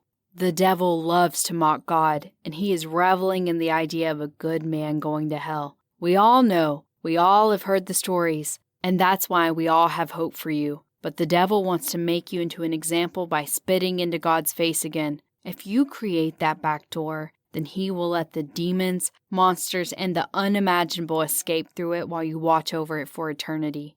You are to stand an inch from sweet escape, but never know it as you will watch the horrors of hell inflicted on the innocent because of your choice. You will feel every pain, every tear, and every loss from the people hurt from your escape plan. The devil let you in to taunt you. He begins to cry in agony as the spear and nail are inserted deeper into his orifices. I tried to find a rational reason behind why he might lie to me or trick me into not following through with my plan. But he was right. It was far too easy to walk through hell undetected. Even when we were exposed, we still haven't been attacked. "Why would you tell me this?" I asked reluctantly. "Why would you help me?" He manages to hold back his screams and confess to me. "I deserve to be here for molesting those boys and forsaking my vows. I deserve the eternity of torture, but I will not allow an innocent person back on earth to be inflicted by the horrors of this God-forsaken place. I'm sorry for what has happened to you, but you and I must do whatever we can to protect the innocent. I failed in this regard when I was alive, but I have to try now because no innocent person should ever know what true hell is." Without another word, I run back to Father Windtalker and yell out to him, "Stop the spell! It's a trap!" I stop in front of him, panting and sweating, and tell him what Father O'Malley said. He looks angered that I gave away our position, but he isn't an idiot, and he realizes that it was indeed too easy for us to make our way through hell. "Are you sure?" Father Windtalker asks as he continues writing the incantation on the ground. "This is your last means of escape. You will be stuck in hell." The grounds begin to shake violently with the screams and roars of unimaginable creatures within the void. I begin to cry as I realize that going to hell is unavoidable, that my choice will forever condemn me to perdition. I look over to Father Windtalker, who has a tear rolling down his cheek, and knows he doesn't need to hear an answer. He wipes the incantation from the ground with his foot, grabs me by the arm, and we start running back the way we came. But our exit is blocked by the cuttlefish spider monster we saw earlier. Demons, behemoths, and other horrifying beasts begin to swarm around us, surrounding us. The trembles and the loud roars from the void behind us become louder as the unimaginable horror is climbing to the surface. "I need a minute," Father Windtalker screams as he falls to his knees and begins to chant. "I can't believe the horrifying creatures from all the myths coming for us. Cthulhu is approaching from the horizon. A horde of demons soaked in the blood and organs of the tortured are advancing fast and about to be upon us." I look back at Father Windtalker chanting and know that we both might not escape, but he doesn't deserve to be here. I run toward the horde in a futile attempt to fight them off. I am going to lose, but it will give enough time for Father Windtalker to escape. I run 10 yards and am stopped by a figure which emerges in front of me. Father O'Malley stands between us and the hordes. His pelvis is ripped apart with his organs spewing out of his orifices. His hands are mangled and his head is snapped back into position. He screams, "Go! You don't deserve to be here!" He runs to the hordes and fights them off. He is being torn apart, but he has bought his time. Father Windtalker stops his chanting and a bright light manifests in front of us. From the light stands the massive blue Mustang with fire coming from its eyes and its hooves scorching the ground of hell. The creatures of hell bellow a horrific scream and continue to come after us. Father Windtalker grabs me and forces me on the back of the Mustang. I reach over and take his hand to lift him up, but a demon snatches his leg and tries to take him away. The Mustang starts to kick and wail against the hordes as I use all my strength to keep the father with me. He looks at me in terror as the demon's claws tear through his leg and lock on. I feel his grip loosen and I panic as I can't hold on to him. I might lose him in hell. His fingers almost slip through my grip and he is about to be taken by the horde until Father O'Malley emerges. Mangled, missing flesh and an arm, he swings an axe at Father Windtalker's leg and severs it. Father Windtalker screams in agony, but I pull him up on the Mustang with me. The Mustang gives out a majestic wail, and a brilliant light surrounds us, followed by a wild gallop into it. I awoke and saw the Mustang was a statue again, but with the plumes of smoke and steam coming off it, and claw marks on its hide. The first rays of dawn began to emerge, and I can see the landing planes in the Denver airport again. I rolled over to my side and began to vomit and saw Father Windtalker doing the same until he screamed in agony. I ran to him as he was grasping for his leg, but what remained was only a mangled stump, gushing with blood. I rushed him to the hospital, and after a day of surgery, he was stabilized. The police had come to investigate, but immediately left after they realized it was Father Windtalker. He indeed has a strong influence over the police. I sat with him for hours after the surgery, waiting for him to wake up. When he finally awoke, he looked over at me, gave me a smirk, and demanded his joints. "You can't smoke in the hospital," I reminded him. "The fuck I can't! I need a joint after all this bullshit." I went through his coat and found one. He took a deep hit and let it mellow in his lungs before exhaling it. He looked down at his stump and massaged it with his hand. "I'm sorry I got you involved," I said. "You didn't deserve this. Nobody does but me." Father Windtalker took another deep hit and said, "Don't start this self-pity shit with me. You didn't, and no one can never force me to do anything I don't want to do. I knew the risks of our mission. It was my fault for not seeing the trap. I'm thankful you weren't the pussy I thought you were and you hung on to me." He squirmed in pain as he shifted himself to look at me. He looked sorrowful as he said, "I'm sorry I failed you. Losing my leg is nothing compared to the guilt I feel for not helping your fucking dumbass save your soul. But, if it means something, you showed honor in hell. I saw that you were about to sacrifice yourself to save my ass back there. God is a cunt for not seeing past your mistake." I reached over and he handed me the joint and I took a deep hit of it. He may be a cunt, but he is the gatekeeper. And I think this is it. This is the end of the line for me. I'm going to hell, and there is nothing I can do now. No one else to help me, no weapon, no gods, no spells, nothing. I have to accept my fucking destiny. I suddenly stood up, flinging my chair behind me, and with all my strength, punched a hole through the wall. I'm going to hell because I loved the wrong woman. I'm going to hell because I couldn't see past the facade, the con. I'm going to hell because I made the decision. The one thing that God asks of us is to protect our souls, the gift of existence, to nurture it and make something beautiful of it. And I sold it like it was some cheap knick-knack at a garage sale. I can blame that bitch Lilith all I want for conning me, but the decision was always mine. The responsibility was always mine. The nurse came in and was about to call security on me, but it turned out Father Windtalker also had influence over the hospital when he mentioned who he was and showed her a picture from his phone of a few executives of the hospital and him golfing. After she left, he looked at me and told me to take another deep hit.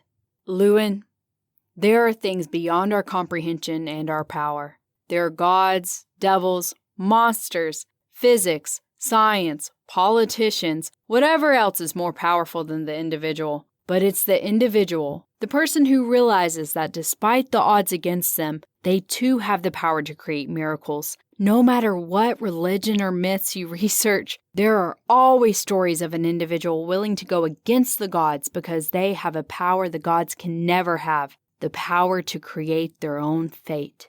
You still have time, Llewyn. Every second you still have on this planet is a chance to change your fate.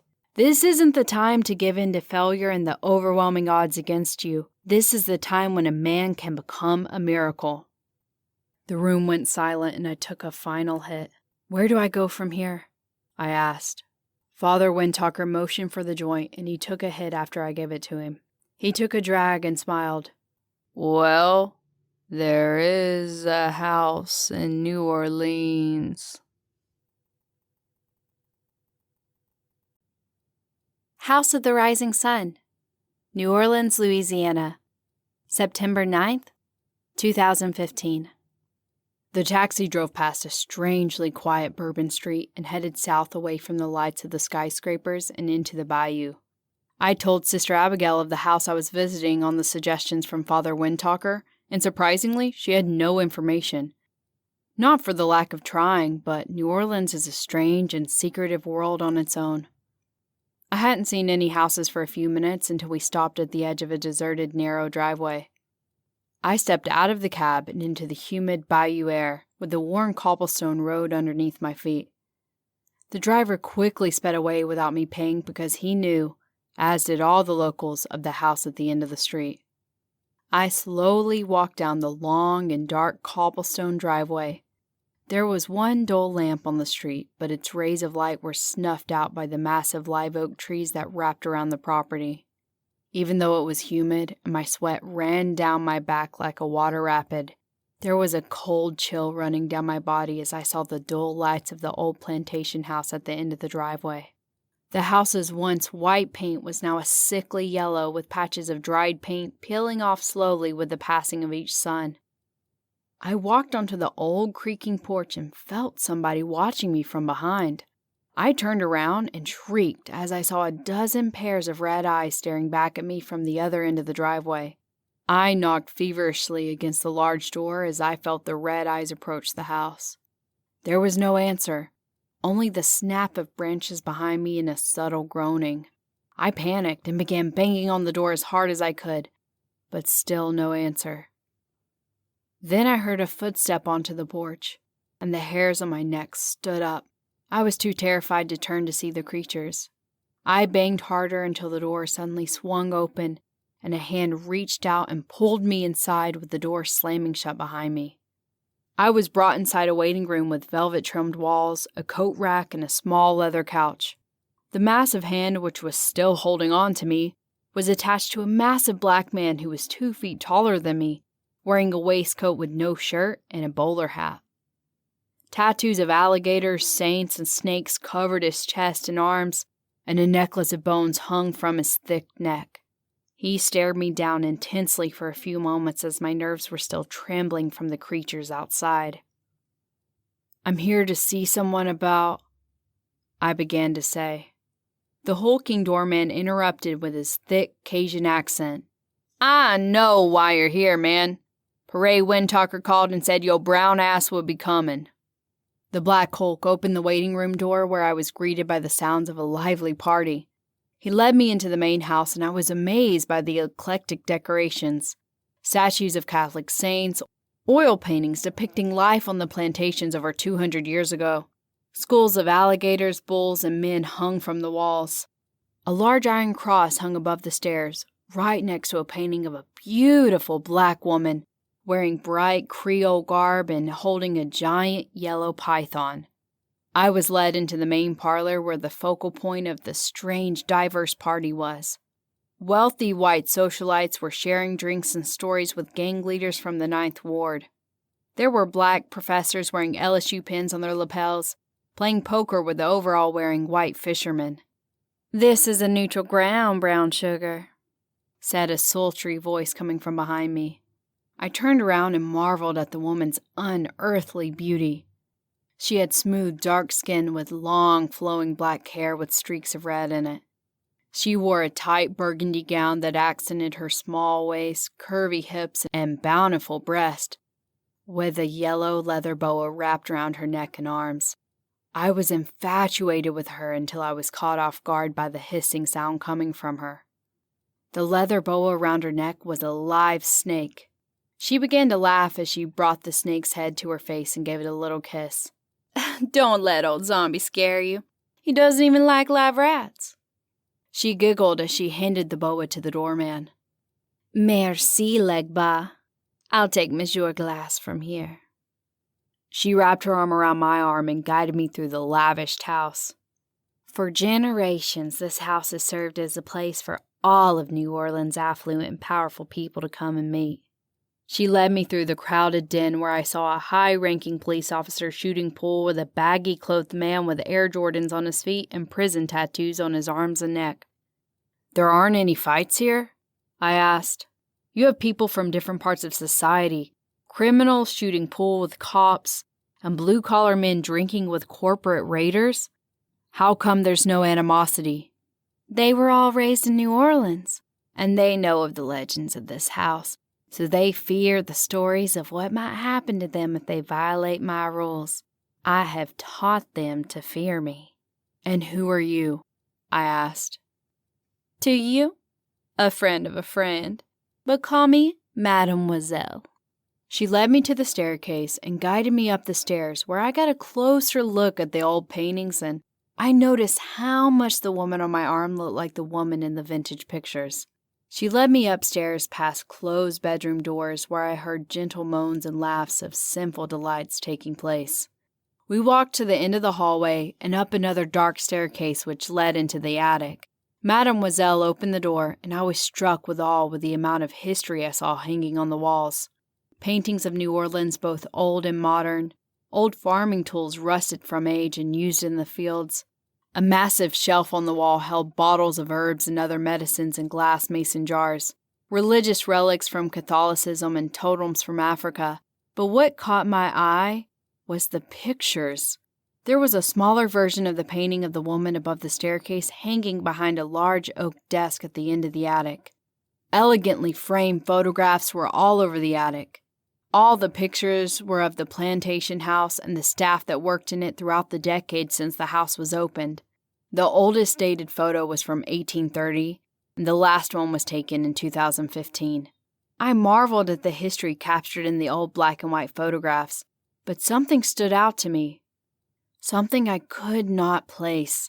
They all shared something in common beside the house in the picture. Before I could put two and two together, Mademoiselle called for me. "Come stand in the light for me, Llewyn," she said softly to me in her sultry voice.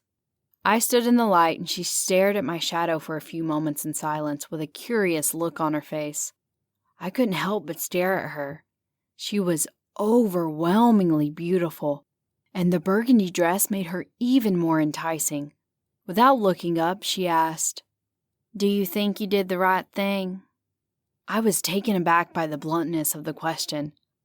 "I don't know. I thought I did." "Do you think your intentions were pure?" "Why does it matter? I'm doomed either way." Without looking up, she walked over to the shelf of the medicines and herbs and started pulling jars down. "Do you think you're a good man?" she asked as she began to mix the herbs in a marble grinder. "I thought I was." She stopped grinding the herbs, turned around, and slowly and seductively walked toward me. She smiled and said, "We are about to find out." She quickly lifted her hand and blew a thick black powder in my face. I pushed myself away from her and started coughing violently as my lungs burned and my eyes watered. I collapsed to the floor and tried to crawl away, but I lost control of my body. I began to panic and felt dread take over, as Mademoiselle knelt next to me and gently caressed my face with her hand as I passed out. I found myself in a dream where I was floating in a black abyss. I could not move, but I felt my body shake violently when I heard the familiar voice call me from the abyss. "You, like all men, want to be a hero," Lilith said arrogantly. "You were the only one stupid enough to believe in love." I cringed at hearing that voice, which was followed by heavy, moist breathing from behind me. Beyond the void was a massive silhouette of the devil with an inferno's hellish glow behind it, which only highlighted the size of him. His eyes reflected a blood-red gleam through the flames. "Your time is coming, Mr. Glass. Your debt will be paid no matter how many places you travel to, no matter how many people you ask for help. You will end up here with me." I couldn't move or scream, but only cry as I felt doom come over me as I realized the futility of my efforts. I am going to hell, and it's my fault. I made the wrong choice for the wrong woman. I closed my eyes and opened them again, but this time I found myself standing back in the attic. I was erect, but I couldn't move. I was incoherent and couldn't speak a word, but I was aware of my surroundings. The attic was now lit by a mass of red candles, and the desk had been cleared and made into an altar with men's skulls, candles, and a dead chicken. I could smell the strong, bitter odor of the incense lingering in the air when something sensational also caught my nose. Legba walked into my peripheral vision and wheeled a cart with trays of muffaletta, boiled crawdaddies, and jambalaya gumbo. The smell and sight of the delicious food overwhelmed me as I stood helplessly locked in my body. Legba reached his massive hand behind my neck and pulled something out of my skin. Immediately, my body jolted toward the cart. I couldn't help but devour the succulent entrees laid before me. I was not even hungry, but I desired it, and I could not control my urges. As I was about to break open a crawdaddy, I felt a prick behind my neck and my muscles locked into position. I was paralyzed again. Legba took the crawdaddy from my grip and wiped my mouth with a silk handkerchief. He wheeled the cart away and left the attic. I then felt somebody pull me from behind and straighten me like I was a posable mannequin. I smelled her infectious perfume first, as she slowly, teasingly moved in front of me. Mademoiselle looked more provocative than ever as she was now wearing a short red skirt which showed her full, thick thighs, and a red and black shawl which showed her flat stomach. She stood face to face with me and stared at me with her large, lovely brown eyes. She wrapped her arms around my neck, and I felt something come out of my neck again. I could not control myself as I picked her up and made her legs straddle my hips. I kissed her deeply and passionately as I carried her to the altar. She moaned slightly as I reached up her skirt and she grabbed my neck. I felt the pinch again, and I was stuck straddling her on the altar. She smiled and kissed me on my lips before she climbed out from underneath me. She grabbed a jar from next to the altar and blew more dust into my face, and I went into another deep sleep. I awoke again standing erect, but this time I was behind the altar, and shirtless men were wearing lifelike masks of bulls' heads, chanting in what sounded like a mix of Haitian, Latin, and French. Mademoiselle walked between the men holding a decapitated chicken, spraying the leaking blood onto the men. The chanting became louder and faster as she began to dance provocatively. I wanted to run and escape, but my muscles were locked and no longer in control. As she danced faster and more erratically, the men made a passage for Legba as he walked in, wearing white face paint and carrying an unconscious woman in a white gown. Mademoiselle danced around Legba and smeared blood on the chest of the woman as he lay her down on the altar. The chanting became louder and faster. Mademoiselle danced around the altar toward me, started to smear blood on my chest. Legba came to my other side with a sharp dagger and opened my hand. My heart raced, fearing he might cut off a finger, but he placed the handle in my palm and closed my grip. The chanting came to an immediate halt, and Mademoiselle stopped dancing and stood across the altar from me. "You traveled a great distance to break this curse, and you came to me to see if I was your salvation. A pardon for the condemned man I see in front of me.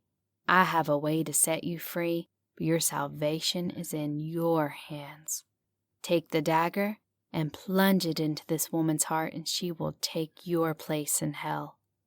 I was disgusted, but for not the act of killing her, but that I contemplated doing it. To be set free from going to hell would only cost the life of a stranger. I considered it for what feels like hours, but just moments passed. Legba reached behind my neck, and I felt another pinch.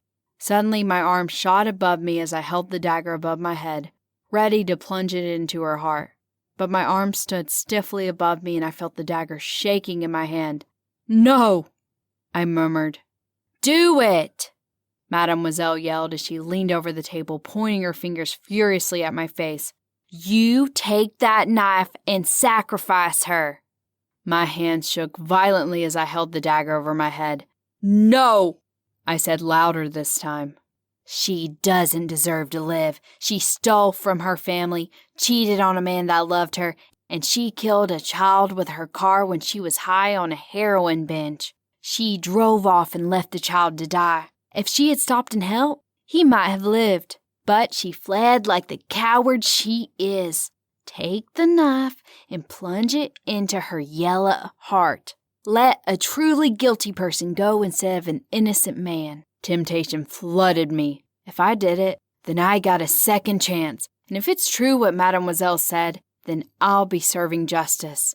If it's a lie, then I would have killed an innocent person, and it wouldn't matter because I was still going to hell. I stood over the unconscious woman and watched her chest rise and fall with each shallow breath. She moved her head slightly, and I saw a glint of light reflecting from a tear rolling down her cheek.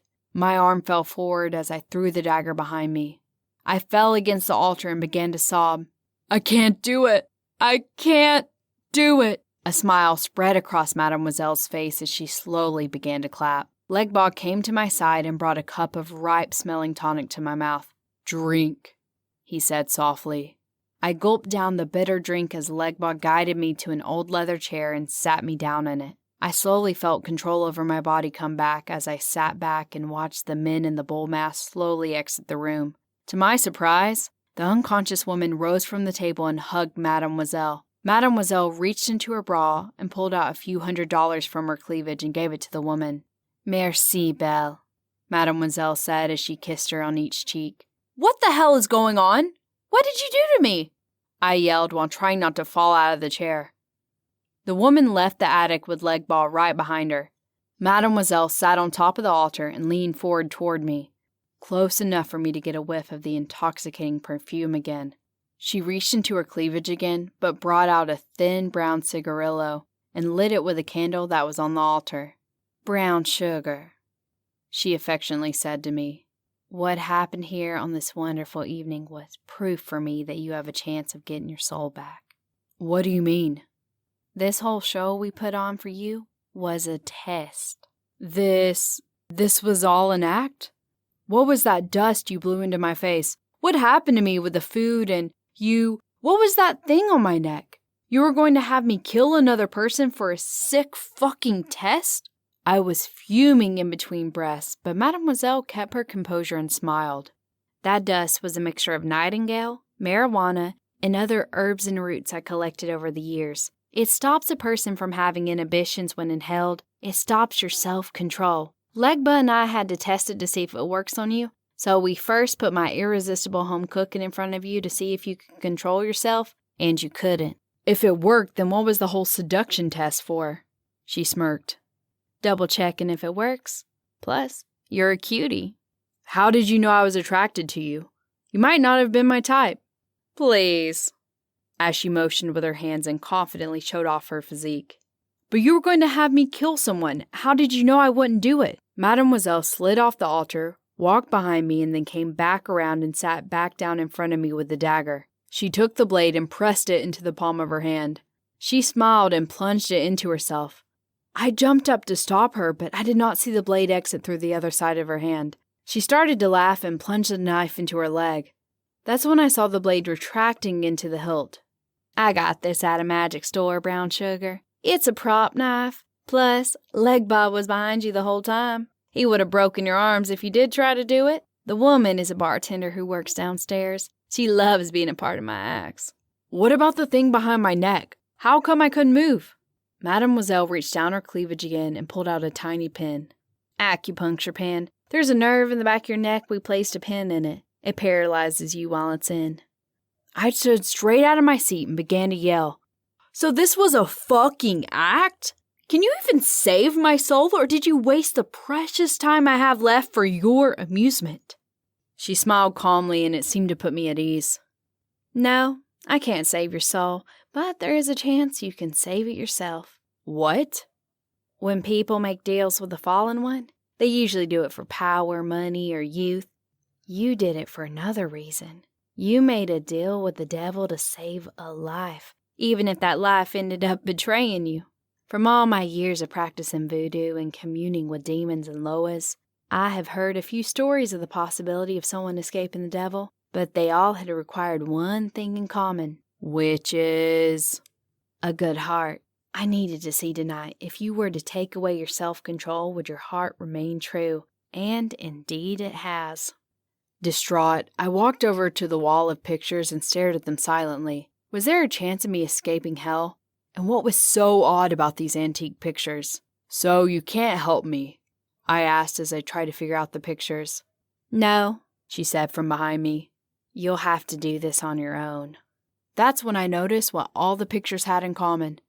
Mademoiselle was in each one. She walked up next to me and smiled as she handed me a piece of paper. Go and face your demons. I opened up the paper and it was her phone number. Give me a call if you survive, brown sugar. I became flustered, but I was curious about the pictures. And after this odyssey, I wouldn't be surprised if she was another goddess. Thanks, mademoiselle, but what about these pictures? Why are you in all of them? Good genes, she said sarcastically. And you can stop calling me mademoiselle. The name is Marie Laveau. The Reckoning, Fenway, Massachusetts, October 31st, 3:20 a.m. There are other stories, Llewyn said as he looked at his watch. But it's time to pay the devil his due. I sat in awe, looking at Llewyn Glass after he finished his tales of mystery and horror. I was engrossed to the point that I had lost track of time and didn't notice that the storm had grown malevolently fierce. Even my patrons were captivated by his tale as they did not leave nor ask for more drinks. He sat back in his seat, took a final gulp, and held the glass to his lips as he sadly savored his last sip. The patrons looked at us and then stared at me as they all wanted me to ask the question we all had come to wonder. Mr. Glass, how can we know what you said is true? What proof do you have of this ludicrous story? Right then, the blinding white glare of lightning filled the pub, and the earth-shattering rumble of thunder shook the bar as we stared in silence at the shadowy Llewyn Glass. He slid out of the booth and walked to the middle of the pub and asked the sheriff to shine his light on him. The sheriff, with his hand reluctantly quivering, unholstered his light from his belt and shined it upon Llewyn. In an instant, we all simultaneously gasped at the incredible and uncanny sight. His shadow was cast in front of him. The sheriff walked around Llewyn in disbelief, as no matter where his light shined, the shadow always cast in front of Llewyn. It's all true. All of it, the sheriff said, terrified. If all of it's true, then that means... Before I could finish my sentence, the storm suddenly fell dead, and an unnerving silence filled the air. The lights in the pub began to dim as a ghastly red glow which came from the graveyard took its place.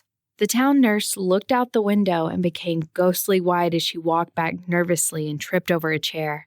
All of us pushed and made room on top of each other to peer out the window as we stared into the graveyard and looked upon the horror that was finally here. At the edge of the cemetery, next to the tree line of the woods, there was a large and imposing silhouette standing on the mound of a fresh grave, with another smaller silhouette shoveling dirt out of the grave. We couldn't see clearly what the silhouette looked like, but we felt it staring back at us, sending chills and doom through our bodies. I turned around and found Llewyn at the broken jukebox. He ripped the out-of-order sign off it and gently caressed the machine.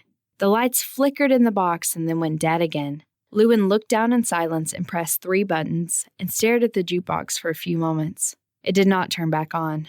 I stared at the man who had amazed me with wonder and horror from his story, but now I felt only sadness and pity as we listened to a man make his final confession before his death. He had done his best to hide his fear and grief when he engrossed us with his tale. But now a few tears fell from his chin and his hands shook violently. But he held himself up with dignity and wiped his tears with his handkerchief. Llewyn was afraid, but not a coward. He was facing his demon, our demon, and he wasn't going to back down. He could have kept running. He could have used the Archangel's spear. He could have kept the back door to hell open. But Llewyn is an archetype. He is a hero. He is facing the embodiment of evil, and he will not run from it. Llewyn Glass walked to the door, but stopped to straighten himself, fixed his tie, and buttoned his suit coat. The patrons moved out of his way, afraid to be near him as the devil might take them to hell too, but not I. I quickly ran behind him and yanked his hand. I spun him around and embraced him. I kissed him hard as he held me tight. I could feel him wanting to not let go, and I held him as if he still had a chance of escaping. I could feel his heart race with wanting to stay, to escape, but because who he became, or who he had always been, he had to face oblivion himself and do it on his own terms. "You're a good man. Why do you have to do this?" I asked rhetorically, in between kissing him and crying. I kissed and cried for this man because he renewed my faith, not in God, but in man. That man, as a species, could become something much more than what we are. We can become holy even in the face of damnation by choosing to be good, by choosing to do the right thing, even in the face of inevitable doom. That mankind has a chance to live up to its potential. Llewyn gently let me go. The others no longer backed away from him, but said their goodbyes with hugs and handshakes, a hero's farewell. The blinding lightning flashed again, and a crash of thunder violently shook the ground. Some of us fell, and bottles of alcohol shattered as they dropped off the shelves. The devil tolls for Llewyn Glass. He hugged me one last time and gave me a passionate kiss goodbye. He slowly walked to the door, but stopped and without looking back said, "To answer your question, Lorelei, I have to get my own soul back.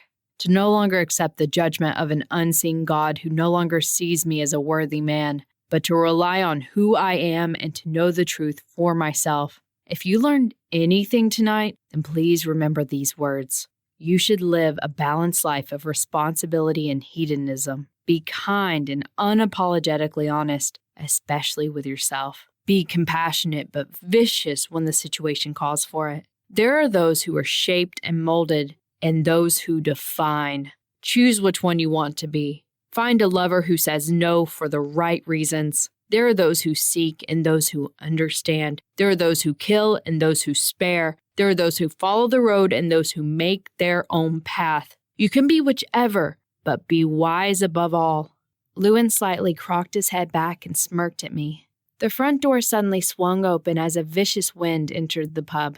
He took one step forward into the dark night, but stopped and looked me in the eyes and said, "Remember, at the end of all things, there is and shall always be hope." The sound of scratching vinyl emanated from the jukebox as it came to life, and the steady and heavy strokes of Johnny Cash's "The Man Comes Around" began to play. I watched as Llewyn strode courageously to the grave being prepared for him. He did not waver nor show any sign of fear, but took a flask from his pocket and chugged what remained before tossing it among the tombstones. He walked to the creature's silhouette in the darkest of nights, with only a blood moon lighting the graveyard. Never losing his footing, Llewyn kept his gaze on the creature as he walked arrogantly through the graveyard. I stepped outside the bar with the sheriff and a few others behind me. The sheriff took a deep breath of air and began vomiting violently. A few other patrons started to cough and choke from the rotting odor coming from the graveyard. I pulled a handkerchief from my pocket and covered my nose to snuff out the stench of the putrefied flesh, sewage, and sulfur. A swarm of cats who inhabit the graveyard ran through the patrons' feet and into the pub where they hid in any dark corner they could find. A flash of lightning struck behind the horrifying creature, and I caught a minuscule glance into the black void which surrounded it. I could not believe what I saw from the brief glimpse, nor could I describe it. But my heart raced faster from the terror which took hold of it, and I succumbed to my nausea from the sight of the gruesome creature. Despite all of this, Llewyn kept strutting confidently, never breaking a stride, not even choking from the disgusting odor, but walked tall and faced his destiny. His final steps were slower, a taunting pace as he went to the foot of the mound and finally faced the devil. Llewyn reached into his jacket pocket and took out a pack of cigarettes in his Zippo. His stance was bold, and his face unwavering as he stood his ground in front of the fallen one. His only tell of complete fear was when his hand shook nervously as he placed the cigarette between his lips and lit it. He looked down as he took one long drag of his final cigarette alive and slowly stared into the creature's eyes. The world went quiet at that moment.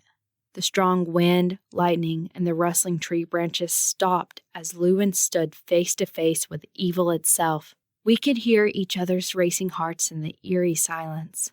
The creature overshadowed Llewyn with its towering size. It did not move, but stared into his soul as the dark figure next to the creature kept digging into the earth. "Glad you came, Llewyn," the devil said in a blood-curdling, gravely deep voice. Its leathery robe shifted as it reached out its long-clawed hand.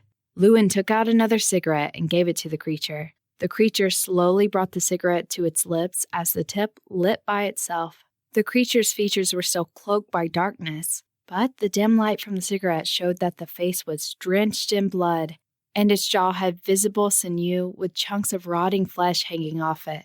"Your debt needs to be paid tonight," the creature gurgled. "You traded your soul for another. Was she worth it?" Llewyn took another drag of his cigarette and looked down in regret, but didn't answer. "I bet you wish she did die, that she was taking your place in hell." Llewyn stood silently against the creature's taunting. The creature slowly pointed one of its claws to the figure digging the fresh grave. "That would be for me?" Llewyn asked.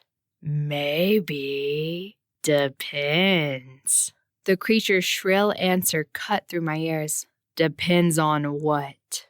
The creature took the cigarette from its lips and brought it to the figure next to him. The cigarette burned brighter as it showed the creature's clawed and rotting flesh limb as it pointed to the moving figure. I watched as Llewyn gasped in horror and took a step back.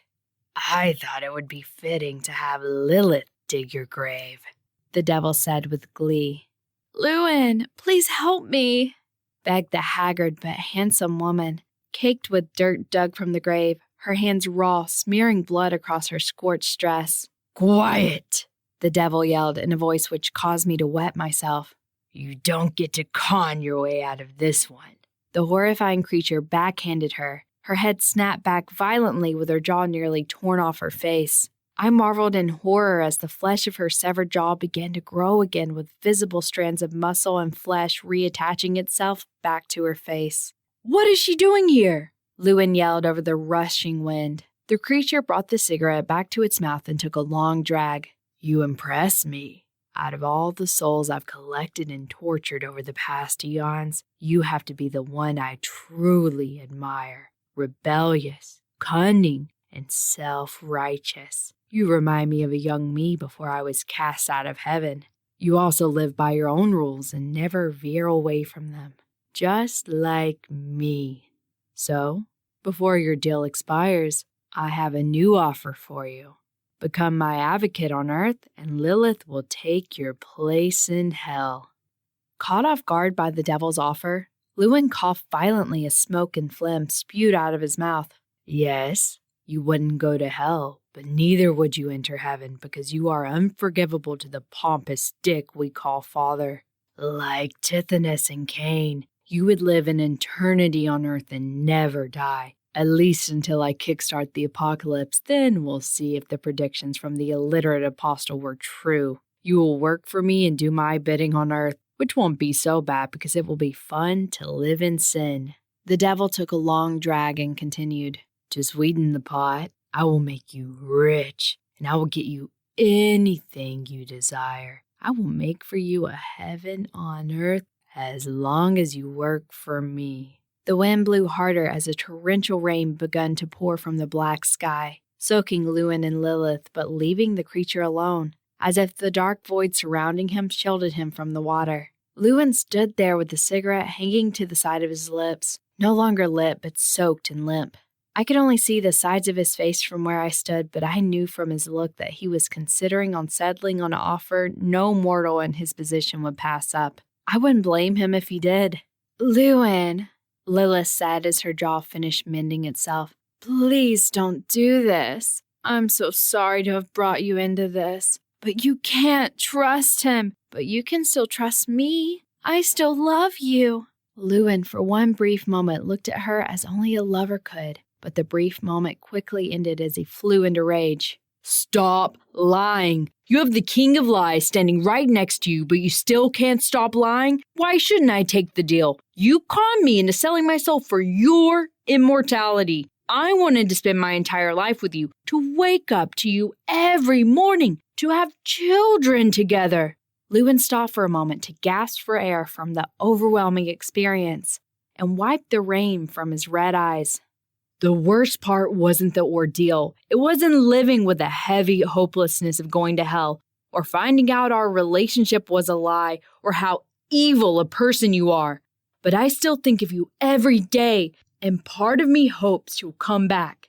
How is that for a curse? Not going to hell, but still being in love with the person who sent you there. Lilith climbed out of the grave and crawled to Llewyn, wrapping her arms around his legs as she begged on her knees and cried for him not to do it. I can't even tell if those tears are even real or if you're sticking to your act even at the gates of hell. Tell me, why shouldn't I take the deal? Why shouldn't I let you go to hell? Lilith sobbed louder but could not answer the question. For the first time in her life, I think she found out she couldn't get her way out of this. She was about to suffer the rage of a good man. That's right. Why shouldn't he take the deal? The devil taunted as he grabbed her leg and crushed it with one swift grasp as he threw her back into the grave. Her head slammed against a tombstone and she was knocked unconscious. The wind and rain grew more vicious as bolts of lightning struck behind the pub. The earth rumbled. Some patrons ran and hid while others couldn't move because they were too consumed by fear to do anything but watch. But through the biblical chaos, Llewyn did not flinch. The storm ravaged him. A cruel lover showed her face before his final breath, and he was facing the devil. But Llewyn stood there staring eye to eye with the horrifying and grotesque embodiment of evil and refused to cower. The creature flicked a cigarette onto Lilith's head as he lay in the grave and said solemnly, "The moment is here. Take the deal, Llewyn. You are the only one of God's wretched, pus-filled mistakes that I respect. Most others would have wallowed in self-pity or delved into nihilism and hedonistic pleasure, but not you. I have respect for you, but neither of us will ever see heaven. So please, take the deal." Llewyn stood quietly for a few moments, but then looked back and stared into my eyes with a raindrop running down his face, or maybe a tear. I saw that he had made his impossible choice. No. The devil took a step back as Llewyn made his brave decision. "You stupid fuck, why not take it?" The devil said with fury, "All I have left in this last moment on earth is who I am, who I choose to be. If I'm going to hell, then I'm going to hell as a good man." The devil lunged forward, grabbed Llewyn by the neck, and lifted him off the ground. The leathery cloak which draped the devil was not a cloak at all, but his wings as they unfolded and spread out over the graves. The leathery wings were not bat-like, as portrayed in the movies, but rat-like, with hair and diseased flesh. His body was large and strong, but his skin was scorched and filleted. Pieces of rotting flesh hung across his body with maggots and roaches crawling out of his orifices. "You fucking fool, is this what you want? To die with some false honor so you can end up looking like this? You should have taken the fucking deal. Now I'm going to rape your ass for centuries. I will torture you to exhaustion with rest nor peace ever coming. I will make you my rag doll and tear your limbs off every day as they will constantly grow back. You will become the toy I will give to my lowest demons to be used as a distraction from their existence in hell. And when I have finally broken your spirit, I will remind you of this night and the choice you made on it. Then I will start the process all over again. You will no longer know the pleasures of pissing and shitting, or even know what it is to close your eyes and forget. You will know no salvation, you stupid prick." The ground shook violently and the air became frigid. I dropped to the ground and felt my blouse freezing to the wet grass. A black sphere with cracks of white light flickering out of it appeared behind the devil. Horrifying screams for help and asking for forgiveness from God were all around me, mixed in with the roars of beasts no imagination could produce. It was the gateway into hell. "Are you ready, Mr. Glass?" the devil roared as he dragged Llewyn by his neck toward the gate. I wanted to run to Llewyn and help him, but there was nothing I could do but stare in terror and awe. The devil stopped at the threshold of the gate, picked Llewyn up off the ground, and held him facing the pub and us. "Enjoy this last precious moment of humanity in life because you will never know this again." A single tear rolled down Llewyn's cheek, but he remained steadfast and refused to face perdition as a coward. The devil took one step into the gate, and within that moment, multiple lightning bolts struck the mound on which they stood. An unimaginable scream deafened my ears. Then silence fell. The entire cemetery was covered with a thick fog, but the storm, the devil, and Llewyn Glass were no longer with us. The sheriff and I remained frozen from fear. We did not move until the first break of dawn began to show. The sheriff pulled out his sidearm. I grabbed a shovel next to a grave, and we cautiously entered the cemetery and approached the mound. The sun's rays were slowly illuminating the graves through the fog, but we both stopped simultaneously when we saw movement coming from Llewyn Glass's grave. I called out for Llewyn, but didn't hear a response from whatever was moving there. The figure crawled out of the grave, and I rose my shovel to strike at whatever demon was left. The fog dissipated, and the rays of the morning sun showed to my shocking surprise who stumbled out.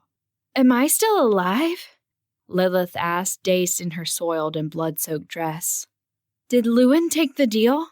A rage overtook me, and I blindly swung the shovel, striking her on the wrist. I heard the snap of bone and her cry of agony, which was cut short by my pouncing on her and punching her in the face as soon as she hit the dirt. The sheriff pulled me away from her as I screamed, "You killed him! You killed him, you lying cunt! He was a good man who sold his soul to save you, and you killed him, you evil bitch!" I fell to my knees onto the scorched earth and began to sob uncontrollably as I lost all hope in humanity, faith, and God. How could a benevolent God let this happen to a good man? How could a being who preaches forgiveness be so intolerant to a man who made the wrong decision for the right reasons? How could he be good when he lets evil win? Why should we care any more about faith and doing what's right when one lapse of judgment could bring us damnation? Lilith came to her feet, groaning from her mangled hand and busted face, but something was odd about her. The sheriff also looked at her as if he saw something strange. As the fog lifted entirely and the sun's rays shined brighter, our shadows cast to the right of us while Lilith's cast not with the direction of the morning sun, but in front of her. I was confused. Did Llewyn take the deal at the last minute? Behind Lilith, a new sight caused me to go from crying with hopelessness to laughing madly with joy, something that renewed my faith in not only humanity but all life itself. Upon casting my eyes on the mound, I was renewed and knew my family curse was indeed a blessing. Upon his grave, upon the place where the devil condemned a good man, had grown a single rose, a white rose, a sign of God's mercy.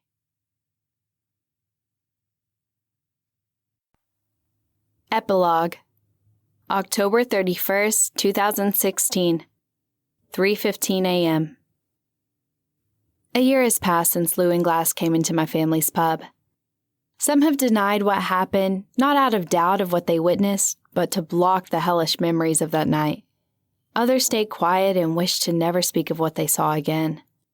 The rest embraced his story and not only told the truth of what happened, but helped spread his legend.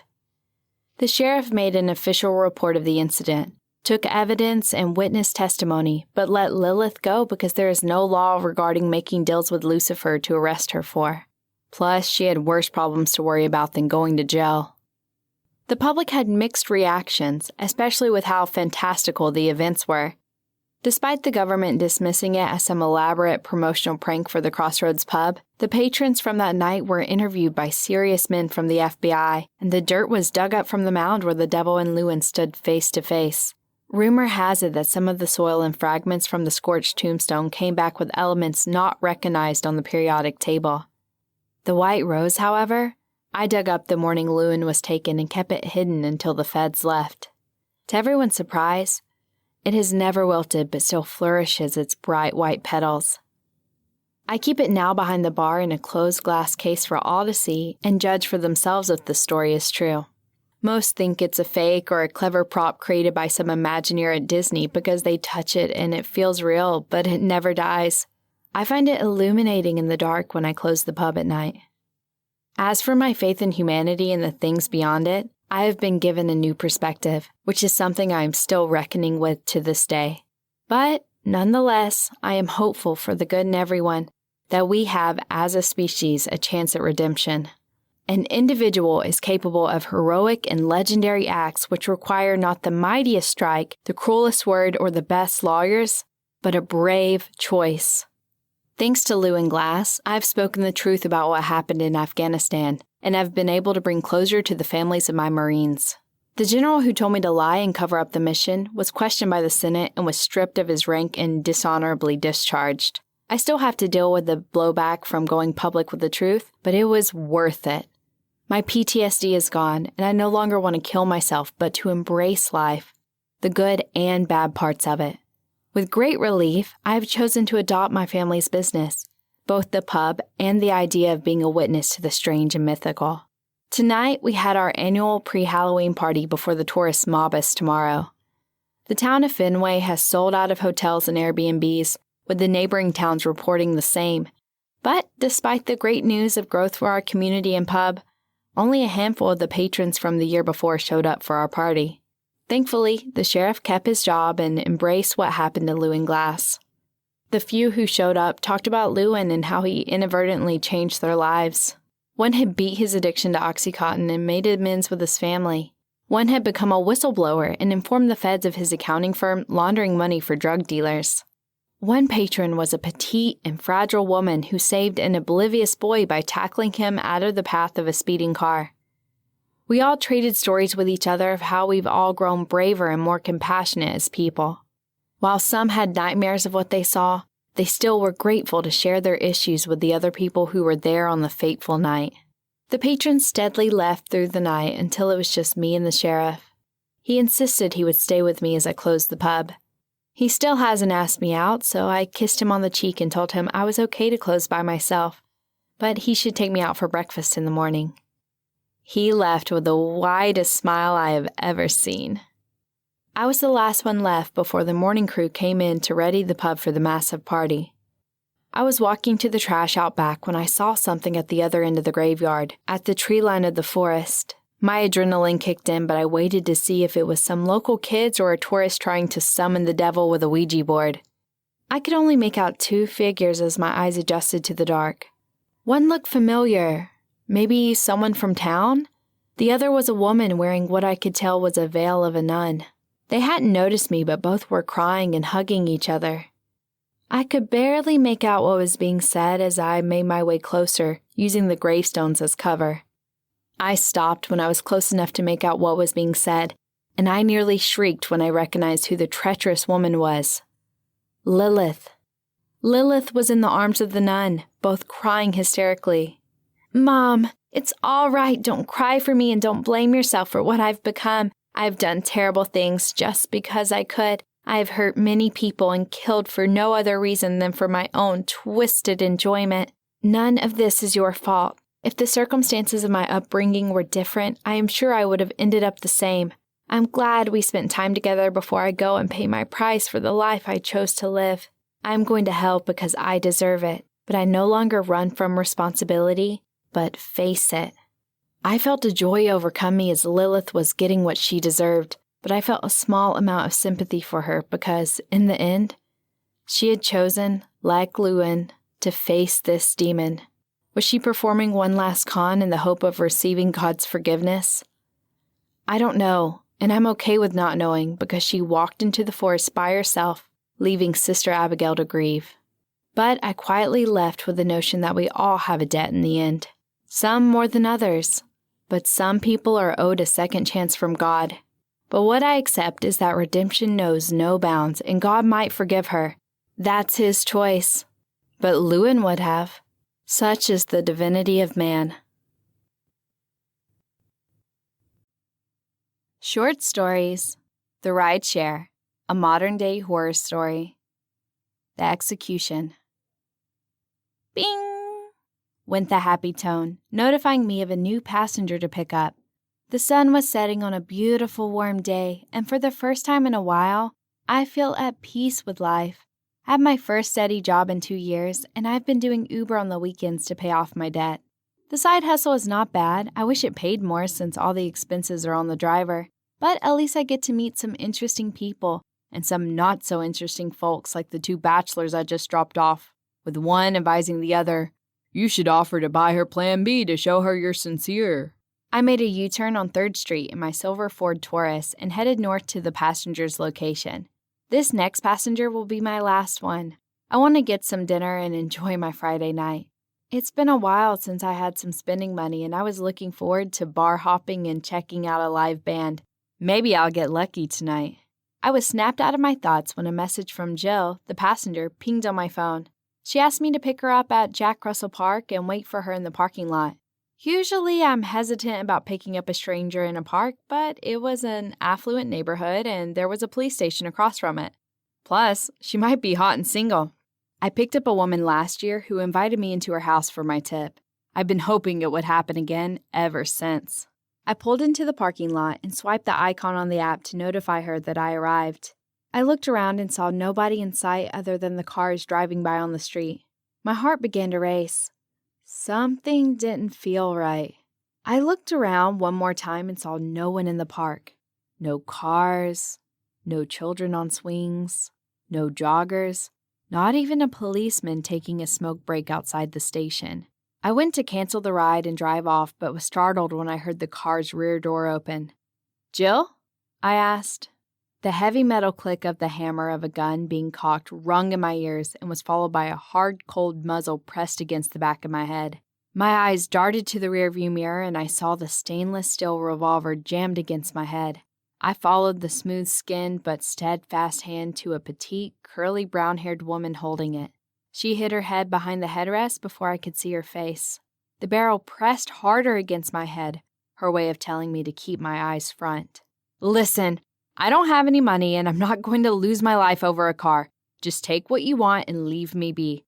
I haven't seen your face," I begged. "Your phone. Take out the battery," she demanded.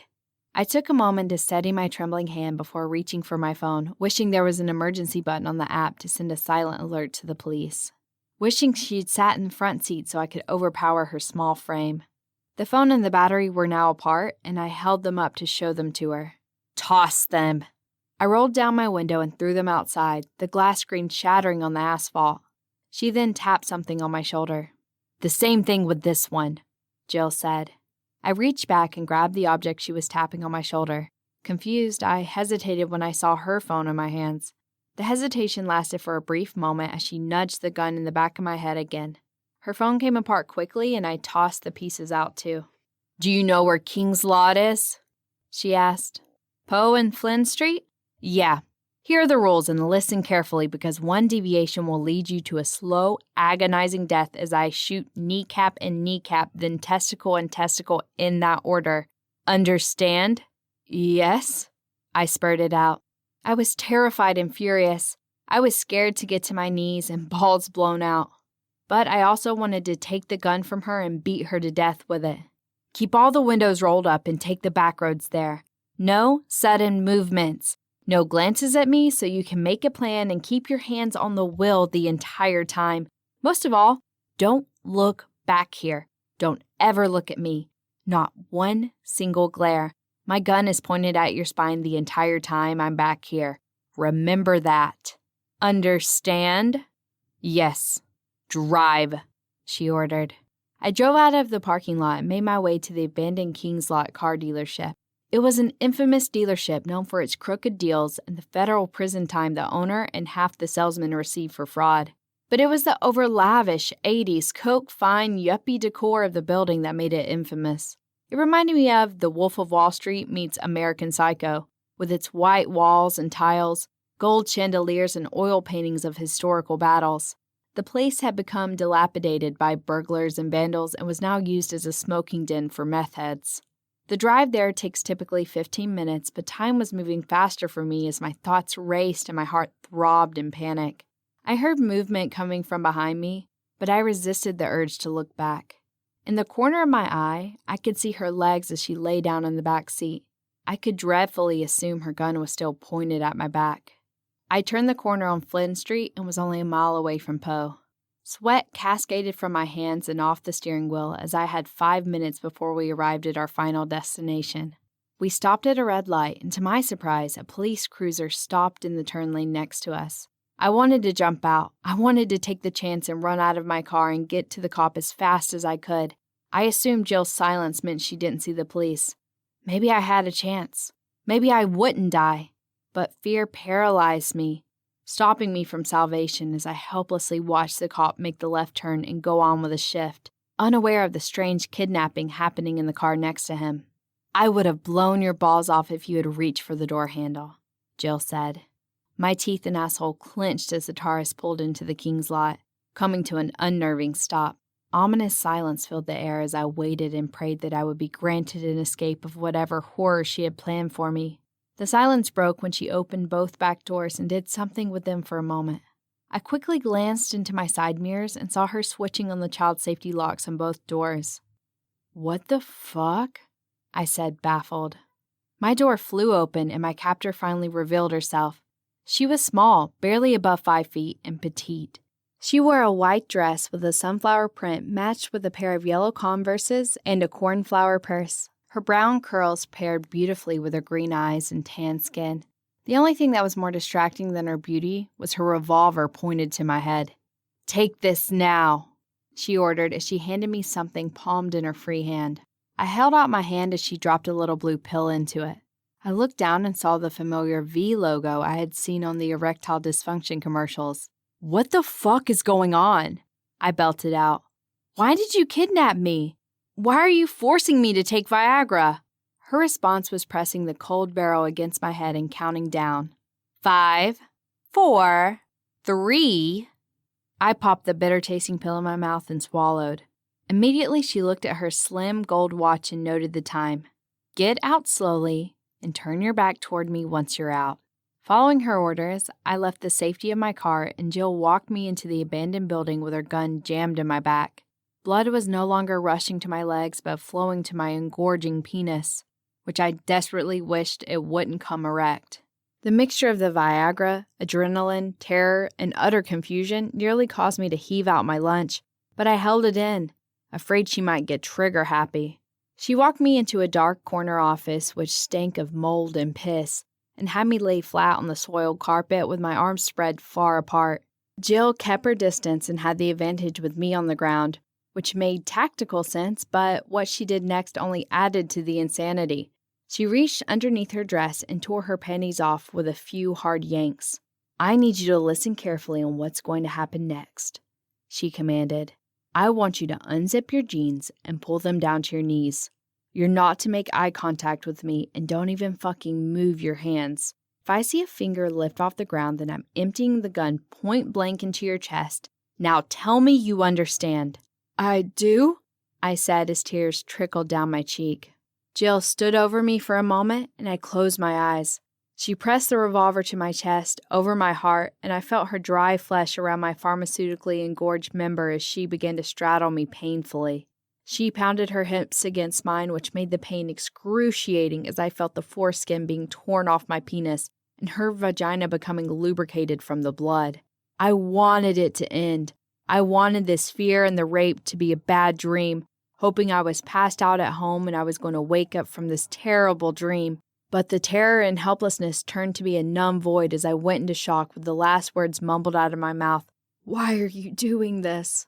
Lucidity struck me hard as I felt something sharp dig into my forehead. I opened my eyes and Jill's palm was over my face with her fingers digging into my scalp.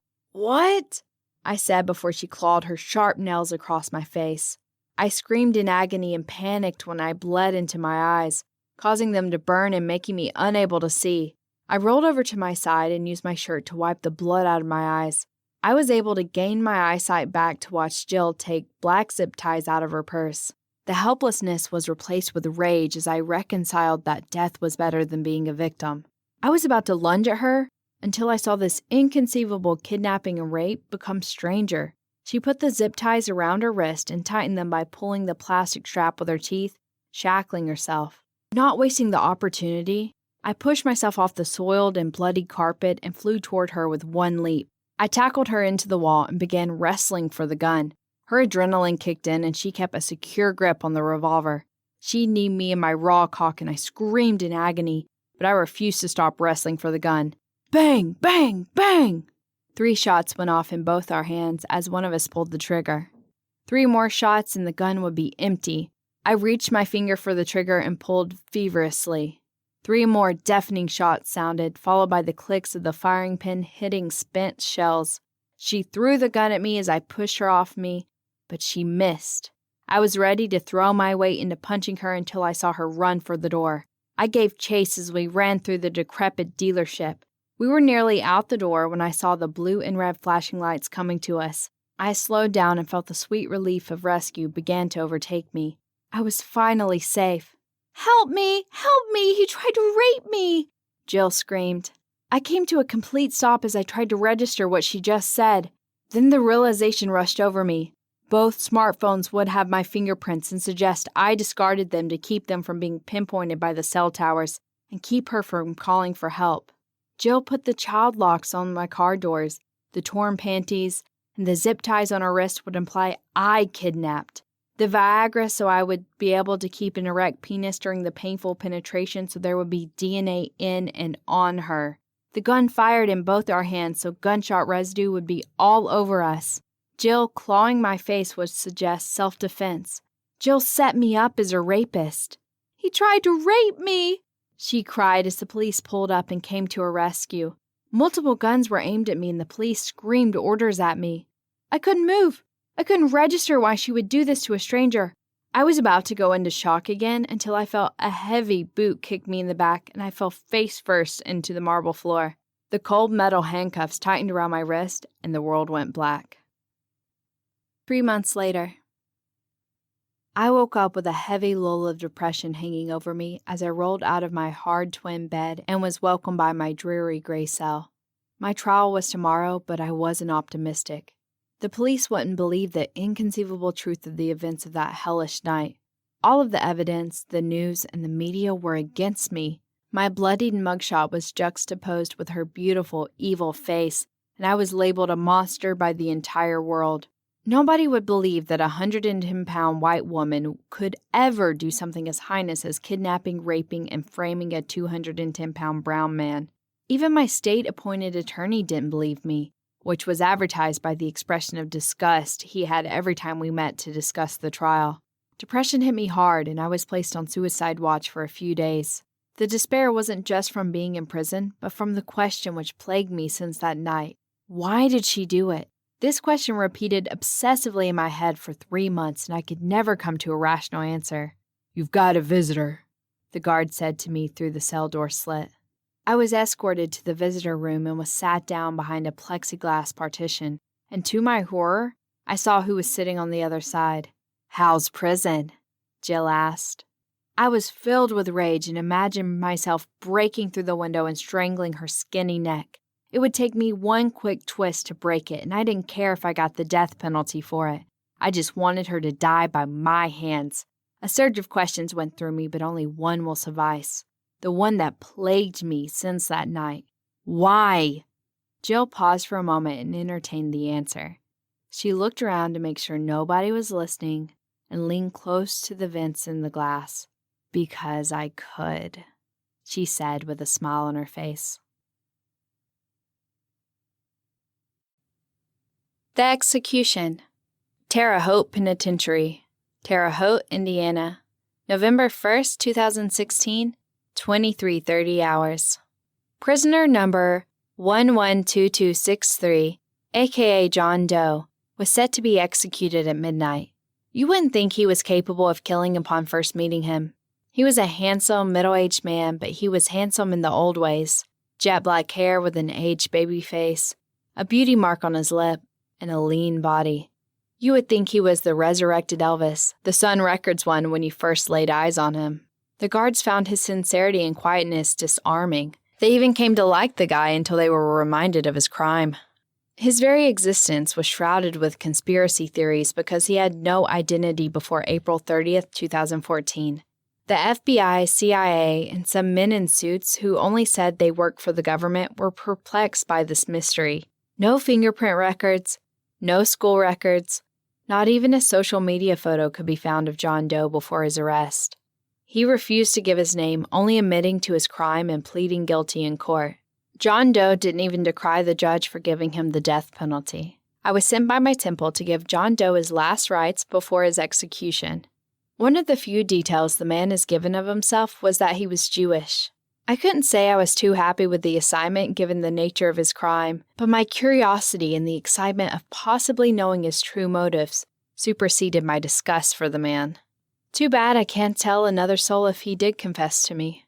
The guard walked me down the cold and quiet Green Mile to a foldable aluminum chair in front of a cell. An inmate walked past me, pushing a cart with what was left of John Doe's last meal. He must not have been a practicing Jew because there was some leftover bacon on the plate. As the inmate walked past me, I was given my first glimpse of the murderer and was taken aback by his looks. He did look like a young Elvis with a beauty mark, but an Elvis aged heavily by guilt.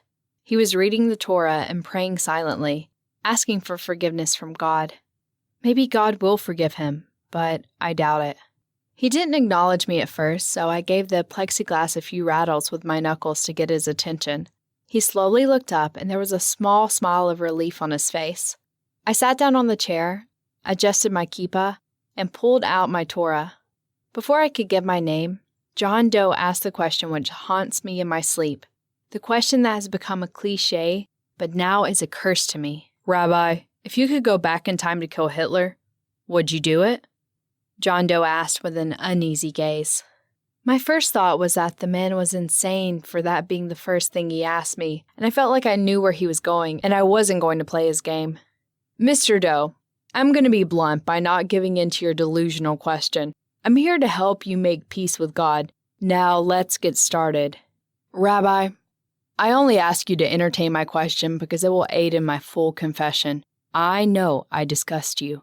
I discussed myself for what I had to do, but please bear with me so I can finally speak the truth to you before I die. I hesitated for a moment to entertain an insane murderer, but I wanted to know the truth, to see the mystery behind John Doe. I exhaled deeply. It's wrong to kill a person. God forbids it in the commandments, but he also allows for justice too. My grandfather was a Polish Jew during Hitler's reign and the only member of my family to survive Auschwitz. I took in a long, deep sigh as I remembered the stories my bubby told me when I was old enough to understand the horrors of the Holocaust. I don't know what I would do. Do I break God's law to stop the Holocaust in World War II? Maybe. I never gave thought to such a question because the war and the extermination of our people did happen, and we can't change it. That's my answer. What does this have to do with you murdering Ron Boone? John Doe looked down at my feet for a few moments and took a deep breath. When I was first asked that question, I was positive I would do it without thinking twice. I would walk up to Hitler and blow the monster's brains out and prevent millions of people from dying. I never knew how wrong it feels until I did it. A tear trickled down John Doe's cheek, but he regained his composure. I know how insane my confession will sound. I know you won't believe me. I wouldn't believe it if I heard it. Please hear me out. Listen to it and I can give you undeniable proof of it at the end. I sat back in my chair while laying the Torah on my lap and prepared myself for his insane confession. My name is Isaac David. I am 44 years old. I was born in Chicago, raised in Wrigleyville, and my birthday is October 31st, 2000. I stood up to walk away until he said, God demands you to hear my confession, no matter how mad it seems. I was reluctantly reminded of my sacred duty to serve God in any and all capacity, even if I didn't understand it. Continue, I said in frustration. I was raised in Chicago and grew up worshiping the Cubs in physics. On my wall hung posters of Ben Zobrist and Stephen Hawking, an odd combination. Thankfully, I was offered both a baseball and an academic scholarship to MIT in 2018. Sadly, on the same day Hawking died. I felt like it was a glorious sign from the universe at first, but now I know it was an omen of what was to come for me. I graduated with a PhD in theoretical physics in 2024 and was offered jobs with DARPA, SpaceX, and NASA, but it was CERN I was gunning for, and it took me 3 separate applications to finally get accepted. There was turmoil already brewing in Washington by the time I moved to Geneva. A young industrial named Ron Boone, who made his fortune off of cryptocurrency and real estate, was gunning for the White House. He was born around the same time I was, and he wasn't legal yet to run for president, but his charisma and his hostile rhetoric were winning support from the voters who felt disenfranchised and undermined by the politicians in office. The U.S. was no longer a world power in 2024 due to the endless war in the Middle East and democracy being hollowed out and replaced with cowardly but powerful politicians, controlled by an oligarchical mess of greedy industrialists. Greed has mutilated true capitalism, and the land of democracy was no longer home of the free. I was happy to leave. Ron Boone was a man of pure id, but he was sincere, which was refreshing compared to the marionettes called Congress. I was in the airport waiting for my flight to Geneva when I saw Ron Boone giving a speech on the steps of Congress. His aggressive and expressive hand gestures, his talks of nationalism, and his blame on immigrants seemed familiar to me. I wouldn't assume at the time, but now I know that I had watched the genesis of America's Hitler. I was glad to have left the U.S. and I lived in a scientist's paradise. I was surrounded by open-minded and rational people in a beautiful country where science and rational thought was celebrated and not shunned for the facts it uncovered. But, most of all, I was working on a classified project funded by the EU, Bill Gates, and Elon Musk. The project was to see if we could use the particle accelerator to manipulate space and time. It took us 15 years of research and experimentation, but we had finally found a way to travel through time. Mr. John Doe, or Isaac David, whatever his name was, had me hooked. Not because I believed him, which I didn't, but it was a good story he was spinning. Okay, I'll bite. How did you break the law of physics and God? I asked. Isaac had a small smile of excitement until he realized I was humoring him and I still didn't believe him. I'm going to use an analogy so you can understand. Imagine our dimension as an entire river. Space matter is the water in the river. Water because matter transforms into different states and it's always changing. The stream bed is time because time is what moves space and matter forward and changes it. Time is the barrier, the control, the constant. Time is not always constant. I know a little bit of physics and I know that time can be bent. Our famous Jewish physicist proved this.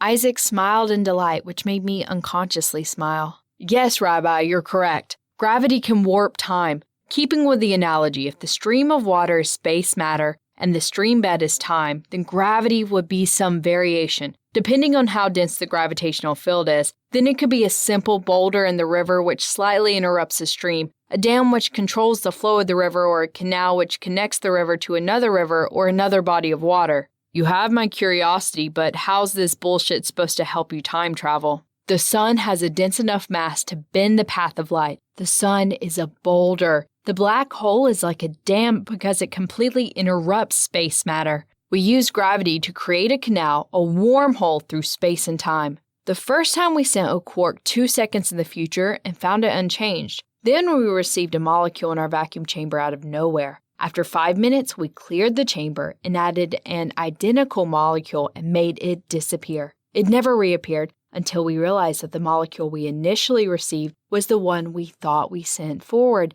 but it went back into time. We had sent something infinitely larger than a quark into the past. We had earned our place with Newton, Einstein, and Hawking. This was in 2040. The world was on the brink of another world war. President Ron Boone had taken office young and declared himself, with the blind loyalty of his party, the U.S.'s first Caesar, aka dictator. It was slow at first. He chipped away at people's privacy and rights, took control of competing businesses, and blamed the sorrows of America on immigrants, gays, Muslims, the news, and anyone else who opposed him. He sent troops into Mexico and Central America and annexed their countries. England and Australia supported him, but the rest of the world was prepping for an all-out war against the U.S. I had moved my family out of the U.S. and into France. The Americans who were intelligent enough to understand history saw it repeating itself and fled to Canada, South America, and Asia. The rest were blinded by the evil of President Boone, or they couldn't afford to leave. A national draft was established where every young man and woman had to either join the military, work for the war factories, or go to the concentration camps where they kept the POWs, immigrants, and dissenters. Isaac stopped as he turned his head in an attempt to hide his tears. September 7th, 2041 is the day the world ended. The fucking greedy bastard nuked Ottawa because Canada was the only one country willing to oppose the U.S. The Canadians never had nuclear weapons, but they made a secret pact with the EU, Russia, and China. The EU agreed with the pact for the honorable reasons, but China and Russia wanted to take their competitor out of the picture. Russia and China aimed their nukes at the U.S. and ordered the president to surrender, but Boone never cared about what was best for his people, and he acted out of hate and impulse. He ordered preeminent strikes on Moscow, Beijing, and Paris. Immediately there was mutiny among the military, and most of the generals and admirals refusing the order, and they went to arrest President Boone. But a few sons of bitches, blinded by their patriotism and stupidity, followed the order and shot nukes at Paris and Moscow. Moscow was able to shoot down most of the nukes, but they missed one, and the Kremlin was gone. Paris was turned to radioactive ash. England and Australia shot their nuke, and mutually assured destruction was actualized. Hell was created that day. Fire and brimstone rained from the heavens and turned the earth into ash. There was weeping and gnashing of teeth for anyone who survived. The sun was blotted out by the nuclear clouds, and what was left of the world was slowly dying on a planet called Hell. Switzerland was the least damaged, but that's like saying that a certain tree had some bark left after the forest was incinerated. Fortunately, we had a plan. In 2042, what space program was left of humanity sent survivors to Mars and the Moon for the continuity of our species. The greatest scientists and engineers left on this world worked underground for nearly 2 years. We split into teams who built, calculated, and reimagined new technology and equations that bordered on the supernatural. The will of man can rival God if motivated enough.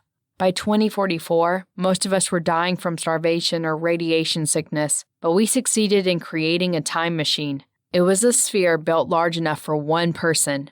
The shell was made of an intelligent alloy which adapts and changes to extreme pressures and temperatures. It was reverse engineered from the cephalopod's ability to change its body composition, skin texture, and heal itself. The sphere was only a life raft and had no propulsion. The collider had enough power to fling the sphere to what we estimated to be 2025, enough time to assassinate President Ron Boone before he gained power. I was asked to be the one to go back in the past because I was American, and it was my great discovery that would save humanity. The downside was that this trip was one shot, one way. One shot because the gravity needed to send the sphere back was going to destroy the facility and possibly the Eastern Hemisphere. One way because, well, Rabbi, you have to understand how desperate we were. Not only was humanity being extinguished from Earth, but the planet may never be home to life again. The environment will never be hospitable, even to the most resilient microbe, which would have evolved to become the next dominant species. We had our miracle of science, and we needed to save not only mankind, but life itself. I was given gold bullion to trade for cash when I arrived in 2025, in addition to an antique smartphone to help me on my dire quest. The last thing was a 20-year-old Glock from a former NASA scientist and naval pilot. He asked me to save the American dream before it becomes the world's nightmare. We tearfully said our goodbyes, and the scientists, engineers, and physicists who survived the apocalypse made peace before they gave their lives to send me back into time. Strapped into the spherical raft with a view screen taking the place of a porthole, I watched as they bravely switched on the collider and prepared to die.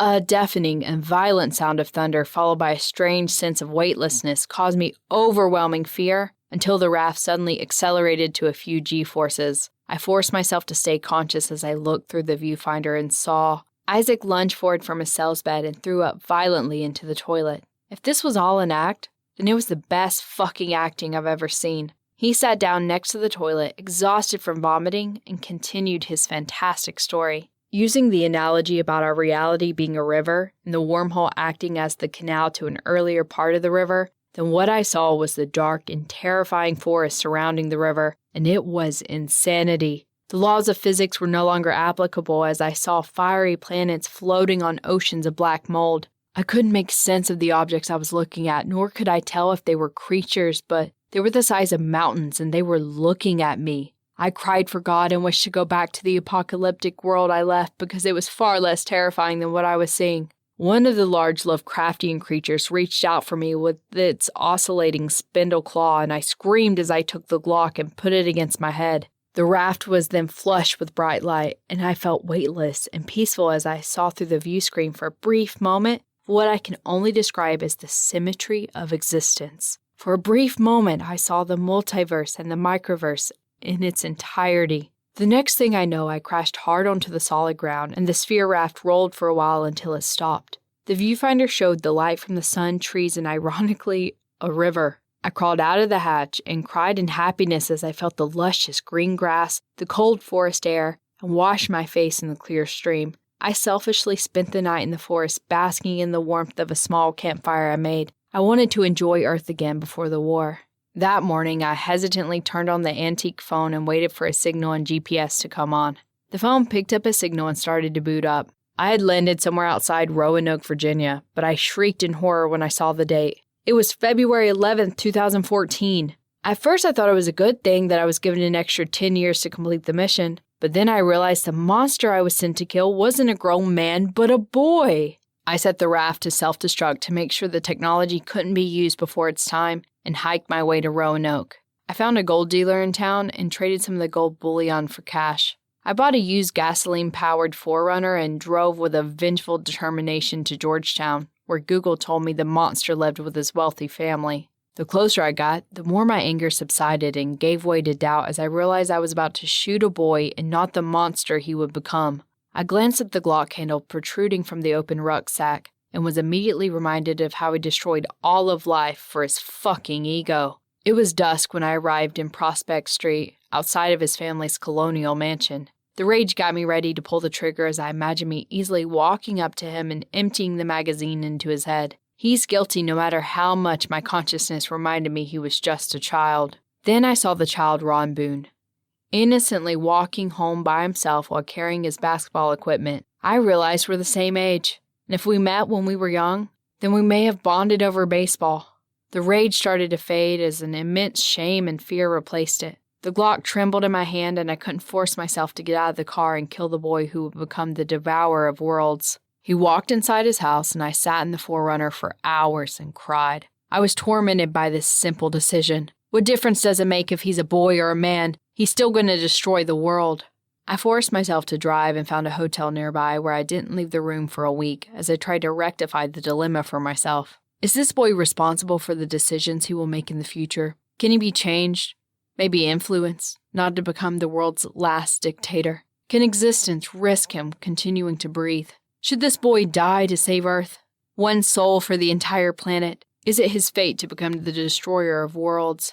These existential questions plagued me for that god-awful week as I felt sick from the heavy burden. The solution I came to was to stalk him. I had time to do it, and maybe gathering more information about Ron would guide me on if killing him is the best choice. I rented an apartment close by and spent nearly 2 months watching the boy and his family. The father was a greedy bastard who committed treason just for a good deal. His mother was indifferent as long as she was fed expensive wine from Spain and Oxycontin. But Ron himself seemed well-adjusted. He had friends, played sports, and even had a part-time job working at his father's firm. I began to admire this boy and nearly stopped comparing him to his older self until that fateful sunny April weekend. I always kept my distance and never came within 50 yards of Ron, but I needed a closer look.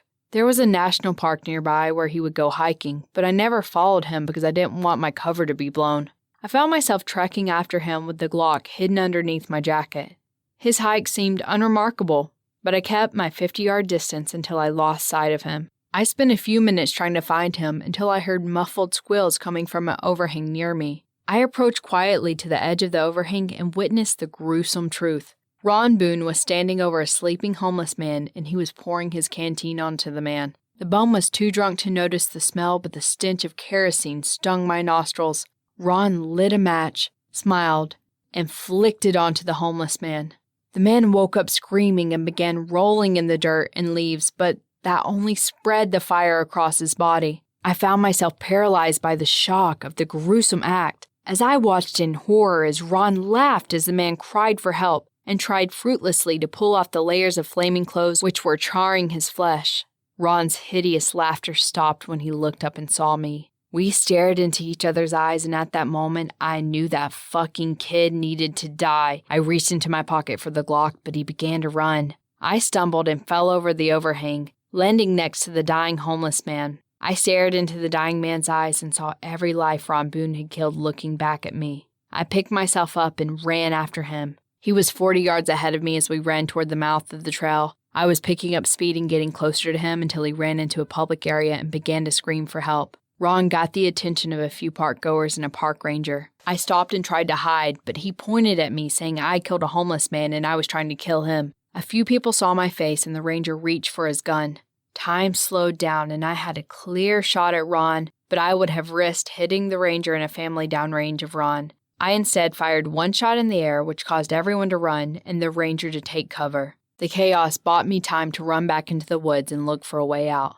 It took me an hour of running, but I was able to escape the park and made it back to the apartment unnoticed. I put on the news and watched as Ron Boone pinned the homeless man's murder on me.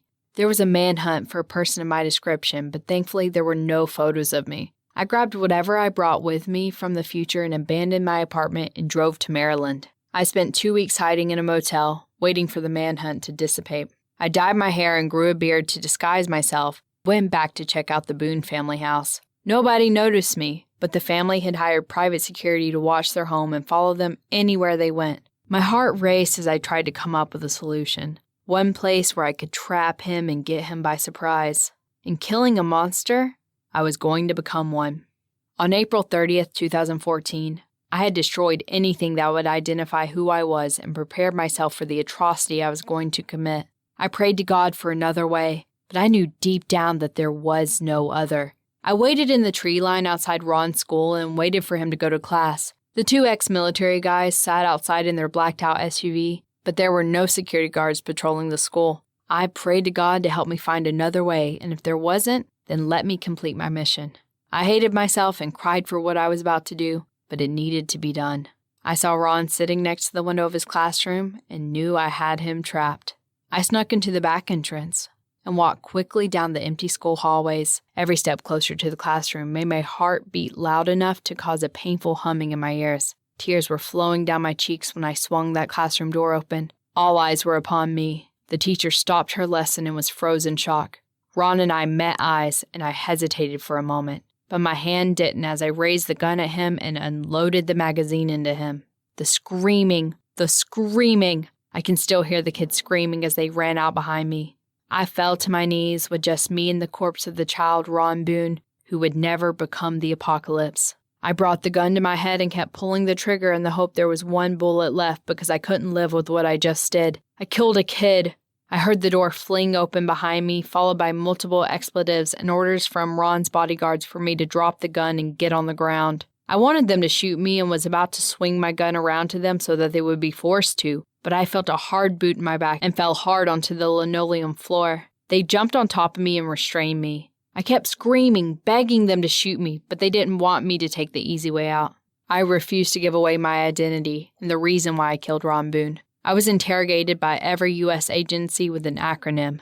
They had no fingerprints, no DNA, and no one from the public could identify me because I was never arrested or had my fingerprints taken when I was a kid. The circus of a trial brought out every conspiracy theorist nut in the world trying to figure out why a man with no identity would kill a child in school. A few of the crazy ones got it right, but who would believe them? I offered no defense and accepted the guilty verdict.